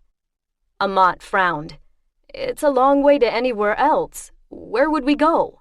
"I don't know, yet. How are we doing on cargo loading, Gary?" "It's coming. 65% at the moment. We'd left open space for drives access for repairs. If we block that up..." Then a repair crew, if she could find one, and if they would extend credit, wouldn't be able to get at the drives. But the ship without drives was nothing but a target. But the ship without cargo was useless. Too many variables, too many conflicting priorities. "How about the 4 I sent up?" Kai said. "Are they any use?" "Oh yes, good workers, all of them. If we just had the drive in order." "Understood." Kai tried to make her brain work faster. It had to work faster. She had to find a solution to this, and the logical thing to do was to try to find a repair yard. "I'm going to see what I can do about the drive problem. I'll switch our contract to Vatta Ltd and see if that shakes 'em loose. Though with war breaking out and the Ansible's gone, who knows? See if that drives tech thinks he can install parts, if I can just get the parts. We could stand off somewhere on in-system drive and install the stuff ourselves, maybe. And if he left her alone for a few minutes, she might be able to think clearly." She called up the station directory and found the orbital offices of 6 firms with orbital yards: Helmsward Yard Limited, Sabine Systems, and Artico Yards all had a superior rating, but Helmsward had already turned her down for financing. She doubted they would reconsider her application if she now claimed to be operating under Vatta's umbrella. In fact, in light of the Ansible attack, they might think she was trying to misrepresent herself if she changed her story. When she checked the status of the others, Artico had relisted itself unavailable. She called Sabine Systems, and a nervous-sounding voice on the other end said their chief engineer would have to get back to her. That left Colley & Co. and Bartlett Brothers rated acceptable in the guide, and Real Value Repairs unrated. She tried Bartlett Brothers, no one answered. Colley & Co.'s comm was answered by a man who was both out of breath and annoyed. "Are you kidding?" he said when she started to say her ship needed repairs, and then he hung up. Gravity, her father had said, ensures that stuff rolls downhill until it hits bottom, and some psychic gravity was definitely at work here. Real Value Repairs sounded like the kind of place only the desperate approached, the kind of place where they removed parts from the previous repair job, cleaned and polished them, put them in fresh containers, and sold them as new, where they had more experience in faking and cheating than actually repairing. But what choice did she have? Quincy's call from the drives bay gave her an excuse not to call them. "If you can get us a sealed unit and about 10 meters of good quality liner, we might be able to get this done ourselves," she said. "It'll take us longer than a proper yard, but it's doable." The first good news. Things got bad until they started getting better. "I'll see what I can do," Kai said. "Maybe Real Value would sell the parts. Quincy should be able to tell if the sealed unit was really sealed, and there had to be some kind of function test she could apply. Short of going into FTL flight and liner, that was a visual test. She knew how to do that herself. And maybe there were other suppliers. She queried her implant. The comm board flashed red and a message came up on the screen. "All ship-to-station communications suspended except traffic control to spacecraft." Great. Just great. Now she would have to leave the ship to get any more supplies. No, she would send someone. She was the captain. She was responsible for them all. She would not leave the ship now of all times. She called Quincy again. "I need you to go on station and find us that sealed unit," she said. "They've cut off ship-to-station communication except for official contacts. I can't even get a list of suppliers, but I do have one contact name from before, Real Value Repairs. I don't want to leave the ship myself." "Quite right," Quincy said, "and I shouldn't either. I'll send one of the junior engineering crew." "You do know Real Value has a bad rep." "I suspected it. They're unlisted, but all the others have shut up business. I can't get through. We can sit here with nothing, or try to get permission to leave the station and go crawling off on in-system, which means we'd have to crawl back in a few weeks, or we find someone to sell us the sealed unit and some liner material, and Real Value is the only name I have." "I have a couple others, not repair places, but suppliers," Quincy said. "I'll send Bia. You'll need to give him the financing options." The financing options, which consisted primarily of begging someone to trust that Kai was really Vatta Transport Ltd. "Of course," Kai said. "Send him up and I'll give him the works." Since the station/ship commercial channels weren't working, Kai printed out a hard copy of her master's license, her ID, and a statement on the Vatta Transport Ltd. letterhead, which authorized Bia Chalk, Engineering Second, to make binding legal contracts contingent on her signature. Bia showed up on the bridge in a crisp, jacketed Vatta Transport uniform completely unlike his usual working coverall. "Quincy said I had to look official, Captain," he said. "With trouble on the docks, I don't want to get taken in for something. Quincy gave me the shopping list. What else do I need?" "This," Kai said. "Vatta Transport Ltd., authorization to purchase, my authorization, and don't worry about getting the best price. Pick up whatever news you can and make it snappy. Someone's going to close down this station soon, one way or the other." "Attack a station?" Bia said, his eyebrows going up. "Someone attacked Ansibles," Kai said. "I expect an attack here. I would have broken us loose already if we had a working FTL drive." "Right," Bia said. "Check the dockside intercom on your way off our patch," Kai said. "If anything happens, I want to be sure we have that much linkage." "Will do," Bia said. She watched him on the monitors as he went. At dockside, he picked up the microphone and spoke. "You hear me, Captain?" "Loud and clear, Bia." "What can you see from there?" "Not much. A lot of empty dockside. Looks like they may have closed the big hatches between here and Y-Zone, with just the personnel locks between. That may be why the ship-to-station ordinary linkages are down. That was all optics, probably. See you later, Captain." Kai watched him go, chewing her lip. It wasn't safe. Nothing was safe right now. ISC would have noticed immediately when their Ansibles went down. They would respond, but who knew how long that would take? She and the Glennis Jones and all her crew could disappear into this war, and nobody would ever know what had happened. Her family would wonder. But they would know, she realized in the next instant. Vatta Transport Ltd. used the same ISC ansibles as anyone else. Vatta's ships had a regular schedule through Sabine.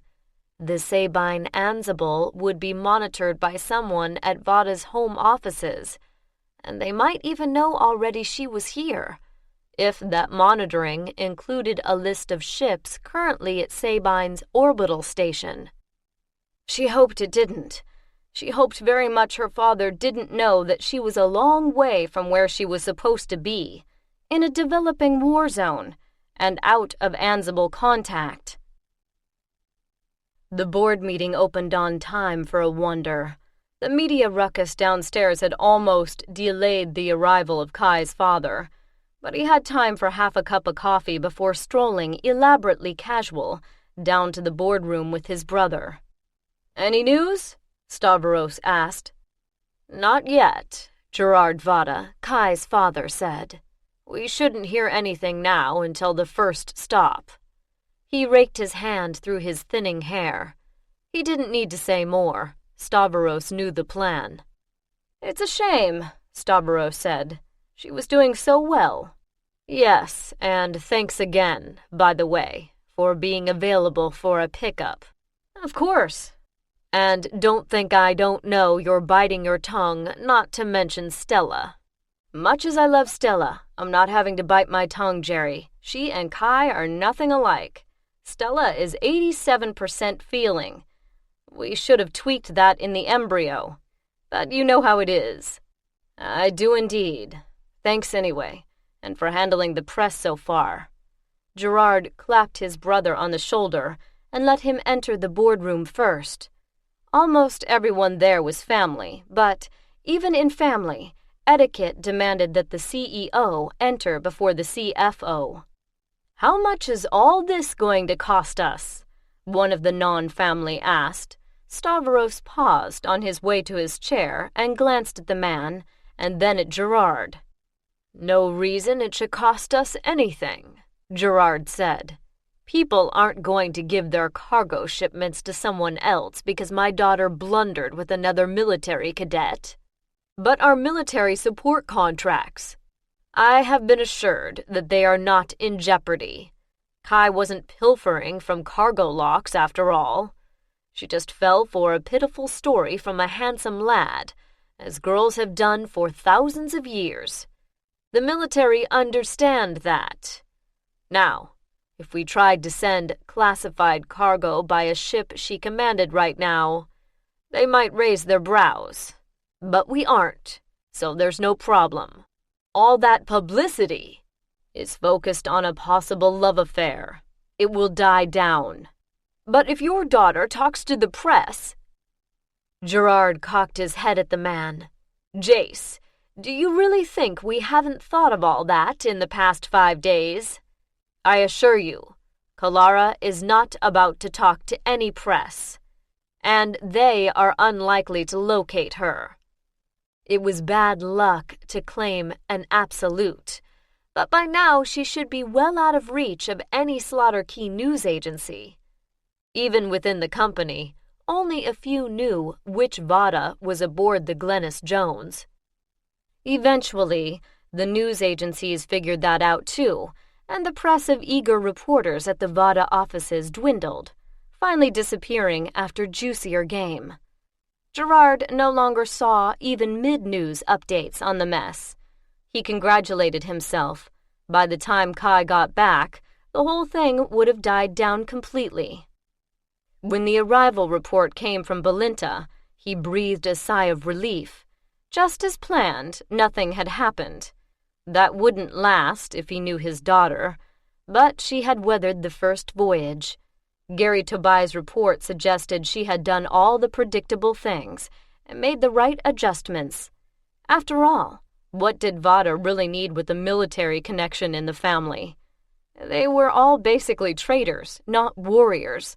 Kai was cut out to be a trader captain, and now she was on the right path. A few days later, the next message from Gary brought a grin to his face, and he called Stavros's office. "Well, she took the bait," Stavros said. "Vatta to the core," Gerard said. "I take it you got the tight beam from Quincy or Gary." "Both. You can practically hear their gleeful cackling." "What kind of scheme has she cooked up? They didn't send me the details." "I'll send it to you, but it's classic trader. A bit risky financially. She's agreed to go on spec, buy the cargo, and trust the buyer to pay up on delivery. On the other hand, the customer's a government bureau. The parameters of acceptable cargo are clearly defined, and the Slaughter Key consul told her they were good for it. The profit from this will cover some of the repairs. If she scraps that ship, I'll be very surprised." "I hope we gave her a big enough letter of credit," Gerard said. "It never hurts to have to scrimp a bit," Stavros said. "Remember our first venture?" Of course. It had been wilder than this, and they'd nearly lost the ship, playing tag with a planetary militia they hadn't known about. But it had, in the end, paid for the repairs on Matilda C. "She'll do fine. The ship's sound enough for that much anyway. If something major doesn't go wrong, and if it does, I'm sure she'll have the sense to get in contact." "I hope so. And if she doesn't, the others will." "I wonder when she'll break out the fruitcake," Gerard said. Theirs hadn't been fruitcake by Auntie Grace, but sausage by Uncle Evers, hard as a rock. They'd actually bashed one would-be sneak thief with it, and deemed inedible by all but the starving. "I'd like a picture when she does," Stavros said. "She really hates that stuff." "It is vile," Gerard said. He shook his head. Things we do to our younglings." Time passed. Gerard tried not to fret. Kai would be making a sensible, reasonable passage to Sabine, which was the closest source of ag equipment, or she had chosen another place for a good reason. She would not report in when she arrived, because she would not want to tell headquarters she was playing a lone game. He remembered what that felt like, going out of bounds for the first time, being alone, with a ship full of crew, where no one in the family knew the location, heady excitement, stomach-churning responsibility, and he'd had Stavros along. She had a good crew along, he knew that. They would take care of her, and she was not an idiot anyway. She might make a profit or not, but she would be fine. He would not, absolutely not, spy on her via the Sabine Ansible. He could, of course, ask someone to get the list of ships in system, but that was not fair. You gave the young ones rope to see how far they could swing. You did not hover, or it wasn't a real test. They needed to know later that they really had been out there on their own. "Jerry, have you seen this?" That was Stavros, leaning on the doorframe, waving a printout of something. "Probably not," Gerard said, "though I'm not sure what it is." "News bulletin from Sabine system," Stavros said. Gerard's heart stopped. His vision blurred. "Kai!" "Jerry, no. I'm sorry. There's nothing. But there's political trouble. I'm wondering if we should break cover and order her out." Vision came back, red-hazed, and Gerard drew a shuddering breath. "She's not. No. But Prime and Secundus are moving toward war this time, apparently. It's a slice off the War Watch page, and they're pretty solid." He knew that, but now he had to know more. "Who's on watch?" he asked. "I already checked. The ship's there at the station. Captain Vatta is planetside. Has been several days.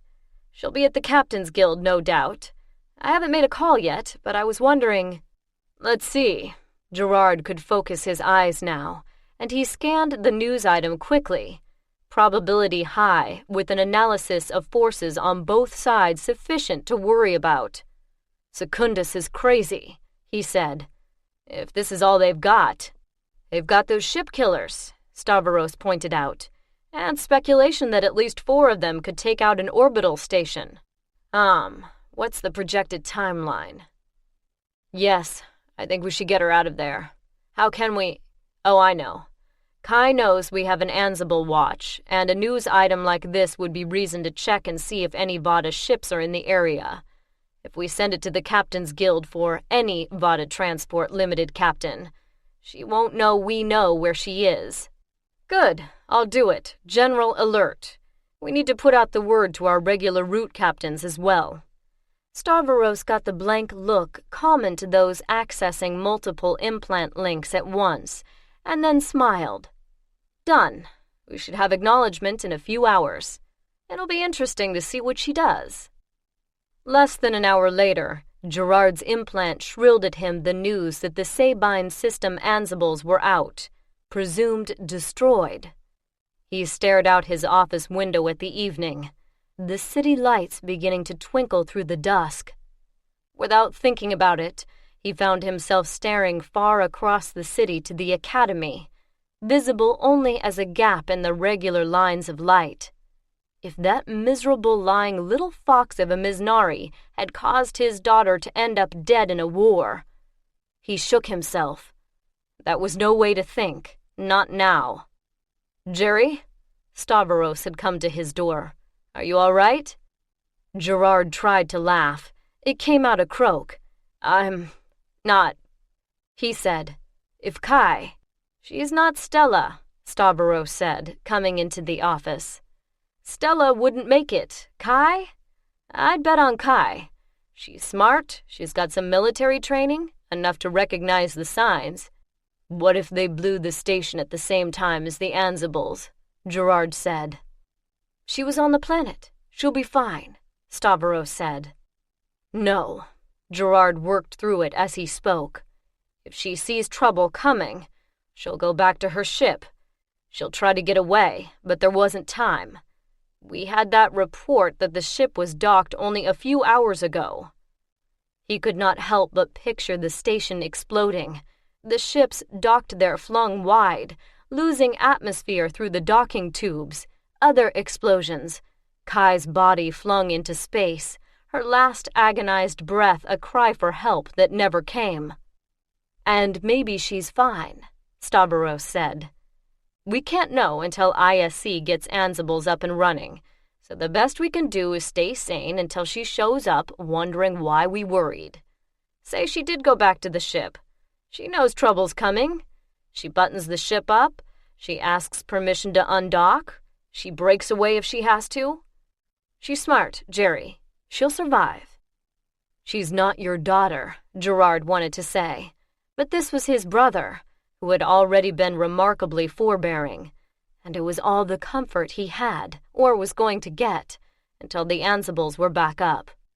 We better not tell the others, Gerard said. You're right about that, Stavros said. He sighed. It was easier in the olden times, when our ancestors believed there were magical beings in the sky who could intervene.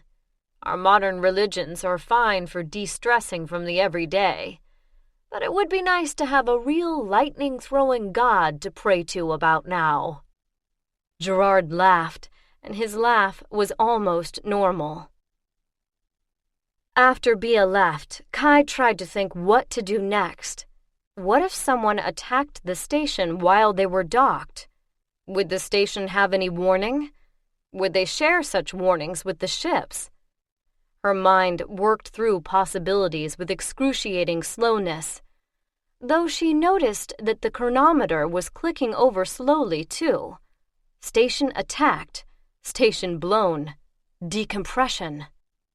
Of course, right now the ship shared atmosphere with the station, part of their allotment of station resources as covered by the daily dock charges, station air, station water.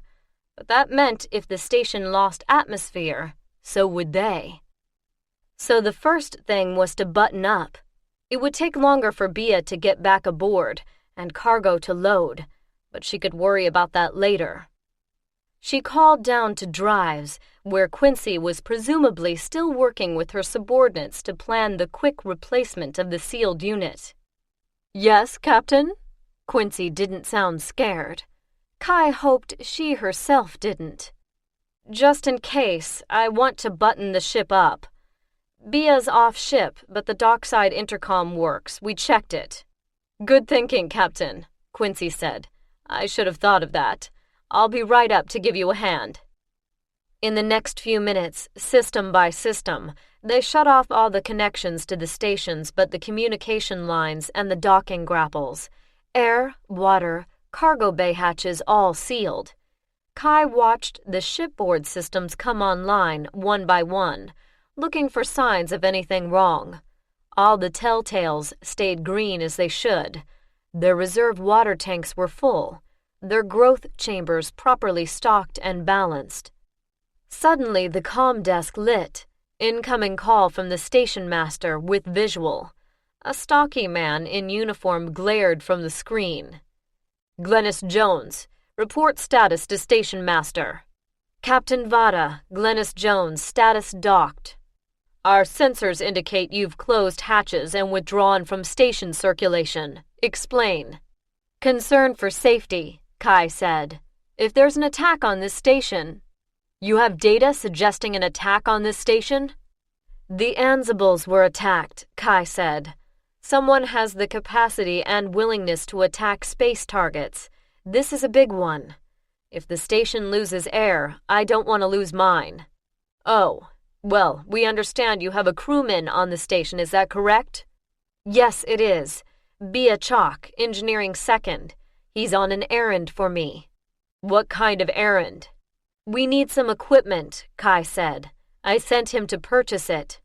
"He should return to your ship. Station security will inform him." The signal clicked off. Kai stared at the blank, silent screen. "This isn't good," Amat said, coming onto the bridge and settling in the pilot's seat. "I know that," Kai said. She glanced at him. His face was set. "You were in the Space Force, Rial. Any advice?" "Not a lot of options here, Captain." "Glad you came back up when you did." "Maybe Bia will have good news for us," Kai said. She didn't believe it, but she could hope. Chapter 8. "An embargo on all ship components," Kai said. "Why?" "To prevent our giving aid and comfort to the enemy," Bia said. Station security had delivered him to dockside hours after that last contact from the station master's office.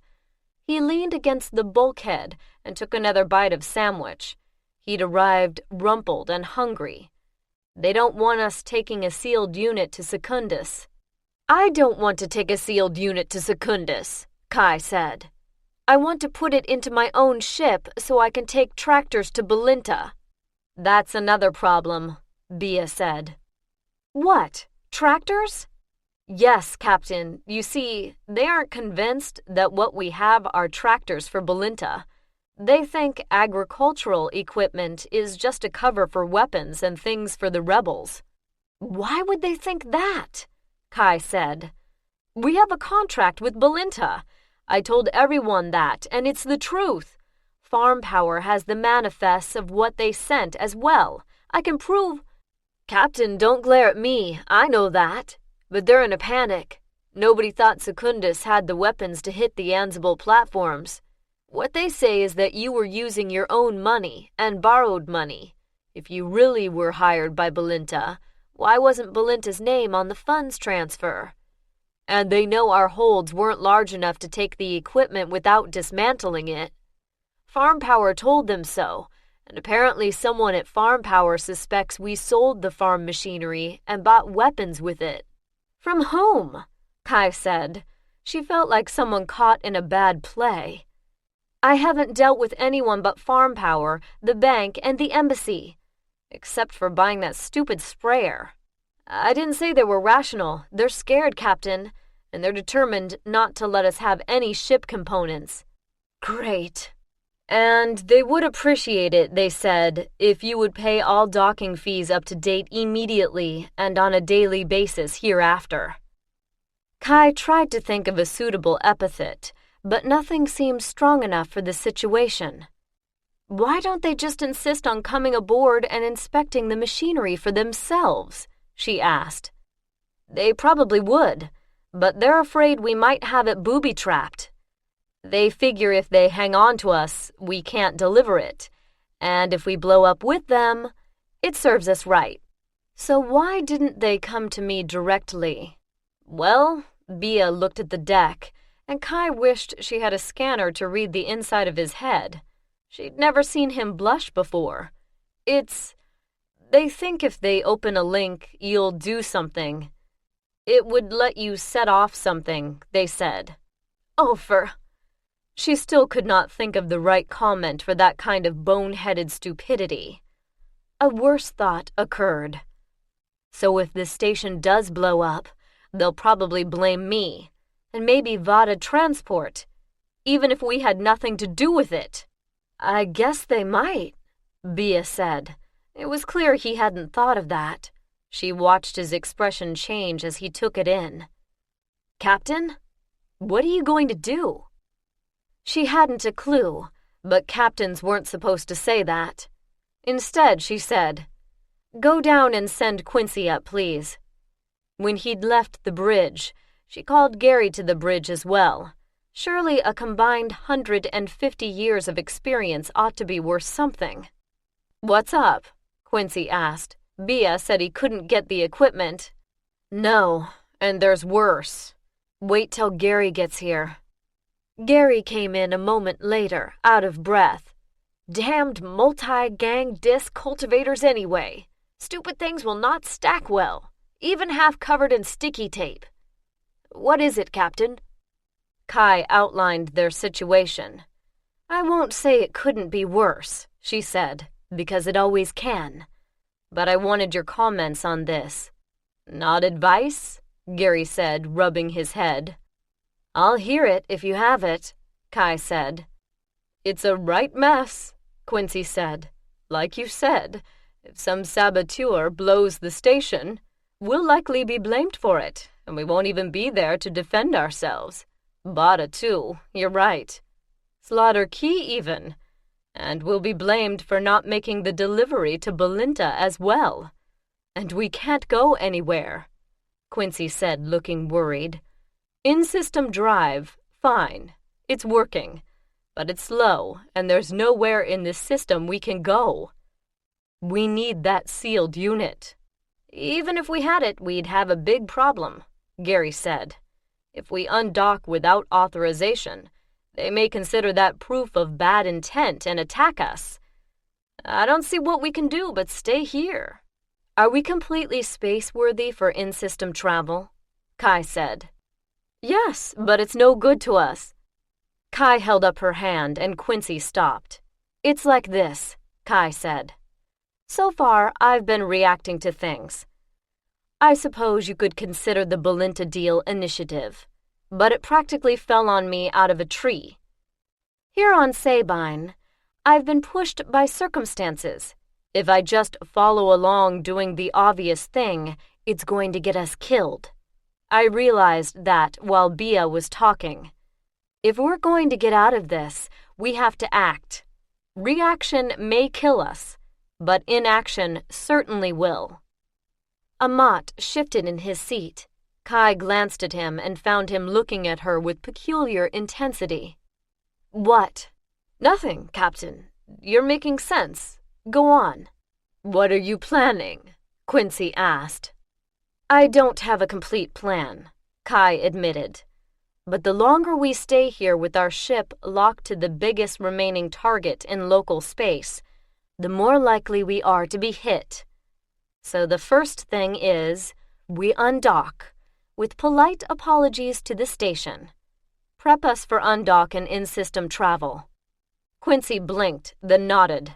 Right, Captain. But how are you going to contact the station when they're blocking contact? They'll have receivers tuned for broadcast, I'm sure. Get us ready, that's all. How long? Quincy glanced at the bridge status boards, then at Gary. Your cargo all locked down? Cargo secure, Gary said.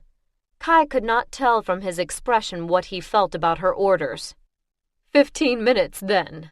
They'll detect it in 8, Captain. Right. Kai set an alarm for 8 minutes, and the other two left the bridge faster than they'd come. Time to address the rest of the crew. She cleared her throat and thumbed the intercom. Crew, this is Captain Vatta. Her voice was steady, but it still felt odd to call herself Captain Vatta. We are preparing for emergency undock. All sections report green status. Expect emergency undock in less than 15 minutes. Warning count will be given starting 2 minutes before undock. Off-duty crew bunk down. This may be rough. She heard footsteps in the passage, the rest of the bridge crew hurrying to their stations. What happened, Captain? Lee Quidlin slid into his seat, snatching at the restraints with the practiced hand, and logged in. There's a war starting, she said. You know about the Ansibles being attacked. The station suspects that we might be the bad guys and won't let us have the replacement sealed unit, which leaves us a choice between sitting here like a target or moving off and hoping no one blows us up. Cheryl's hair was wet and her skin glistened. She must have been in the shower, but she was in her seat in moments, calling up the ship's navigation functions. Got any idea where to go? Away from here, or any place else someone would want to blow up, Kai said. But close enough we can get back if it turns out we have a chance to refit. We have to get repairs somewhere, but I'm sure ISC will be doing something about the Ansible damage. So we just go out and try to find some nondescript system real estate for the duration. Lacking FTL drive or weaponry, yes. Sounds good to me. Cheryl turned to her controls. Lee, you take the undock. I'll monitor drives and balance, Riel said. Lee grunted acknowledgement. Kai glanced at the chronometer. 11 minutes. Something hissed. She looked up and saw the bridge hatch sliding shut. Then pressure pulsed at her ears. Seals testing. The hatch slid open again. Cargo green, came Gary Tobias' voice, then more softly. Suggestion, Captain? Go ahead. Suits? Have 'em out? Of course. Captain to crew, Kai said. Suit up as duties allow. Stay on ship atmosphere for now. Her own suit, in its sealed pouch, was under the captain's seat. She pulled it out, shook it loose of the pouch, then realized she was still in shore uniform. I have to change, she said to the back of Lee's head. 2 minutes. He nodded and she dashed to her cabin, blessing the daily routine of the academy, skinning out of shore clothes, a quick trip to the toilet, into form-fitting ship suit, into the pressure suit, back to the bridge. Slow. 2 minutes, 5 seconds, 9 minutes to go. Environmental green, said Mick Gosson from his control station. Kai acknowledged that, sank into her seat, and the safety harness slid out to enclose her in its protective webbing. Crew quarters green. Seals green. Now Glennis Jones was as safe from harm as it could be. It would take real weaponry to breach the hull, and anything that size would harm the station. It might even survive a hit on the station, depending on how close and how big. Still, it was attached to the target and not able to maneuver on its own. Burp. The alarm. 8 minutes. In-system drive initiation. Quincy sounding bored, which meant not bored at all. Nothing happened at first but a light blinking on the main board. Then the undertone, felt more than heard, of the in-system drive spinning up. The light flickered, then steadied. Successful drive initiation. The station would detect that. What they would do about it remained unclear. Umbilicals disengaged. Clicks, thunks, hisses, as Glennis Jones's attachments went from sealed to retracted. Emergency disconnect boosters enabled. Soundless, this. merely an electrical signal to the safety interlocks that prevented accidental discharge. 2 minutes now. Kai reminded herself to breathe. Surely the station master would make contact. They didn't need the cable links. They had broadcast. And what would she say? "Pilot's board green," Lee said. "Emergency disconnect on your mark, Captain." "Captain to crew. Take stations for emergency undock maneuver and report," Kai said. She watched the lights blink on, section by section reporting them secure. At 67 seconds, the comm desk lit up. "Station Master to Glennis Jones. What do you think you're doing?" "Station Master, this is Captain Vatta commanding Glennis Jones. We are preparing to undock." That was obvious. She watched the chronometer's numbers tick over. "You don't have permission. You don't have clearance. There are other vessels in the vicinity. Then I suggest you provide information on their whereabouts and courses via traffic control, and restore communication with this vessel. You will stay where you are. You will cease and desist any attempt to undock. You will shut down your drive." "We are going to undock," Kai said. "It's not safe to stay here, and you've cut us off from critical data. If you continue, we will consider that proof of hostile intent. Your weapons—" "I register formal complaint under Article 389.4 of the Interstellar Commercial Code," Kai said. Invoking that article meant that automatic recording of her message would go into the most secure storage on the station, unalterable by the station staff. She wished she'd thought of it sooner. Vatta Transport Ltd, cargo ship Glennis Jones, outbound from Sabine Prime, with the cargo of agricultural equipment purchased from Farm Power, invoice number 893-547-699, on contract with Valinta Economic Development Bureau. This ship was refused access to critical ship components for repair on the grounds that it was in clandestine relationship with Sabine Secundus. This ship has just been accused by the station master of carrying illicit weaponry. No prior inquiry was made, no investigation was pursued, and no official of the station contacted the captain to ascertain the truth. Now the station master has stated that this ship's undocking will be interpreted as a hostile act. This is in violation of the Commercial Code. Vatta Transport Ltd requests a formal inquiry into this matter at the earliest possible date. I formally deny the charges that have been made. "You slaughter key types are all pirates," snarled the station master. That, too, would go into the sealed record, and ought to make for an interesting hearing in a few years, whenever the circuit court got to it. Kai glanced over at Lee and held up her hands, folding down one finger at a time. At the last, he touched the controls for emergency disconnect boosters, and Glennis Jones popped out of her docking slot like soap out of a wet hand. As they cleared the station's hull, the scans came alive. They weren't the only ones who'd left in a hurry. At least 3 shuttles were nuzzling the shuttle bays, and 2 more hung at a little distance, one of them fairly close to Glennis Jones. Larger ships were pulling G's to get away. Kai said nothing. Pilots didn't need distraction in crowded space. She widened scan. The radiation signatures of the Ansible explosions made 2 very bright flares on her scan, with the red icons that meant danger. And something else.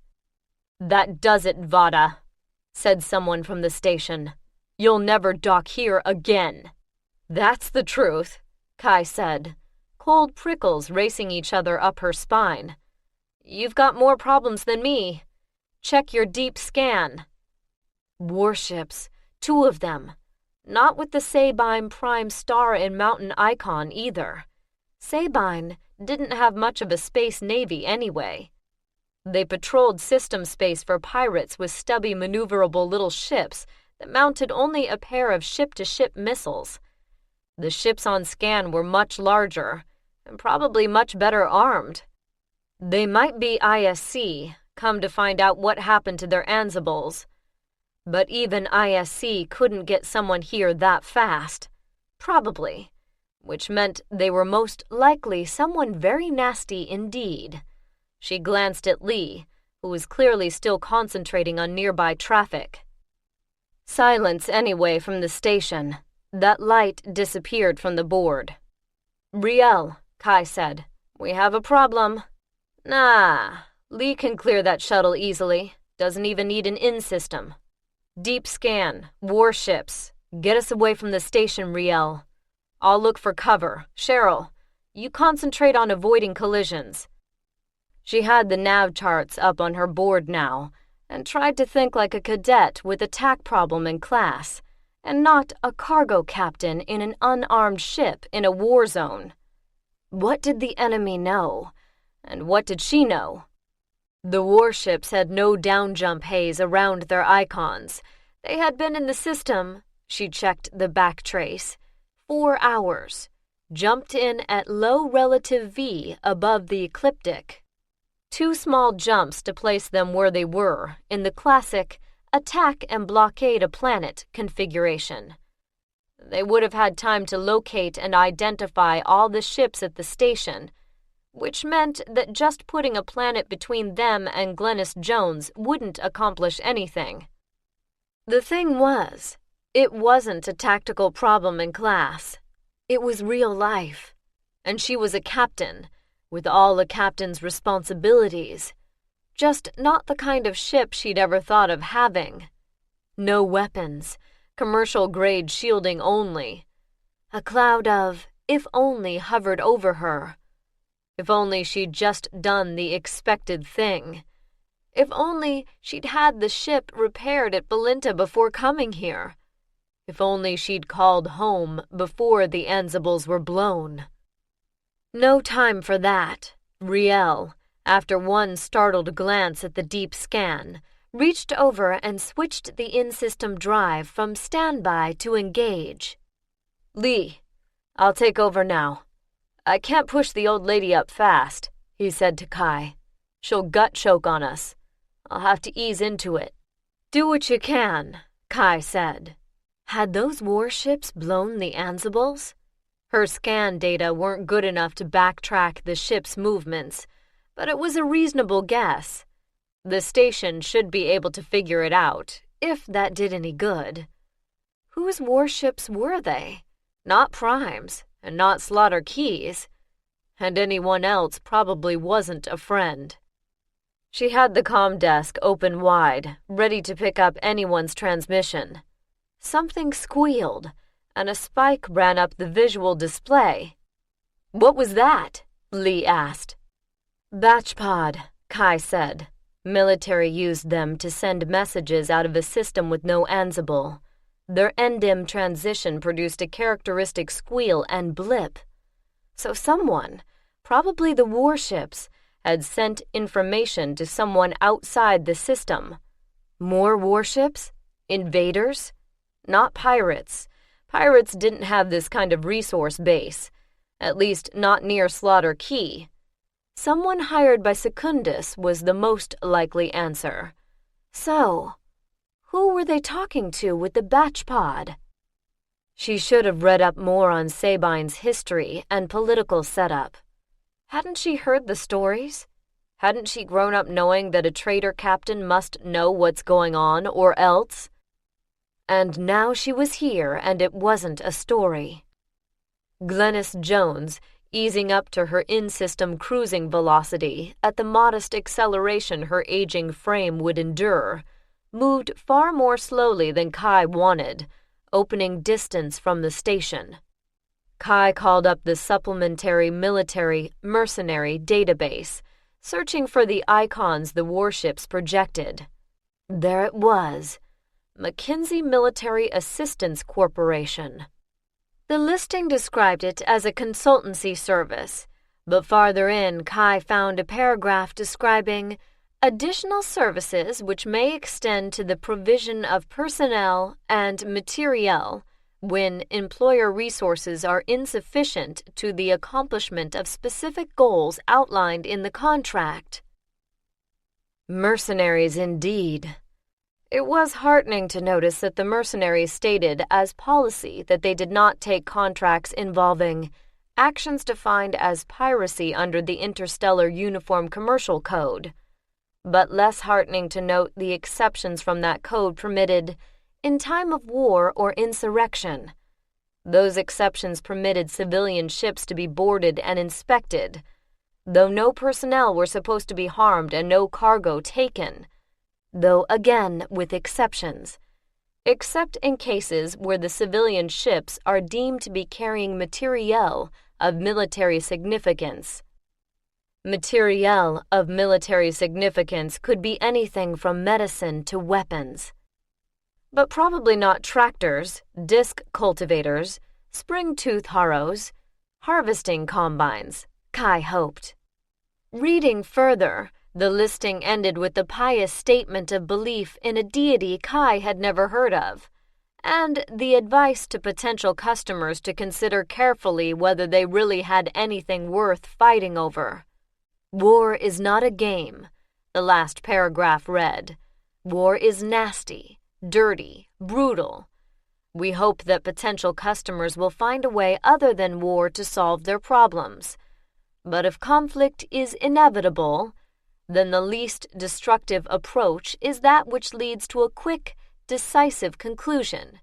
In that case, our expertise may be of service. As a Cypheric Cyclin trained in logic, Kai found this disclaimer both dishonest and funny. She could just imagine the uprolled eyes and folded hands, with the third invisible hand held out for the payoff. She hoped that some of the listing was correct, though, because if these mercenaries really didn't want trouble with all the commercial shipping concerns, they might well leave a Vatta ship alone. In that case, why had they blown the Ansibles? Surely they would know that would bring the ISC after them.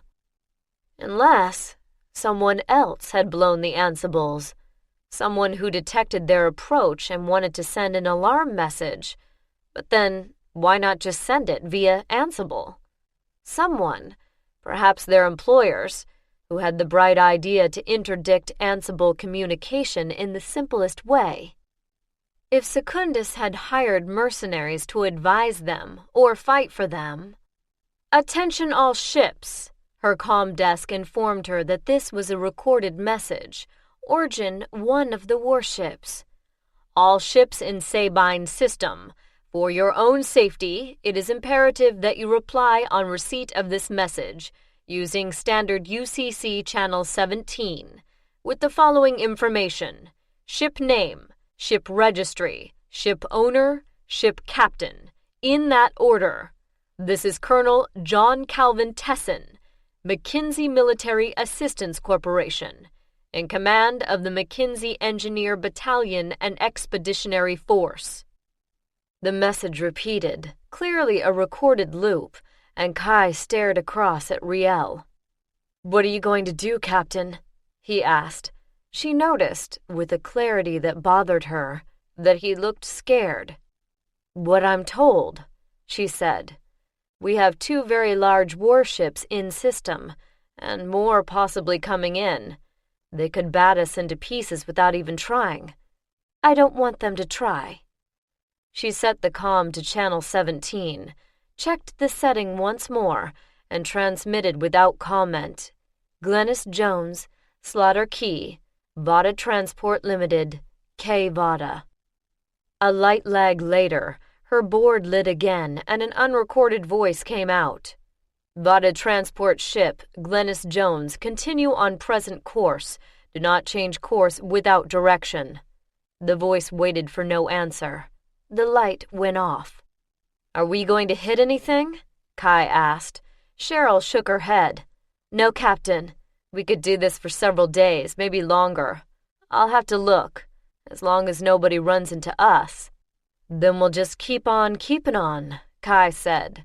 For the time being, Glennis Jones had been dismissed as too little to matter, a non-problem. She watched on deep scan, aware that other ships would have received that message at different times, thanks to their different distance from the warships. If they obeyed, they also would get orders. The same orders? Maybe, maybe not. At any rate, some of those ships would not get the first message for another hour or so, during which time nothing exciting should happen, she hoped. But in any event, time to address her crew. Kai took a deep breath, then another, and yawned once to open her throat. Never sound scared, never sound worried. That had been the advice of her second-year rhetoric instructor.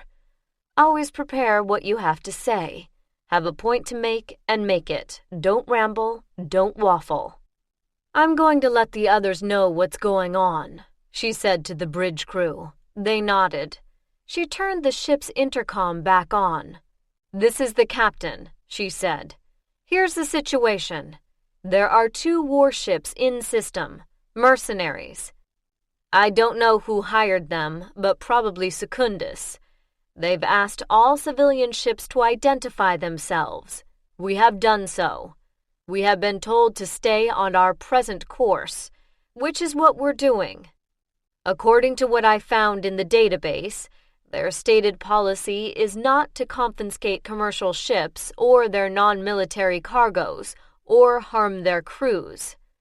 Explaining the exceptions to this policy would only alarm them, Kai thought, so she didn't. Civilian ships, small merchanters, did not have the clear rank structure Kai had been taught in the academy. It had bothered her the first few days, and then she had grown used to it. Now that lack had bothered her again. She wanted to leave the bridge and walk around the ship, speaking reassuringly to her crew the way she was supposed to. But she had no exec to leave in charge even for a few minutes, and from the expression on Riel's face, he wasn't up to it. Section first to the bridge, please, Kai said. Gary Tobai arrived first, then Quincy, then Mitt. They all looked worried. Kai did her best to project calm confidence. Here's what I think happened, she said. Secundus hired some mercenaries. They call themselves the McKinsey Military Assistance Corporation. And the communication I got listed an engineer battalion and expeditionary force. The onboard database doesn't have much, but I remember from the academy that many mercenary units provide technical assistance and training, as well as weaponry and troops. They often call their training cadres engineers, whether or not they do any engineering. So this would be both instructors and soldiers, you think? I think so, yes. Secundus managed to come up with the down payment. These people don't come fight on spec, but didn't have enough to finance more than a short stay. That's why they needed to have the Ansibles out. But is this company reliable? Quincy asked. I don't have enough data. At the academy, they taught us about the history of mercenary forces in space, and those that had once operated in our own system, and the theoretical limits of mercenary activity. But they didn't tell us which currently active units abided by which conventions, if any, with regard to civilian spacecraft. Kai paused for a sip of water. We weren't expected to be on civilian spacecraft. So what do we do now? Gary asked. What they tell us, Kai said. We have no weapons and only moderate shielding. Nothing that can stand a hit from their kind of weapons. If we're lucky, they'll decide we're no threat, not worth impounding. And after some delay, the Ansibles will be back up, and we can get through to Vatta, let them know we're all right, and, by the way, send money because we need some repairs. And if we're unlucky, they impound the cargo, or they impound the cargo and the crew, or, worst case, they use us for target practice. But since we can't do anything about it right now, our job is to keep the ship operating as smoothly as possible. She paused. No one said anything. Always give your people something to do, she'd been taught. Mitt, I want an analysis of environmental right down to the 8th place. We have 4 additional crew on board. What does that do to our cruising range? Every factor you can think of, atmosphere, water, nutrition, everything. What will attempted repairs do to that analysis? Heat output? Higher respiratory rate of exchange? Whatever. Quincy, I need to know everything. Everything about the repairs we need. Nothing's too trivial. Gary, since the load's secured at this point, I'd like you to do a personnel survey. The crew records tell me what people's listed expertise is, but I never heard of a spacer yet who didn't have at least one unlisted specialty known to a friend. Find it all out and route it to my desk. If we have someone who used to cobble together ansibles out of paper clips and moly wire, or counterfeit some currency, I want to know it. You have an idea, Captain? Quincy asked. Kai could hear the tension in her voice. She felt queasy. Quincy was her senior by decades. Quincy had the experience she needed. She did not want Quincy to be worried. Of course she has an idea, Gary said with just a bit too much emphasis. She's the captain. Kai winced inwardly. She was the captain who had landed them in this mess. They were still looking at her expectantly, as if the idea they assumed she had would emerge in glowing letters on her forehead. So, she had best be the captain who got them out of this mess, if she could. I have several ideas, she said.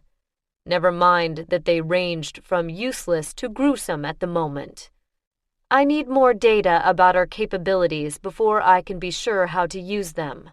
Makes sense, Mitt said. I'll get to it then, and an estimate of range under different management as well.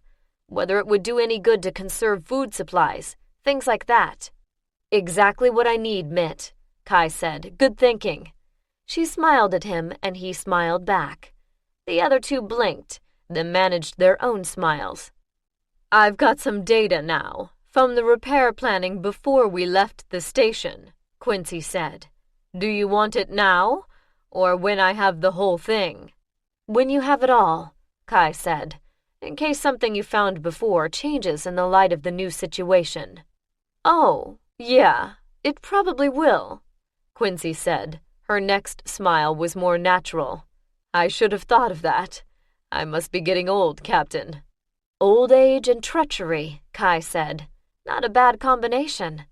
I'm on it, Captain, Gary said when she glanced at him. If anyone has a hidden talent, I'll find it.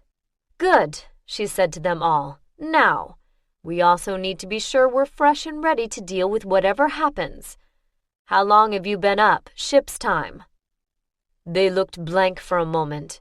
But you need the data now, Quincy said without answering the question.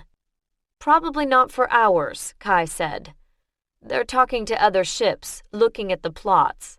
I need you all rested, fed, alert, and the same for the rest of the crew. We pulled out in a hurry, but now we need to get on a schedule that keeps us fit. Doc's schedule put the whole crew on the same shift except for the standing watch. On in-system drive, they needed rotating shifts. Quincy, Gary, make up your section schedules, then go off. Mitt and Lee will have to stay up another 6, then work into the rotation. Clear? Yes, Captain. And eat something hot, Kai said. Hunger and fear went hand in hand. Yes, Captain. I'll be around the ship for a while, then I'm turning in too. It was an interesting day on Sabine before I got to the station. And what was it in local Sabine time, she wondered.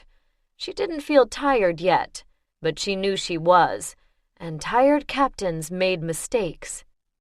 They could not afford any of her mistakes. Chapter 9. When the others left the bridge, Riel was still hunched stiffly over the pilot's command board. Kai levered herself out of the captain's seat, surprised at how stiff she was herself, and went across to him. Yes, Captain, he said without looking up. Any navigation hazards in the next 6 hours? Not at present, Captain. But if those warships jump in on us, they know our course, and we're doing what they told us to do. If they want to blow us away, they can, but they should be pursuing more reasonable tactical goals. Meanwhile, I need you rested for whatever happens later. Let Lee take over and you go get some sleep. Captain, I was just coming on when we left. I was swing shift watch. Kai felt annoyed with herself. She should have known that. Too much had happened too fast, but that wasn't any excuse. All right then, but consider that you're first pilot, and we may need you worse later. At least consider going off at half watch. All right. He sat back for the first time, stretched his arms, and turned to look at her. I never was in anything like this before, you know. I was in Space Force, yeah, but that was in a military ship, and anyway, we didn't see any action. Most people don't, Kai said, quickly replacing the thought, neither was I, which would not be reassuring. I'm just following doctrine. Academy doctrine, taught in class. Classes where instructors sometimes reminded cadets that theory wasn't everything, that real wars had blown old theories into fragments before, and doctrine from the point of view of combatants, people who would have the big guns. I'm glad we have you, Lee said. At least you have some military experience. He glanced at Riel, an apologetic look meant to soften that near accusation. Riel didn't react.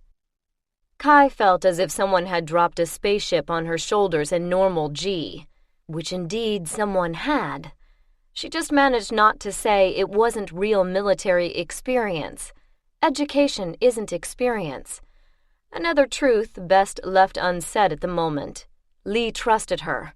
That trust was good for him, and for his performance, which led to good for the ship and the rest of the crew. It still felt like too much. Except that below the pressure of that trust, below the worry, the concern that would become gut-churning anxiety if she let it, was something else, something that led directly back to the academy, to her first days there, to the string of cadet honors she'd earned, to the ambition she'd had to be not just an officer, but a good officer, not just a ship commander, but a good, even an outstanding ship commander. Becoming captain of Glennis Jones had reawakened it to some degree, but the complexity of the business end, getting a contract, dealing with manufacturers and finance officers and so on, had blurred it, almost hidden it. Now it sprang up again, that little bright flame that had driven her to apply to the academy in the first place. Danger ignited it, ignited her, the way nothing else could do. Deep in her heart, she too was glad the Glennis Jones had her as captain. Despite her inexperience, she was convinced that no one else could commit any more deeply to her ship's welfare. She would get them through this. She would save her ship. She would save her crew. And somehow, despite all obstacles, she would deliver those blasted tractors and harrows and combines to Belinta. She came back from that moment of euphoric dazzle to find Lee still looking at her as if he expected her to say something. "Will do," she said to him. "Will do." She walked back to the command chair, trying to think what next, and realized that she was still in a pressure suit. So were they all. Pressure suits would not help them if the warships fired on them, and were uncomfortable and less efficient. She smiled back at Lee, who was still looking her way. "Time to get out of these things," she said. She turned to the intercom. "Captain to crew, return pressure suits to storage with routine maintenance checks." Then to Lee, "If Riel's sitting the desk, you're the one to go rest. I'm going to be moving around the ship, Riel. I'm in contact if you need me." "Fine, Captain." His voice now sounded relaxed. He was unsealing his suit. She hoped she was right. At some level, she knew she was. She went to her cabin, pulled off the pressure suit, and hung it in its locker. properly connected to its recharge connectors. All the readouts were normal, as they should be. Now for a walkthrough. Down the passage to the galley, where she found the new crew fixing meals for the rest of the ship. They wore their suits, but they had the sleeve cuffs undone, the gloves tabbed back. She could tell they'd already been at work here when she ordered suits stowed. "What's for dinner?" Kai asked, as if it were any ordinary day. "Captain!" That was Lai, but they had all stiffened when she spoke. "Sorry, Captain, we just—" "You're busy, I know that. What are you giving us?" Quick and hot," Quincy said. "So we're using the fresh stuff and making a crunchy sorga. A Slaughter Key favorite, fresh vegetables chopped into a spicy sauce. With chicken slivers and rice. Nothing fancy." "Sounds good," Kai said. 10 minutes, Captain," Lai said. "Want to thank you again for taking us out of Sabine," Skeldon said. His expression, a mix of gratitude and admiration, made Kai uneasy. "Skeldon," Lai said. He reddened and said no more. Lai went on. "We are grateful, Captain Vatta. We didn't know how bad it was going to get, of course. But to get not only a ride out, but with Vatta—" What did she think Vatta could do for her, when they had no communications and no FTL drive? Why was Vatta that special to her? "Will do," Kai said again, as she had to Lee. And again, it seemed to be the right thing to say. She left the good smells and warmth of the galley and headed for the environmental workspace. There she found Mitt and Ted, out of their pressure suits, both busy with hand comps running simulations. "Dinner in 10 minutes, Kai said as she came in. "The sim's coming along," Mitt said. "Luckily we'd recharged everything when we came in. We were running light crude, so 4 extra isn't putting any strain on the main cycles at all. But I don't know how many days we can squeeze out of it yet." "Well, don't forget to eat," Kai said. "Whatever we'd save by not eating today isn't worth it. Tomorrow we can starve if we have to, but those perishables won't do us any good anywhere but inside us." Ted laughed, and even Mitt grinned at her. "All right, but I should eat here." "No," Kai said, "you shouldn't.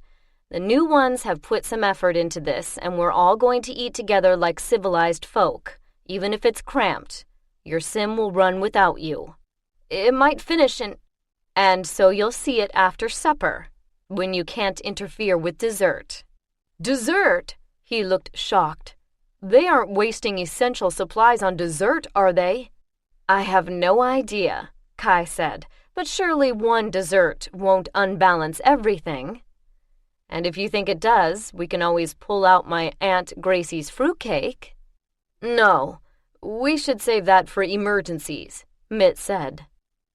If this wasn't an emergency, what was? Kai didn't want to think of the emergency that would require them to survive on 3 of Aunt Gracie Lane's fruitcakes. "Less than 10 minutes now," she said. From environmental to engineering was a short walk and a single climb. Quincy and her juniors, also out of pressure suits, were poring over diagrams, schematics, holograms. A display board was covered with their lists. "Dinner in 7 minutes, troops," Kai said, and then wondered where she'd gotten the troops from.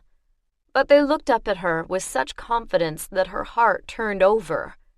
"In the crew rec area," she said, to forestall the same protest about leaving the area that she saw in Quincy's eyes. "It leaves sections uncovered," Quincy said. "You're all linked in," Kai said, "as I am, and seconds from active control boards. We eat together." She glanced at the chronometer. "Less than 7 minutes, and it smelled good. At least one of our newbies can cook." "All right," Quincy said with a quick shake of her head. "We'll be there." Gary Tobai and his crew didn't argue at all, but headed for the crew rec area. By then it was 5 minutes to dinner, if the newbies had their timing right, and if they didn't, a minute or two wouldn't matter. Kai followed the cargo crew up the passage, then went on as they peeled off into the loos. She went back through the galley, where the smell was even better than before. "They're starting to gather," she said. "We'll eat in the rec area. There's just room. I'll be back in a minute or two." Forward to her cabin, a quick touch to her hair again, and then to the bridge. "Riel, you're linked, right?" "Of course, Captain." "Well then, come to dinner. We can race each other to the bridge if we need to, but we all need to see one another's faces right now." "But leaving the bridge—" "The log's running, Riel. If something goes wrong, it's my neck and not yours. It's not a suggestion." "Yes, Captain." "And get the rest of the way out of that suit," Kai said. "You might as well be comfortable for dinner."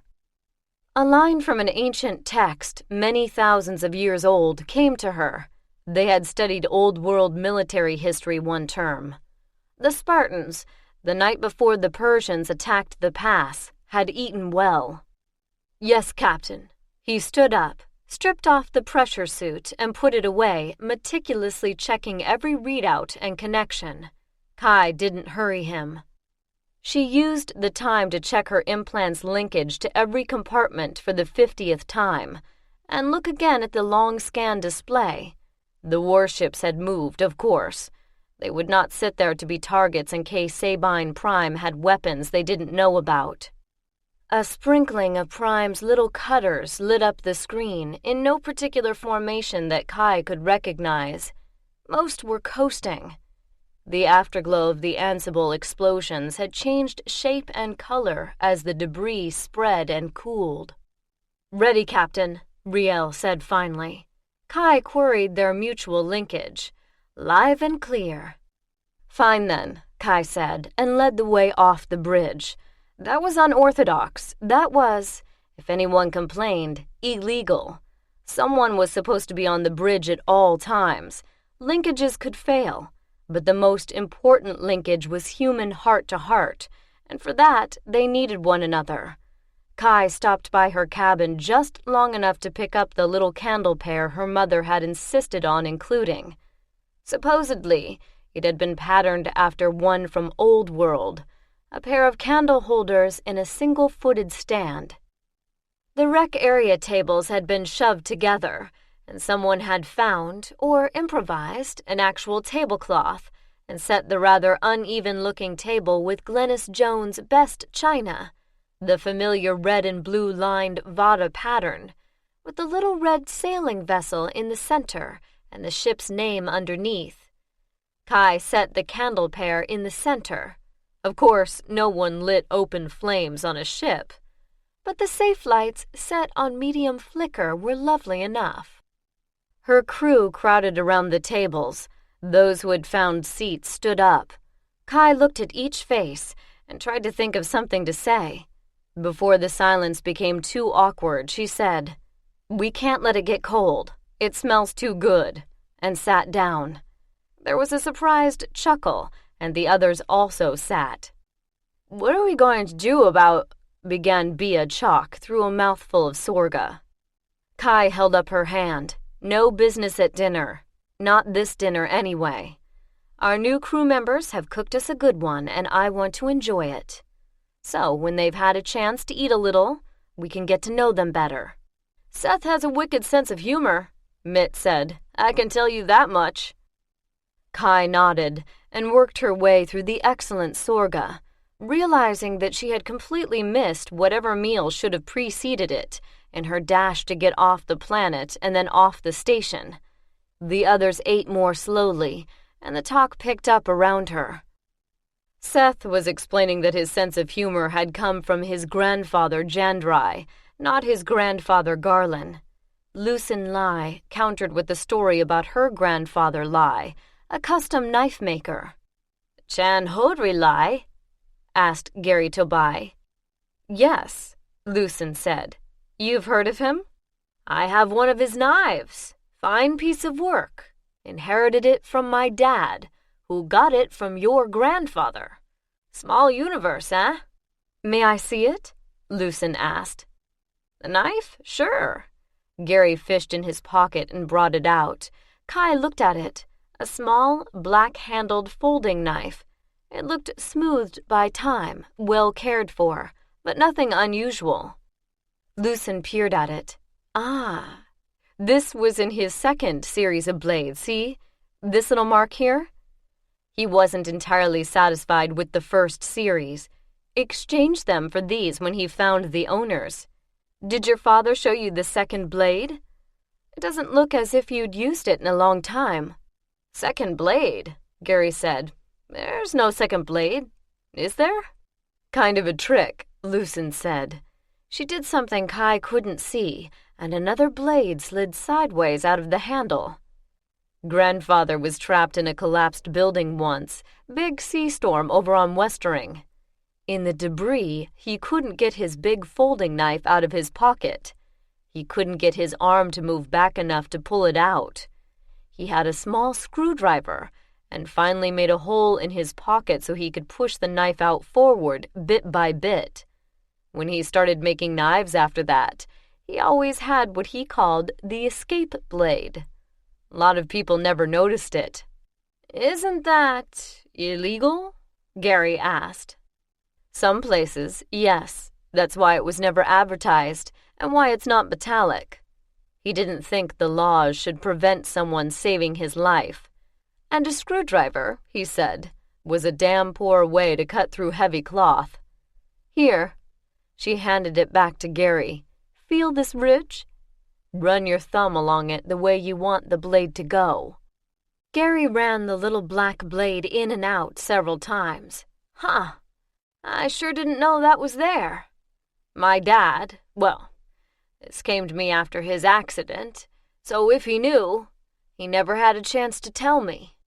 Kai, feeling much better now that she'd eaten, joined the conversation. So, what about you, Paro? Where are you from? What's your family like? Paro Hospodin grinned. Westerling family like Lucen's. Shellfish farming, back in colonial days. Then shellfish processing. But we were bought out by Gremlin 50 years or so ago. Our side of the family moved into transportation. Nothing to scare Vatta Transport. Mostly ground routes from Westerling back east. I caught the spaceship bug early on. Wanted to work on the ships themselves. See new worlds, all that. My father said I had to get an education first, and pushed me into the technical end. Good for him, Quincy said. It's easier to get it in one lump than piecemeal while you're working. Agreed. I wasn't sure I wanted drives, but he said I had a good mind for it, and there'd always be ships that needed me.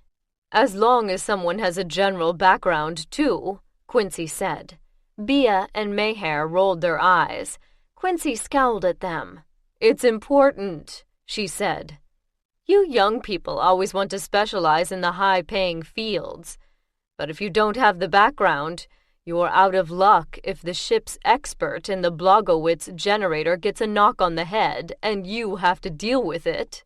What's a Blogowitz generator? Asked Caleb Skeldon. She made it up, Mayhair said. It's imaginary, what she calls a teaching tool. Caleb still looked confused. Bea patted him on the shoulder. Never mind, Cal. This is an old engineering argument, probably as old as engineering. They have it in medicine, too. Just trying to understand the ship, Cal said, applying himself to his rice and chicken. It's fine, Cal. They can confuse me sometimes, Kai said. That wasn't strictly true, but Cal looked like someone who needed a kind word right then. He wasn't just handsome. He had the lost puppy look that made her want to protect him. Danger signals pinged in Kai's head. So, Cal, tell us about yourself. From the look on Mayhair's face, she had the same impulse as Kai, and it was safer for her. Kai mentally detached herself from the lost puppy and handed him over. East Bay City, Cal said. My family's nothing special, just ordinary working folks. Ma works in the hospital, fluids tech, and my dad's an accountant. That's how I got into inventory control, through accounting. Accounting was boring. Inventory control, at least there's something going on. I always wanted to go into space anyway. I guess it was playing Harmon the Hero games when I was a kid. I know there's not really any evil overlord, but..." He chuckled and pushed his rice around. "I used to play that," Seth said. "Customize my copy so Harmon had my face, and whoever I was mad at that week was the evil overlord. Got caught at school once playing it in class, and of course it was Professor Jasperson. And of course it was his face as evil overlord." "What did he do?" Kai asked.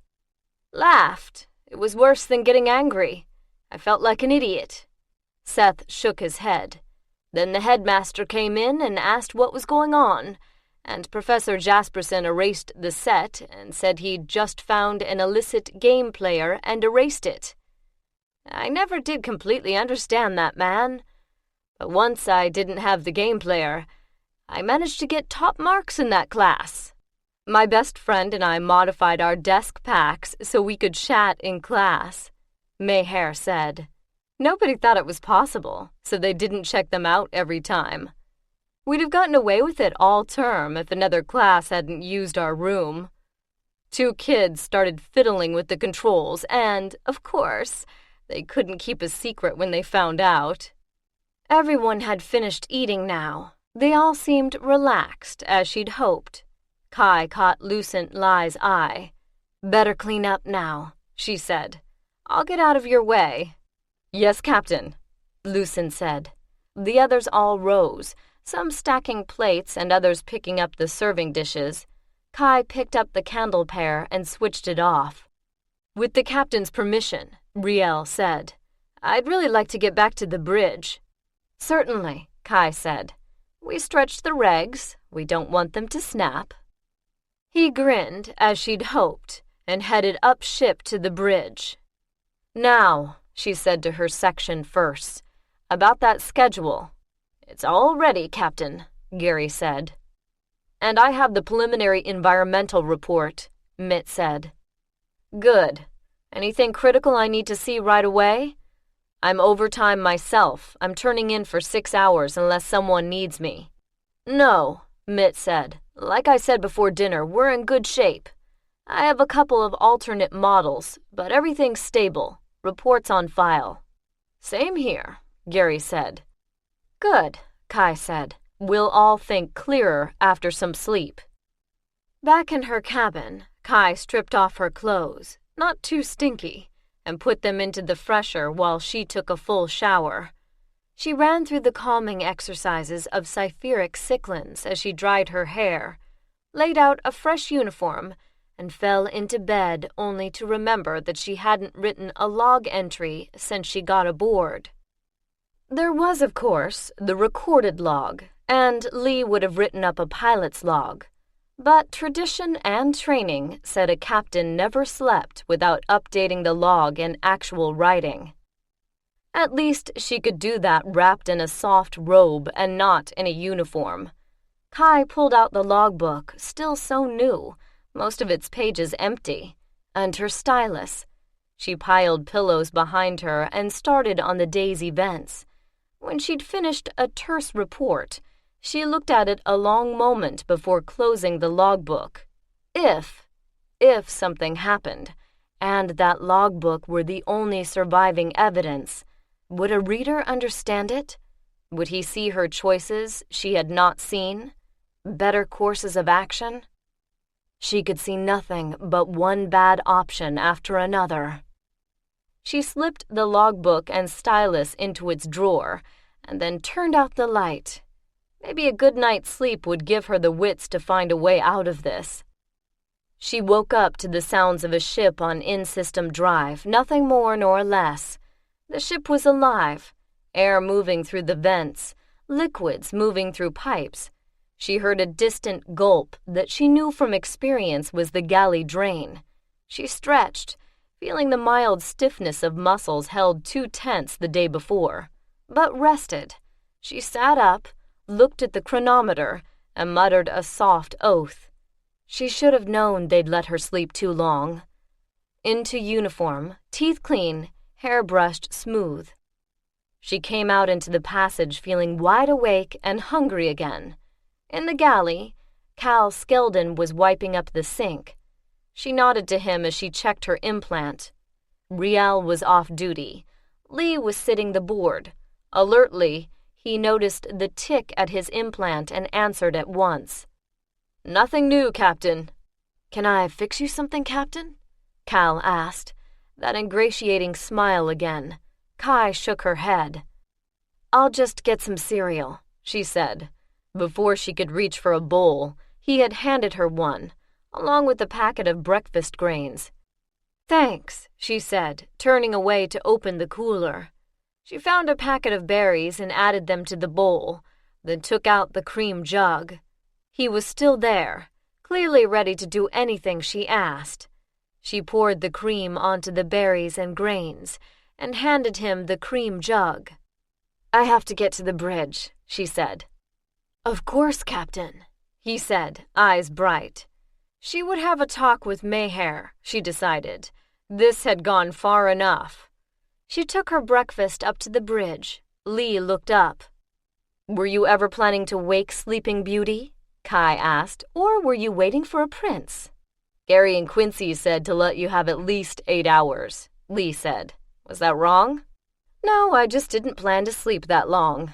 Kai sat down in the captain's seat and turned on the intercom. "Captain's on the bridge. Section first. If you're finished with that assignment, come on up." She took a spoonful of berries and cream and grain. "Where are we, Lee? Anything to worry about?" "No, Captain." The plot came up on Kai's desk. "We're not going to hit anything in this system. Not anything mapped anyway. The warships have moved in on Sabine Prime. There's been an engagement of some kind with Prime Space Force, such as it is. They haven't blown the station yet. Though we're far enough out, it could have happened and we wouldn't have heard. Any sign of ISC? No downjump markers that I can detect. If they've come in with something small, distant, and careful. I wouldn't know yet if they just arrived across the system, of course." Scan lag was such a pain.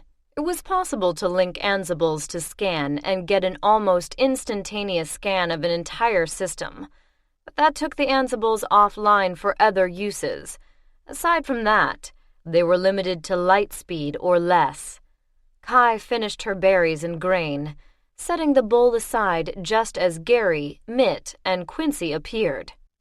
"I hope you're all as rested as I am," Kai said. "What have you got for me? Mitt, you first." "Current consumption, we're good for 87 days. Gary spent all the government letter of credit on supplies, is why it looks so good. Our system's designed for straight recycling of atmosphere and water. There's no design capability for onboard food generation." "We could modify some of the equipment," Quincy put in. "But we don't have seed stock. We'd have to figure out a way to purify and prepare the basic cultures." "I can't really recommend that," Mitt said, "unless it's that or starvation." "Well, hope it's not," Kai said. "You, Quincy?" "Well, the ship's in pretty good shape, aside from the problems we knew about already. Nothing's leaking, nothing's coming apart under this acceleration. On the other hand, we have to consider in-system drive fuel consumption. Since we can't jump out of this system with no FTL drive, we need to be able to get back where we came from in order to get that replacement sealed unit." "Fuel consumption so far?" 7%. I know that doesn't seem like a lot, but it all depends on how long this goes on." "Gary?" "Loads all secure. I've been collecting the skills list, like you asked me to. Hand-painting flat pics seems like a useless sort of thing to mention, but—" "We don't know what might be useful," Kai said. "Let me see here. Flower painting, yes. Surf fishing with rod and reel. Once achieved a perfect score in Bizzix." "What is that?" "A Game Player classic, the one where you shoot little biting things that try to eat your garden plants." And designing and hand-sewing festival costumes. She couldn't think of anything more boring herself. And that was Mitt, of all people. pistol bow competition. What's that? You know what a crossbow is, right? Ancient weapon, now used in sports. Sure, my brothers had one. They never would let me play with it, and it disappeared about the time Hanar moved out. He used to shoot fish with it, and sometimes rabbits. Pistol bows are much smaller. I asked Mayhair about it. She says they even proposed them to Vatta's main office as a shipboard security weapon. They won't penetrate holes or bulkheads, and they don't have any combustibles, so they're legal on most stations. She says they look scary to dockside thieves, and they had much less trouble on Palatine when the outside watch carried them. That makes sense. So we have a pistol bow expert. How many pistol bows do we have? For a moment, she imagined the glorious defense of the ship, her crew with pistol bows against real riot control weapons that could rip holes in the ship. Not a good idea. The only two Mayhair has, her own personal practice and competition bows. Just as well, then. She wouldn't be tempted. Still, if Mayhair could hit something with a pistol bow, she might be good with other weapons, if they happened to find any. She went on with the list. 2 who could knit, and 1 who could crochet, 1 who could blow glass, 5 cross-trained in another ship discipline than that on their primary papers. Nothing that immediately sparked an idea for how to get out of this mess. Nobody claimed to know how to fashion an ansible out of yarn and some extra carrots, which is what they had most of. Well, she said when she came to the end of the list and found her 3-section firsts looking at her as if they expected she'd come up with the complete answer. That's all very interesting, but I think the next step is to see if the McKinsey folks want to talk to us.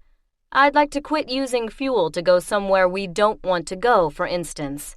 We're well out of their way, unless they plan to blow up Sabine Prime itself. Do you think they'll answer? Asked Gary. If they're busy fighting, we won't know until we try, Kai said. If they're too busy, they won't answer, or they'll tell us to be quiet. I'm going to suggest that we need to reserve fuel for maneuvering. Chances are they don't know we've got this much left. Chapter 10. Even though she had made the decision, Kai hesitated before trying to contact the mercenaries. They would be busy, probably in the middle of a fight. If she were their commander, how would she react to the interruption from a silly little civilian cargo ship? It would depend, really. It probably wouldn't be the first time that a civilian ship asked for further orders or wanted to change the ones it had been given. That must happen several times in operation, so there must be someone monitoring that channel, expecting ships to call in and complain or beg. What happened next would depend on the mercenaries' protocol for handling such calls, and on her approach to them. Was there any comm activity on Channel 17? She asked Lee. I logged some very faint, Lee said. It wasn't for us. All we got was outwash. So the others were contacting the mercenaries, and by their plots, they weren't being blown away instantly.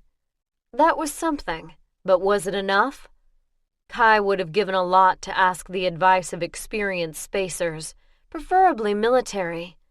Despite the air of distaste which had colored Commander Stoller's comments on mercenaries during their military law course, he had considered mercenaries true military organizations. He would know, any of them might know, what to expect in this situation. Their expertise lay impossibly far away in time and space. She had no connection there anymore, even if the Ansibles hadn't been out. But she did, she remembered. The card that had come from the ship model from Mac Robert. What was it he'd written? If you ever need to let us know about something, remember that dragons breathe fire. But she wasn't a dragon, and Glennis Jones wasn't a dragon-class cruiser. Of course, Mac knew that. Mac knew. and somehow he'd given her a way to get their attention. Now she regretted the resentment that had kept her from plugging away at the mystery hidden in the instructions. Some kind of recognition code, probably. If only she understood it. Not advanced communication devices. She was sure that the model wasn't a compact Ansible, for instance. But why? Why was she sure? Would she know a compact military-grade Ansible if she had one in her hands? "Captain," Lee was pointing to the comm desk when Kai shook herself out of her thoughts. A light had come on. Incoming message. "Captain Vatta Glennis Jones," she said. "Glennis Jones, this is the McKinsey Military Assistance Corporation ship Victor. Does your ship have active gravity controls?" "Yes," Kai said, through a throat gone suddenly tight and dry. "Confirm active gravity controls." A long wait. Minutes crawled past, each seemingly years long, before a reply came through. Unboosted communication then. "Glennis Jones, cease boost. Repeat, cease boost. Transmit cargo manifest. Personnel manifest. Vessel's operational status on this channel within 1 standard hour. Crew personal effects need not be enumerated, but all weapons must be listed.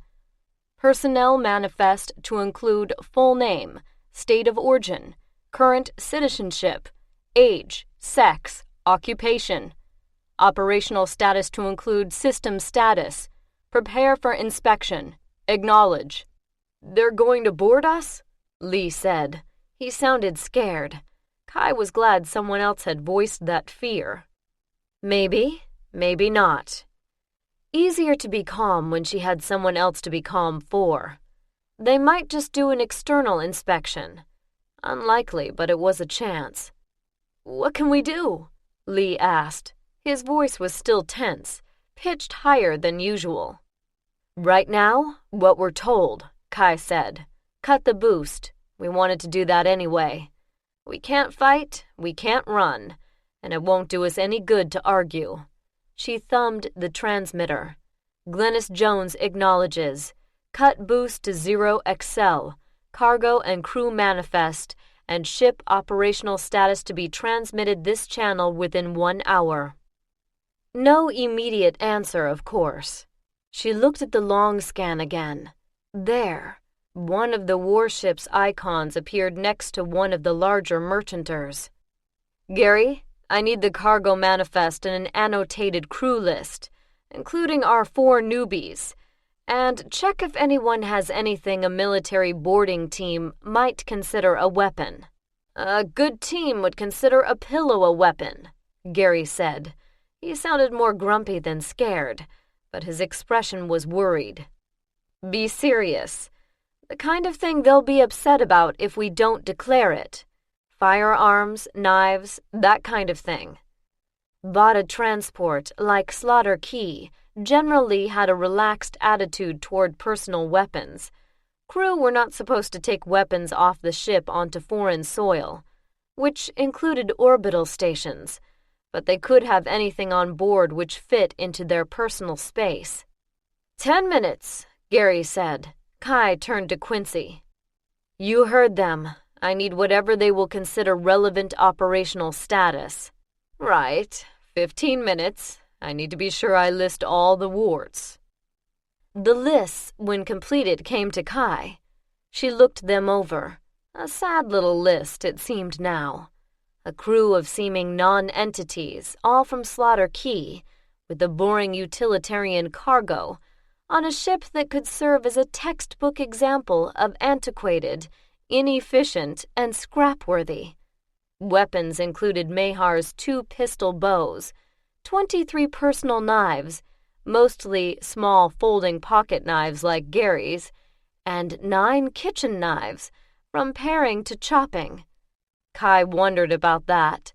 The mercenaries hadn't said to include kitchen cutlery in the list, but the big butcher knife would certainly kill someone. She sent the lists off in good time and turned on the intercom. "We've received communication from McKinsey," she told the crew. As some of you already know, we've cut acceleration on their orders and sent off cargo and crew manifest. They said prepare for inspection, so I expect that when they get around to it, they'll come out here and look us over. They may board the ship to check our actual cargo against the manifest. Keep in mind that they have the guns and we don't. We will comply with their orders until further notice. She wondered if she should have included the last 3 words. If any of you have any personal weapons which you failed to tell your section head about, do it immediately. I can think of few things that would anger a military commander more than finding concealed weapons. An hour later, she got her answer from the mercenaries. Folding knives under 6 centimeters in length are of no concern, nor is kitchen cutlery. You will receive specific instructions for inspection. Riel had relieved Lee, and they had all eaten a sketchy meal when the icon of a Mackenzie warship appeared only a few hundred kilometers away. Nearscan bleeped a mass proximity warning as the comm desk lit again. Kai nodded to Riel, who damped the warning siren. Glennis Jones, acknowledge. Glennis Jones, Kai said, dry-mouthed again. Her heart raced in her chest. This is Captain Vatta. This is Mackenzie ship Victor. We will be doing an exterior inspection prior to boarding. Lock down your controls. We don't want accidents. Kai nodded to Riel, who pulled the safety cover over the controls and latched it. Controls locked, she said. Describe your personnel vacuum lock. It's an emergency escape lock that provides access to an escape passage leading from the stern to the crew quarters. Capacity is 4. Kai added the schematics to her voice message and heard a grunt from the other end. How old is this tub anyway? That design's ancient. Keel laid 87 years ago, refits in 04 and 38. Last drive replacement in 43. What's your normal personnel access? The dockside forward, but it only opens to equal pressure within a few millibars. All right, here's what you're going to do. We do our exterior inspection. Meantime, get your crew assembled. Do you even have a space big enough? Crew wreck, just barely. Fine, get them in there except for bridge watch. You can have 1 comm tech. Do you have a comm tech? Not separately, no, sir. Well, someone to handle communications and your pilot on watch. They're to sit quiet, hands off the controls, and wait. The rest of the crew, unlock personnel lockers for inspection. Unlock all hatches, drawers, everything. Put all personal weapons except small pocket knives in the galley. You do have a galley, right? You listed kitchen cutlery. We have a galley, yes. Lay out all the weapons in the galley. Unlock but leave closed the food storage units. Now, your cargo holds are aired up or vacuum? Aired up, Kai said. Are your cargo loading hatches vacuum compatible?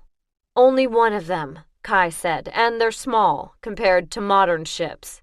Our exterior scans are showing that. And you claim your FTL drive is non-functional. About time to scrap that old crock. Not now, she hoped.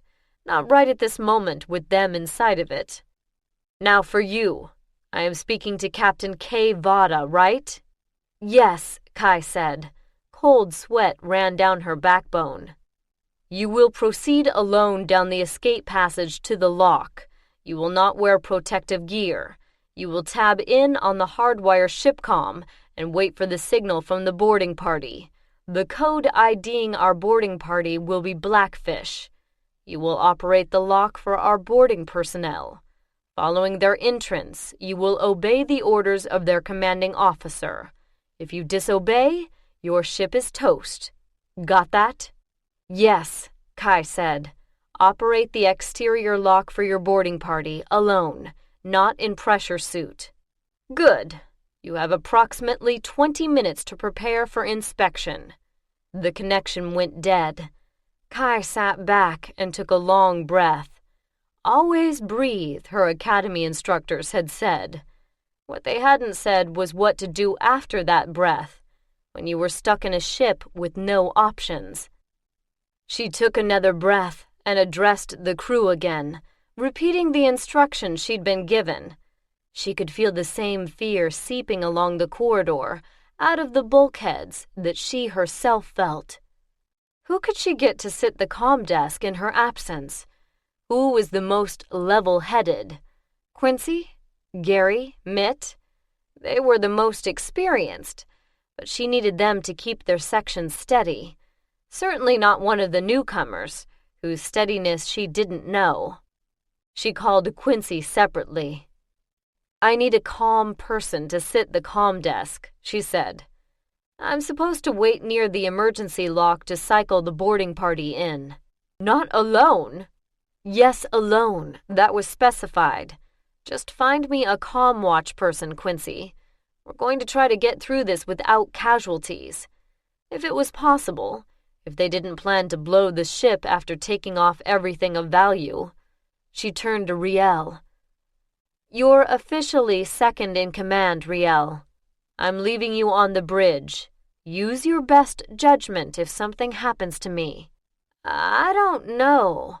All the faint condescension he'd shown her until now, experienced crew to the unqualified Neo, had disappeared. "I never expected—" "None of us did," Kai said. "Suck it up, Riel. This isn't a game. You're on deck." She couldn't believe she was the one talking to him like this. She was younger, less experienced. His face changed. "You're not scared?" It was not quite a question. Kai shook her head. "Scared or not scared isn't the issue. You know that. It's doing the job. You're trained. You've got the experience. You'll do it. And after all, the most likely thing to happen is that they look us over and decide we're insignificant.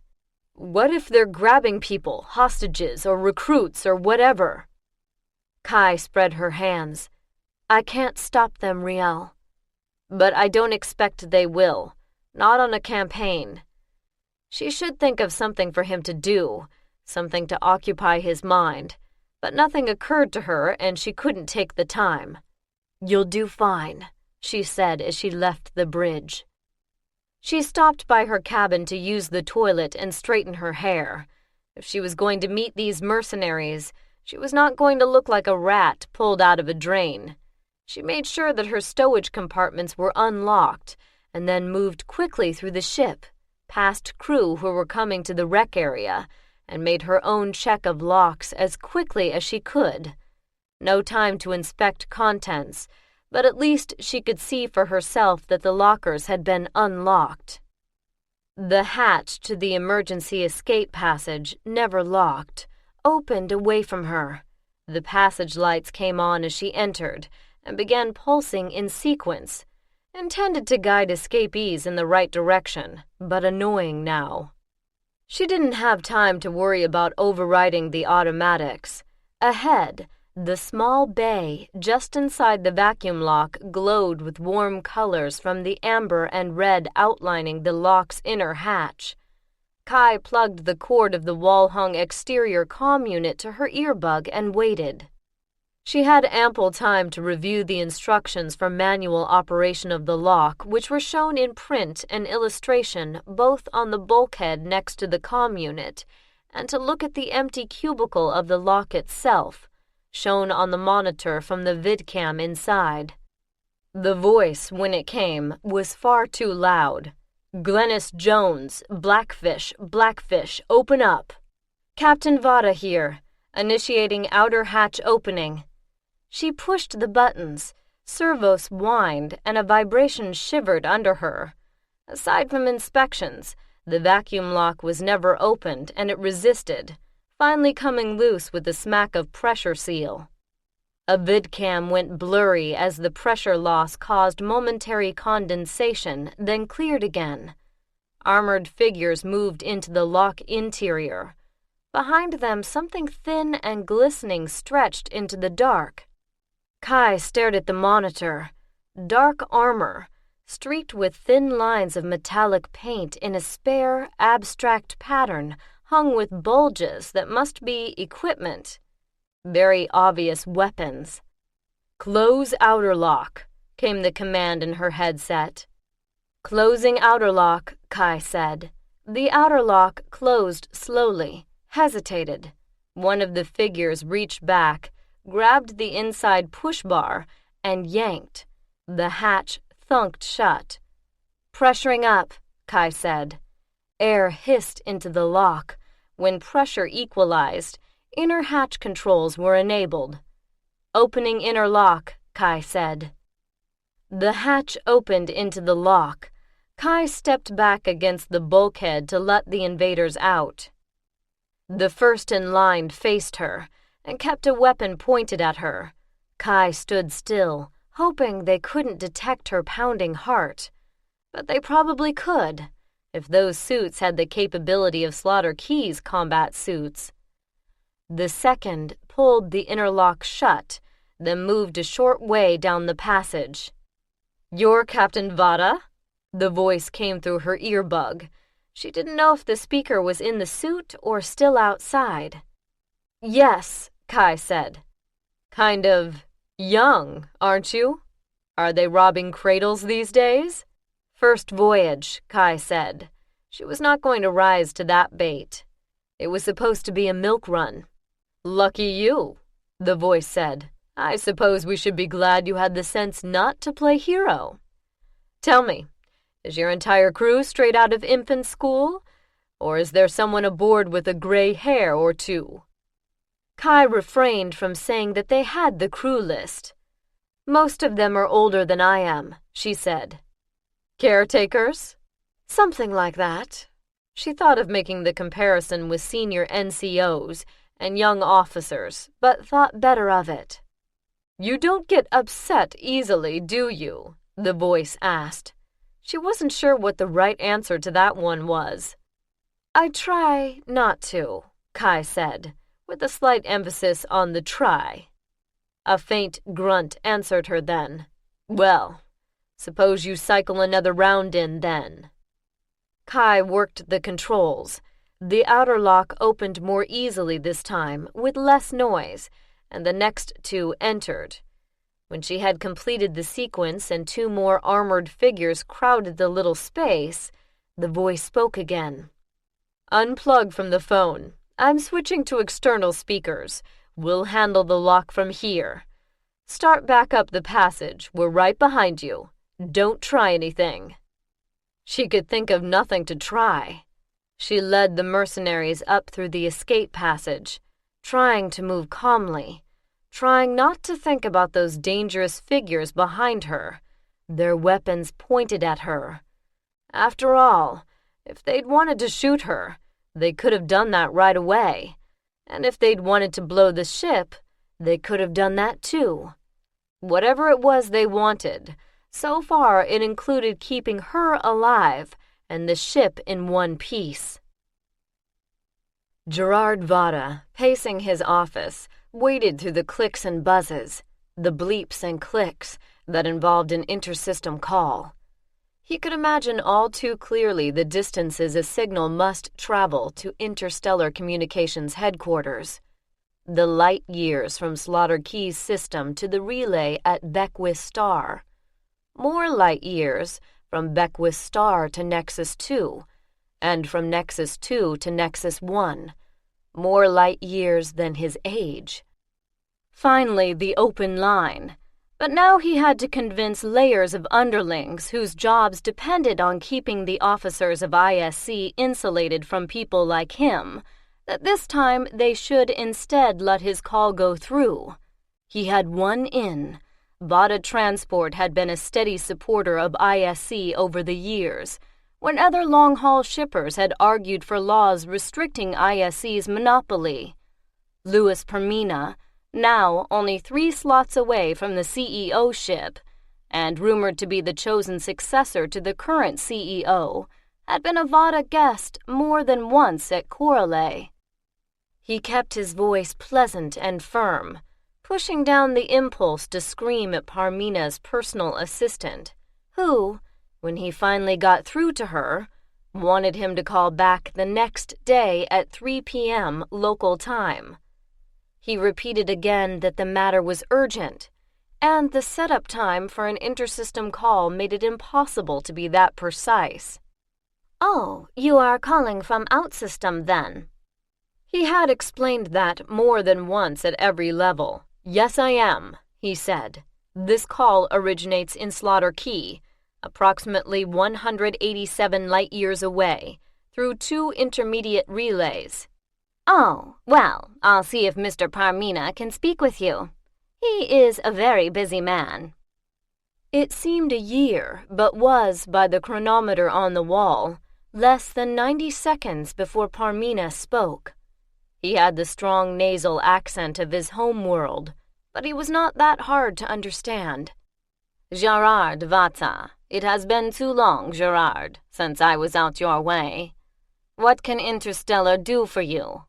"You've lost Ansibles on Sabine Prime," Gerard said. He knew he should respond with some pleasantry, but it was the middle of the night here in Slaughter Key's capital city, and he was grumpy with exhaustion. "My daughter's there." "With the Slaughter Key Space Force? What are they doing in Sabine?"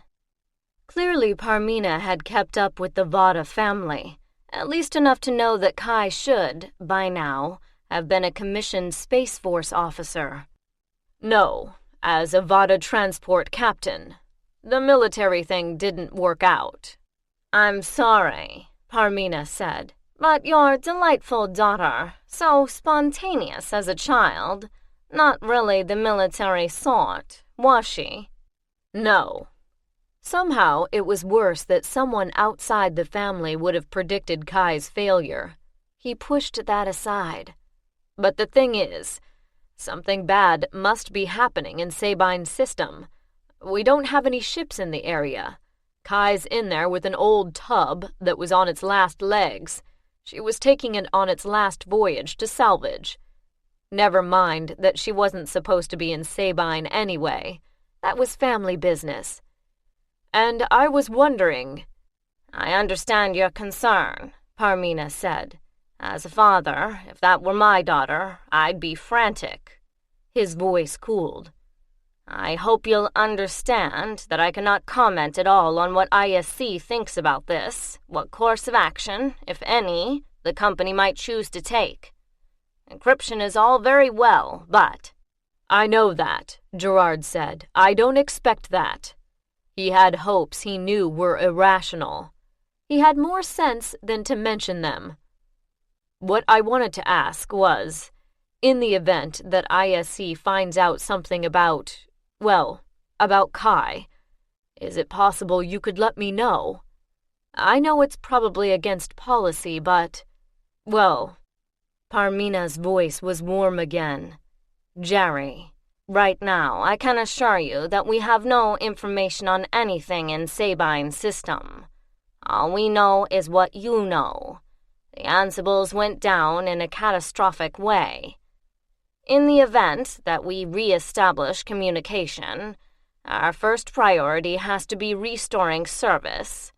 But yes, if we happen to find out anything about your daughter, I will do my best to see that it is rooted to you. It's irregular, but you've been a long-time supporter, and I know how I'd feel if it were my daughter." "Thanks," Gerard said. "I owe you. And how is Denise doing at Salvinia?" "She's making good grades, finally, but she's changed her major 3 times in the last 2 years. If I understand their transcript system, the courses she'd passed might qualify her for assistant gerbil trainer in a zoo. Why is it, Jerry, that daughters invariably go after something either impractical or unsuited to their character? All my sons went straight into business, but Denise, it's like she has a magnetic repulsion to anything that would do her some good." This begged for a similarly condescending comment about Kai, But Gerard could not make himself tell about Kai's expulsion, not while she was in danger, if she was even still alive. "Daughters," he said instead, in a tone he hoped sufficed. "You're right about them." "I'll do what I can, Jerry," Parmina said, in a tone that signaled the end of the conversation. "But I can't promise anything. You understand that?" "I do, and thanks again. I appreciate your willingness to even listen to me." "Always," Parmina said. "And the next time I'm out your way, I'll be sure and stop by." The line closed to the standby buzz. Gerard turned off his desk unit and turned to face the window. Out there, the city lights like stars. And somewhere, his daughter. In here, the darkness and the waiting. "I hate waiting," he said aloud. The sound of his voice startled him, and he forced a chuckle. Time to go back to his city apartment and try to sleep. Tomorrow he was supposed to fly back to Corley and host the annual estate picnic. He wanted to commandeer the fastest courier ship Vatta had and go find out if Kai was all right. The ISC repair ship Cosmos, routinely assigned responsibility for Ansible maintenance in Sector 5, 23 systems of which Sabine was one, had received the company's current upload on military security. Every military organization known to be operating in Sector 5, with its current, or believed to be current, location and mission. ISC agents stationed on Ansible platforms reported daily on military activity, among other things, which enabled repair ships like Cosmos to know what they might be getting into when they came to repair an Ansible that went offline. Jed Sinclair, senior analyst aboard the Cosmos, looked over the updates.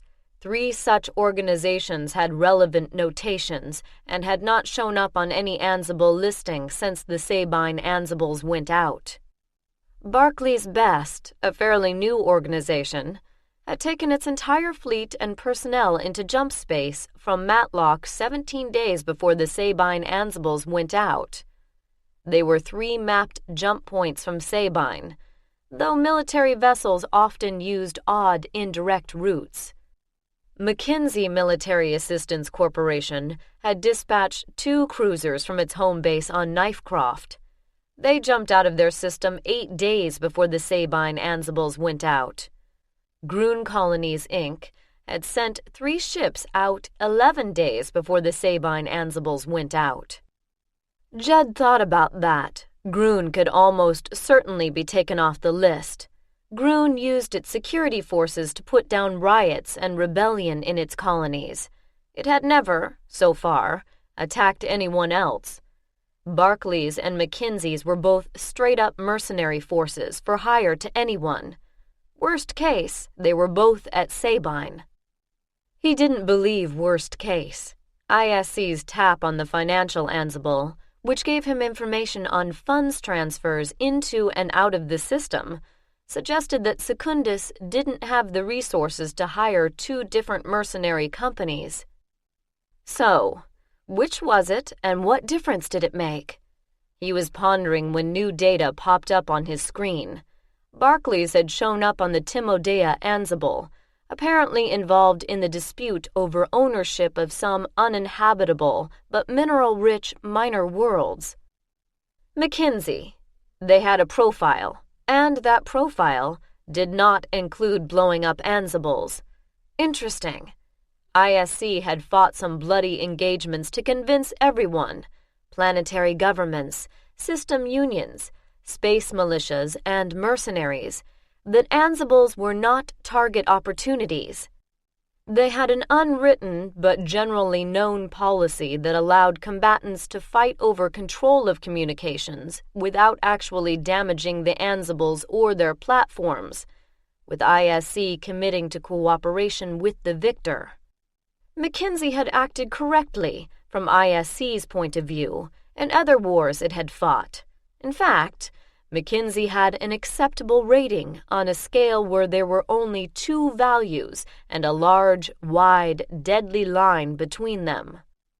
So what was its problem here? Who had forgotten the hard lesson taught last time?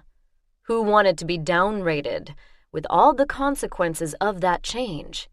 Had McKinsey blown the Ansibles? Or had someone else done it to downgrade McKinsey? Or simply to get ISC attention? And most important, what would happen if Cosmos jumped into the system and started working on replacement Ansibles?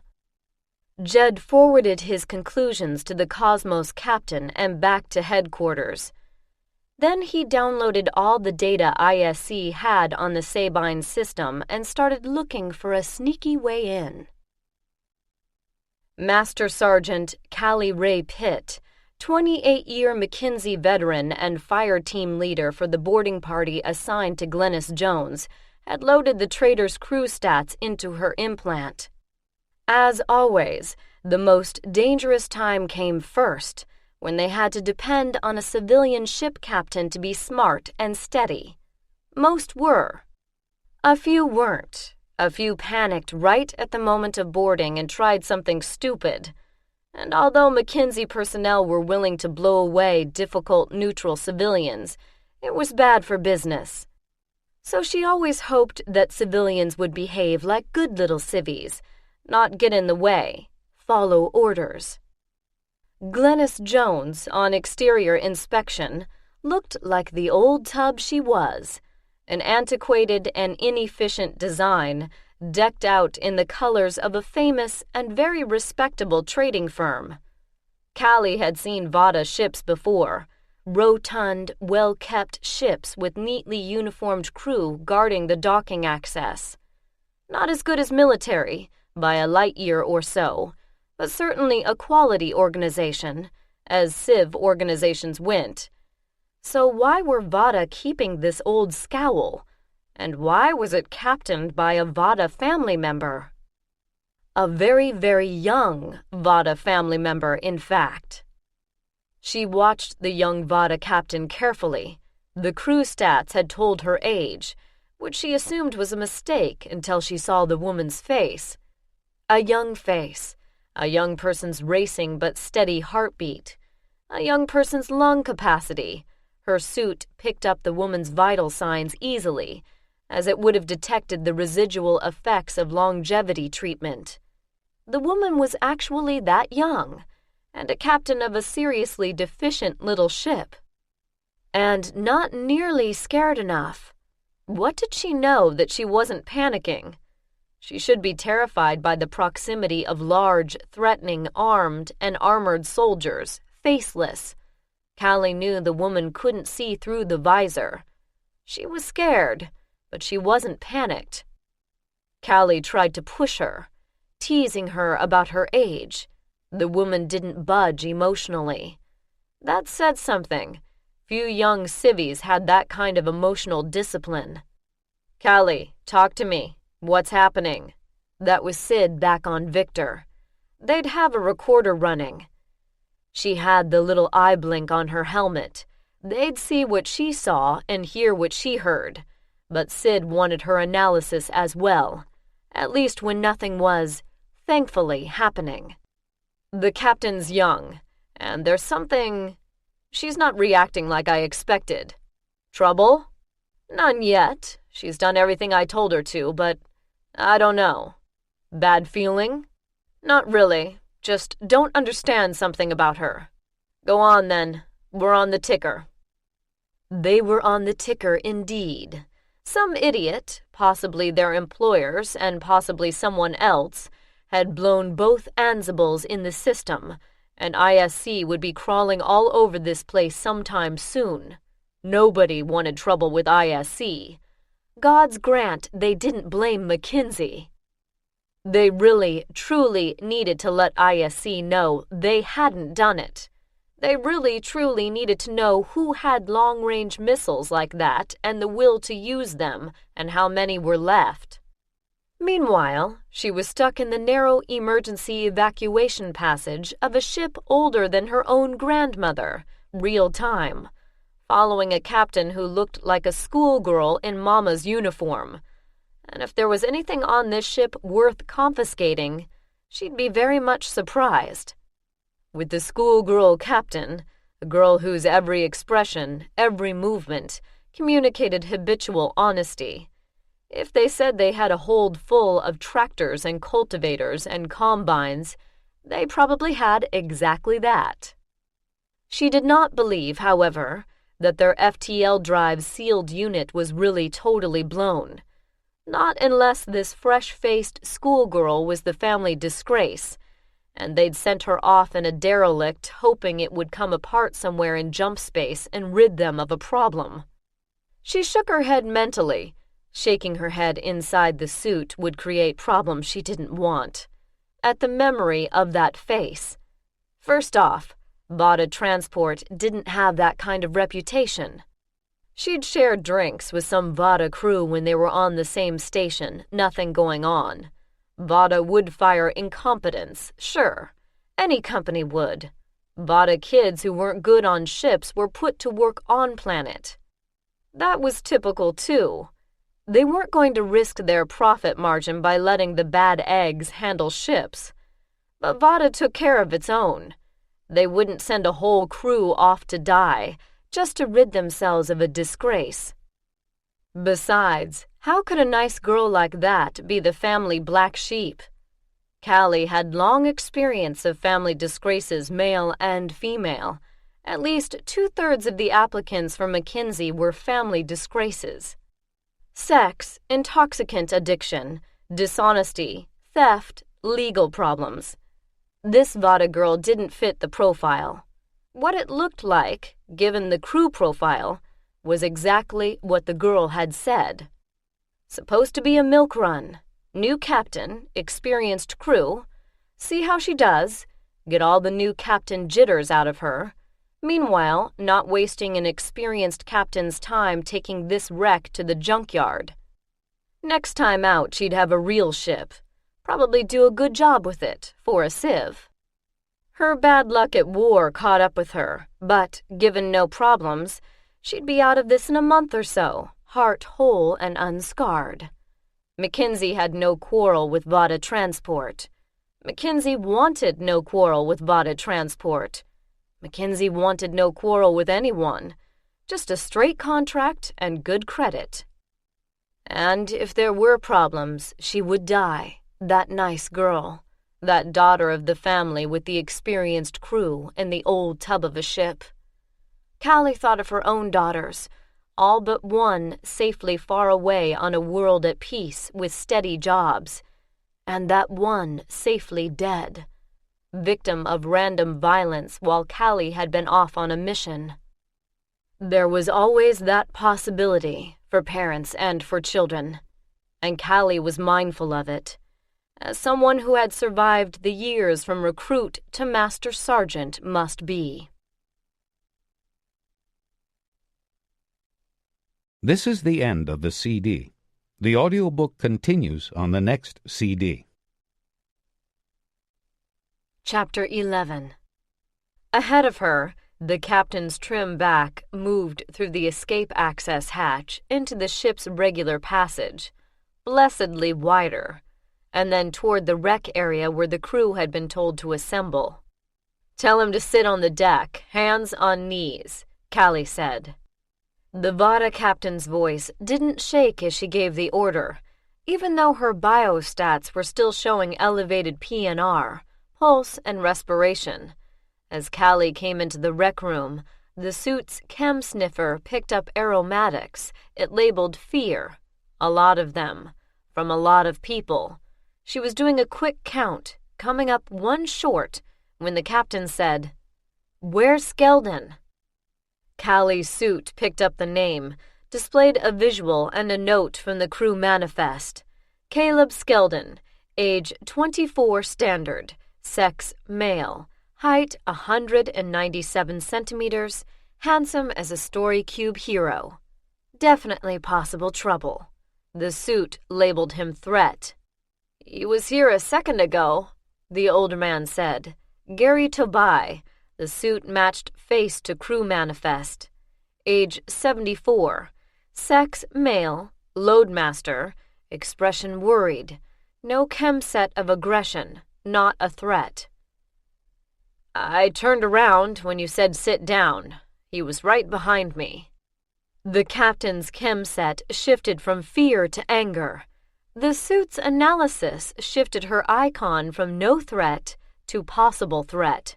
Blast it all! What does he think he's doing? She raised her voice. Skeldon, get back in here and sit down. No answer.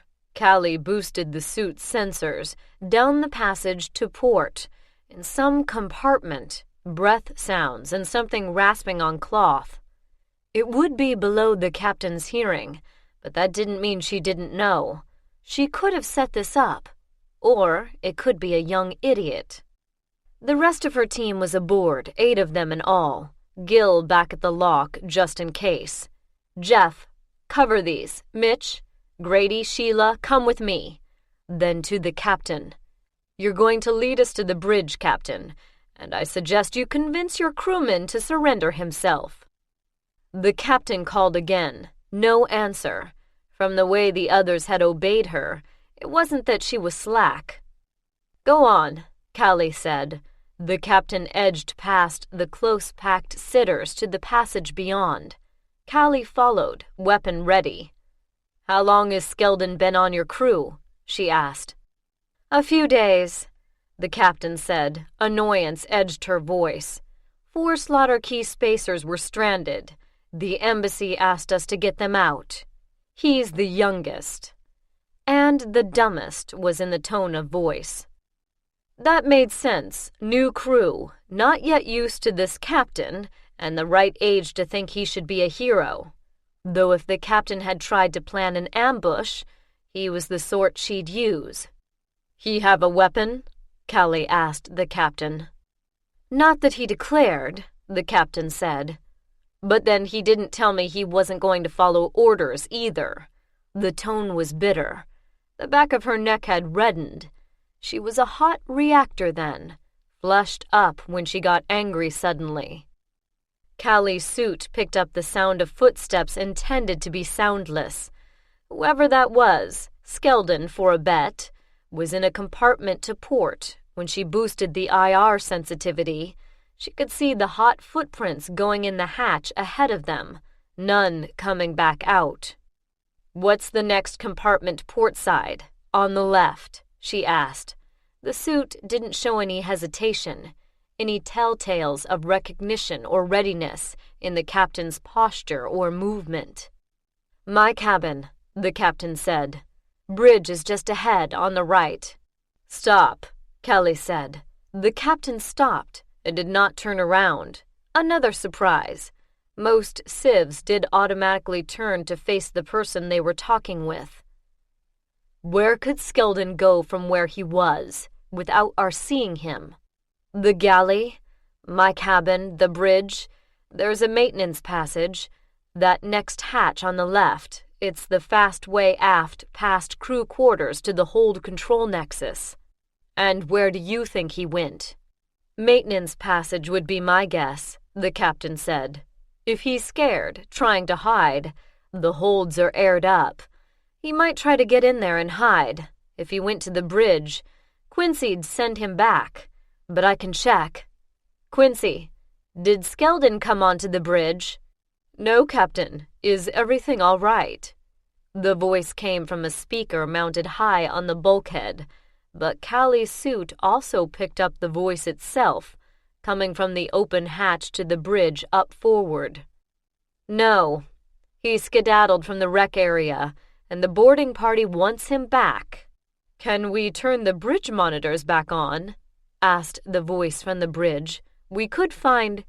No live scan, Callie said. Live scan could give information as well as receive it.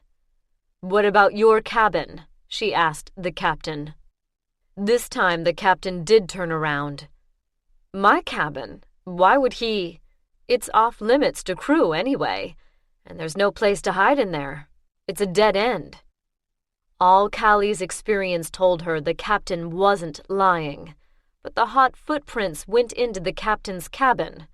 Protocol was, the ship's captain led the way everywhere they went at first, and took the first shot if things went wrong.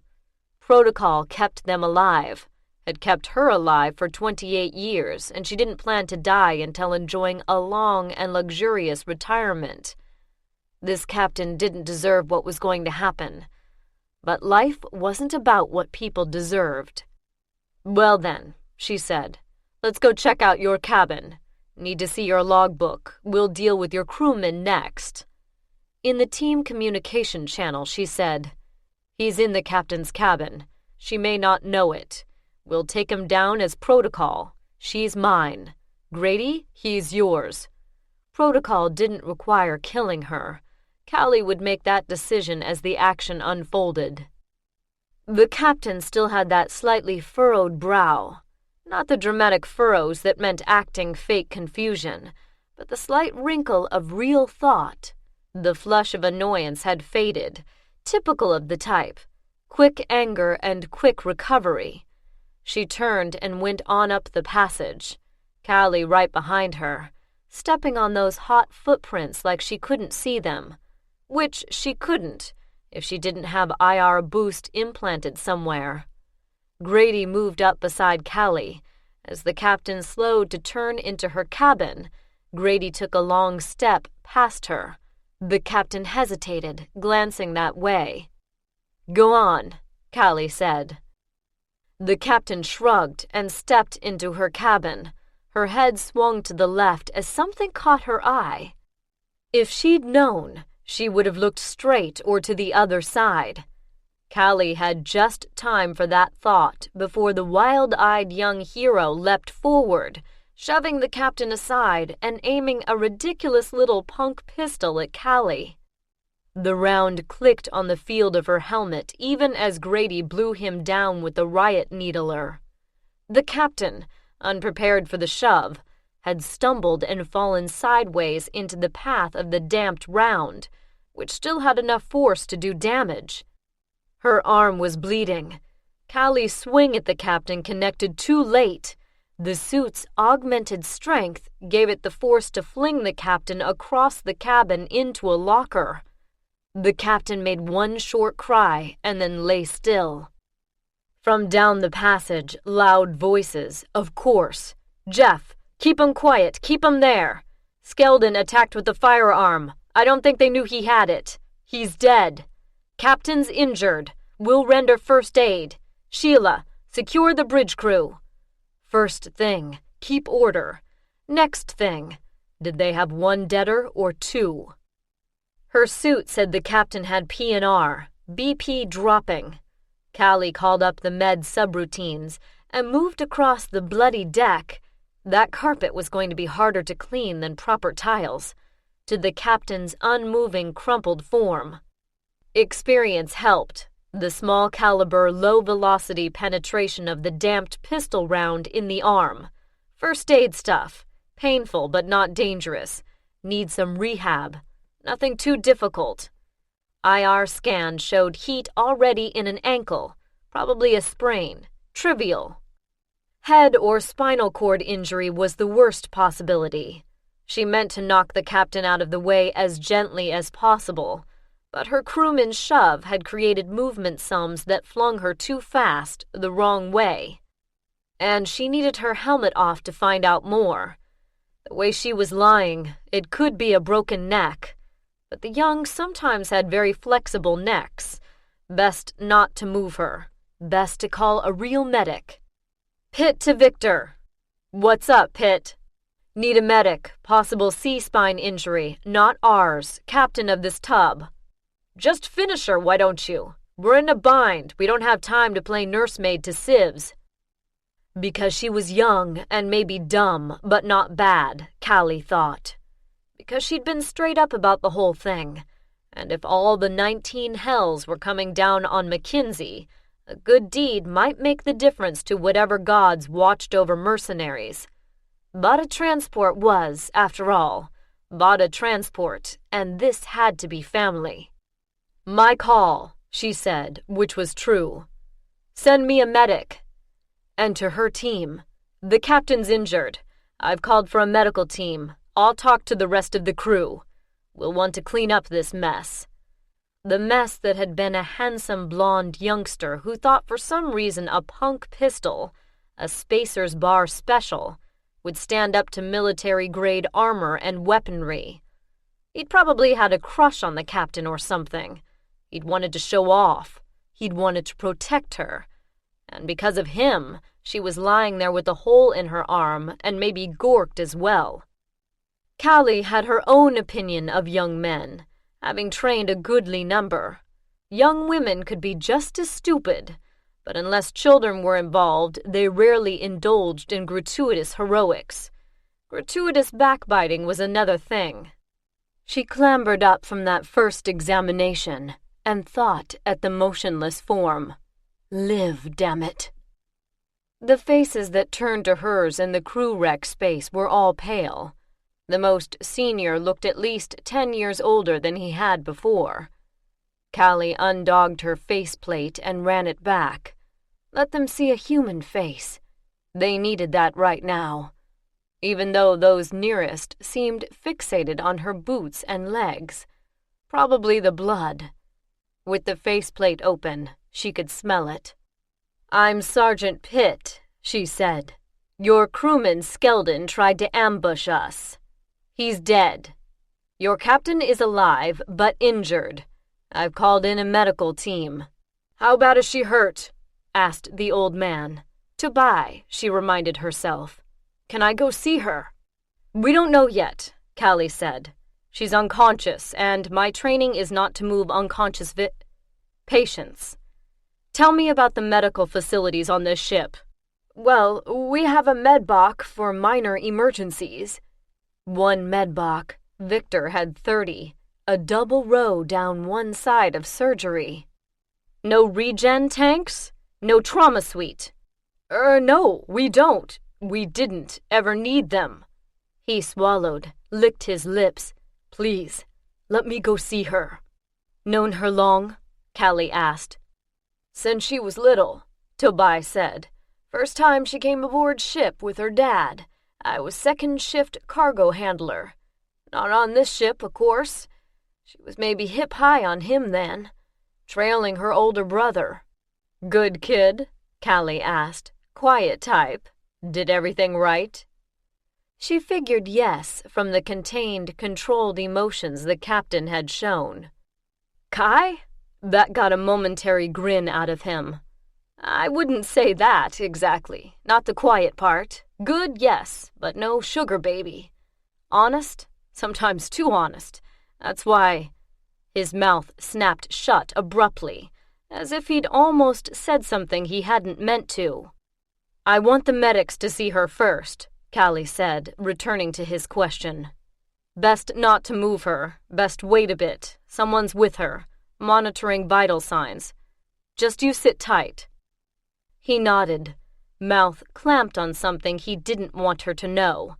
And what could that be? She sent Jeff to check on the galley, where, as per orders, the weapons the crew had listed were laid out on the table. He popped the video to her helmet display. 2 pistol bows. She hadn't seen pistol bows in a long time. Some knives, including the obvious kitchen cutlery. All that was by the book. The crew lockers were by the book, no hidden weapons, and only the personal effects you'd expect from experienced crew on a ship they didn't expect to be on that long. Spare ship suits, a properly primed good-quality pressure suit for each, shore clothes, entertainment cubes and discs and viewers and players. Someone was studying for a higher rating in space drives and had the study cubes. Someone else had yarn and needles and a half-completed sweater. Little keepsakes, not worth much. They'd have the good stuff back home, somewhere in Vatta Transport storage if they had no permanent residence. None of the crew were trouble, but the one who died. That made sense. "Here's what you're going to do," she said, as Gil reported the medics were coming through the lock. You know your captain's hurt. You know our medics are coming to work on her. As long as you do what you're told, she'll be fine. Cross us up, and she'll die. Clear?" They all nodded, looking solemn and worried, just as they should. "Go back to your compartments and lie down on your bunks. If we need you to do something, you'll be told. In fact, who's on galley duty?" She knew that Civ cargo ships rotated that, if they were too small to have a permanent crew. "I am," came a small voice to one side. Small, dark-haired woman. Mehar Miher, engineering 5th. Someone raised a hand. Mitt Gosson, environmental section 1st. So they mixed sections on galley duty. Interesting. Many ships rotated it by sections, and she wanted the section 1st available. "Mehar," she said, the woman startled to find that Callie knew her name. "Mr. Gosson, you are a section 1st. You need to stay loose. Mehar, they'll be sending over ration packs for the boarding party and medics, if the medics stay that long. All you have to do is heat them up. Jeff secured your weapons for the time being. You won't need the kitchen knives. The rest of you, go to your bunks and lie down. We'll keep you informed." They clambered up awkwardly and moved to the side just as the medics came through with their equipment. Callie had already pointed them to the captain's cabin. They'd had time to replay the vid of the engagement. They didn't need her crowding that small space. When they passed, she went on forward to the bridge. There she found 2 more worried faces. "Is she all right?" asked the old woman sitting the comm desk. "Quincy Robin, chief of engineering, almost as old as the ship." "She's alive," Callie said. "The medics are with her now." "What happened?" Callie explained briefly. Quincy's color had come back during that, and now she snorted. "Idiot boys." Callie agreed with her but wasn't going into that. "Understand you're head of engineering?" "Yes." "You reported no functional FTL drive. How did this ship get here with no functional FTL drive?" "It failed us coming in," Quincy said. "I swear I thought it had 10 more jumps in it at least when we left Slaughter Key, but there was a little wobble coming into Belinta, and then it was worse leaving Belinta, and the down jump to Sabine. Well, the sealed unit went haywire, and we've got cavitation damage downstream." "Huh. So much for using this ship as a carrier, which is what the old man had hoped for. Victor carried spared sealed units, but nothing that would fit on this tub." "We were trying to arrange repairs at the station when you blew the Ansibles." Quincy glared at her. Callie realized that the old woman wasn't scared. Was that good or not? "What makes you think we blew the Ansibles?" she asked. "You have the big guns," Quincy retorted. "Nobody else would blow the Ansibles." Civ thinking. People who have the weapons would use them.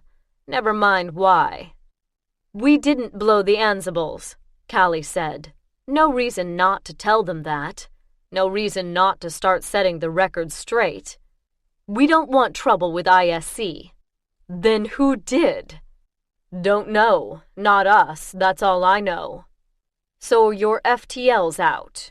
What about your other systems?" "Fine so far." The old woman was still angry. Not scared a bit. Well, the old were like that if they weren't scared of everything. Kai woke slowly, as if from deep sleep. It didn't feel right. What didn't feel right? She wasn't sure at first. A smell.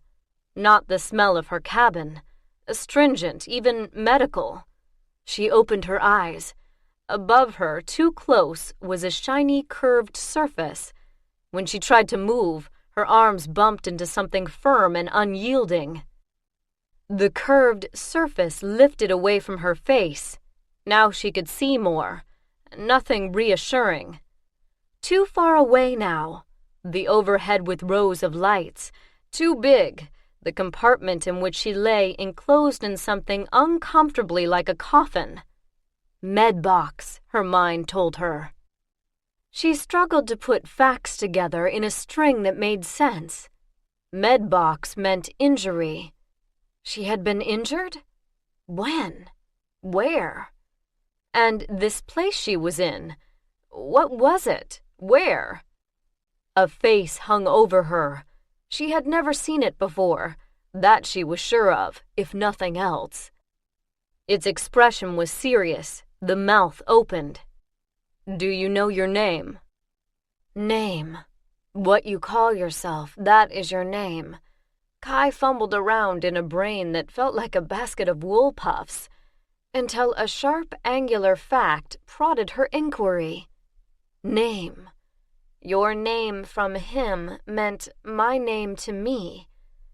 My name is Kylara Vatta, she said. Ah, and do you know where you are? She looked around as far as she could see over the rim of the medbox. For some reason, it seemed more like a ship than a hospital on planet. I'm in a medbox, she said. On a ship? I don't know for sure. Do you know the date? She had no idea. The whole concept of date seemed slippery. No. No matter, the man said. The knowledge that he was a man and not a woman had slid into her mind without her thinking about it. What's the last thing you remember? She didn't remember anything, but she pushed at the gray fuzzballs. Past the screen of her mind ran the equations for calculating oxygen output from a Class 3 environmental system per square meter of reactive surface. So she recited that. And then the ones for calculating drift on downjump. Think of a person, the man said. She tried, but couldn't remember anyone to think of. Person meant someone like her, like the man leaning over the medbox. Suddenly, a cascade of faces appeared on the screen. Her father, her mother, her brother, her uncle, Cousin Stella, Aunt Gracie Lane, Gaspard, the Commandant, Mandy Rocher. Ah, the man said. The faces combined in scenes, in actions. Then a white streak blanketed out everything for an instant, as if lightning had fired inside her head, and she was abruptly completely awake, oriented, rememoried, and very, very frightened. She knew what that was. That was a memory module insertion. Someone had her memories on a mod, and they just reloaded her brain. Which meant her brain had been, at least stuck in off, and at worst, completely gorked. And she knew why. That idiot, she said, meaning Skeldon. It was a stupid thing to do, the man agreed. I gather you didn't know about it. No, I didn't know about it. Residual fear made her cranky. I told them. We know that much. It was on your recorder. What I'm asking is, did you know he had that crush on you? No, Kai said, then, less willingly. Not exactly. I knew he was too grateful that we took them aboard, but I thought he'd go for Mahar in the end. The end wasn't long enough, the man said. Here's the situation. You were knocked cold and got a bullet in the arm. The bullet was no problem. The stray needle we took out of your ankle was no problem either. But the head injury was bad enough that we did a pattern extraction and replacement once we'd stopped the bleeding and controlled swelling. You're the mercenaries, McKinsey Military Assistance Corporation? Yes, and you're aboard the Victor, our command ship for this operation, because your ship lacked the right medical facilities. My people? Kai asked, trying to sit up. The medbox restraints held her back. They're all right so far, the man said. Now, before you exit the medbox, I need to do some final tests of function. Just lie quietly and answer my questions. She couldn't do anything else. The medbox restraints held her, and even if she got her arms loose, she didn't know how to unlatch a medbox from inside. I'm projecting a visual chart above you. And what do you see on line 10? Kai read off the symbols. After that came a color vision test, and a test of depth perception, and then pictures of her crew, to see if facial recognition was working. It was. Finally, he unlatched the box, removed the restraints, and helped her sit up. For a moment, she felt dizzy and nauseated,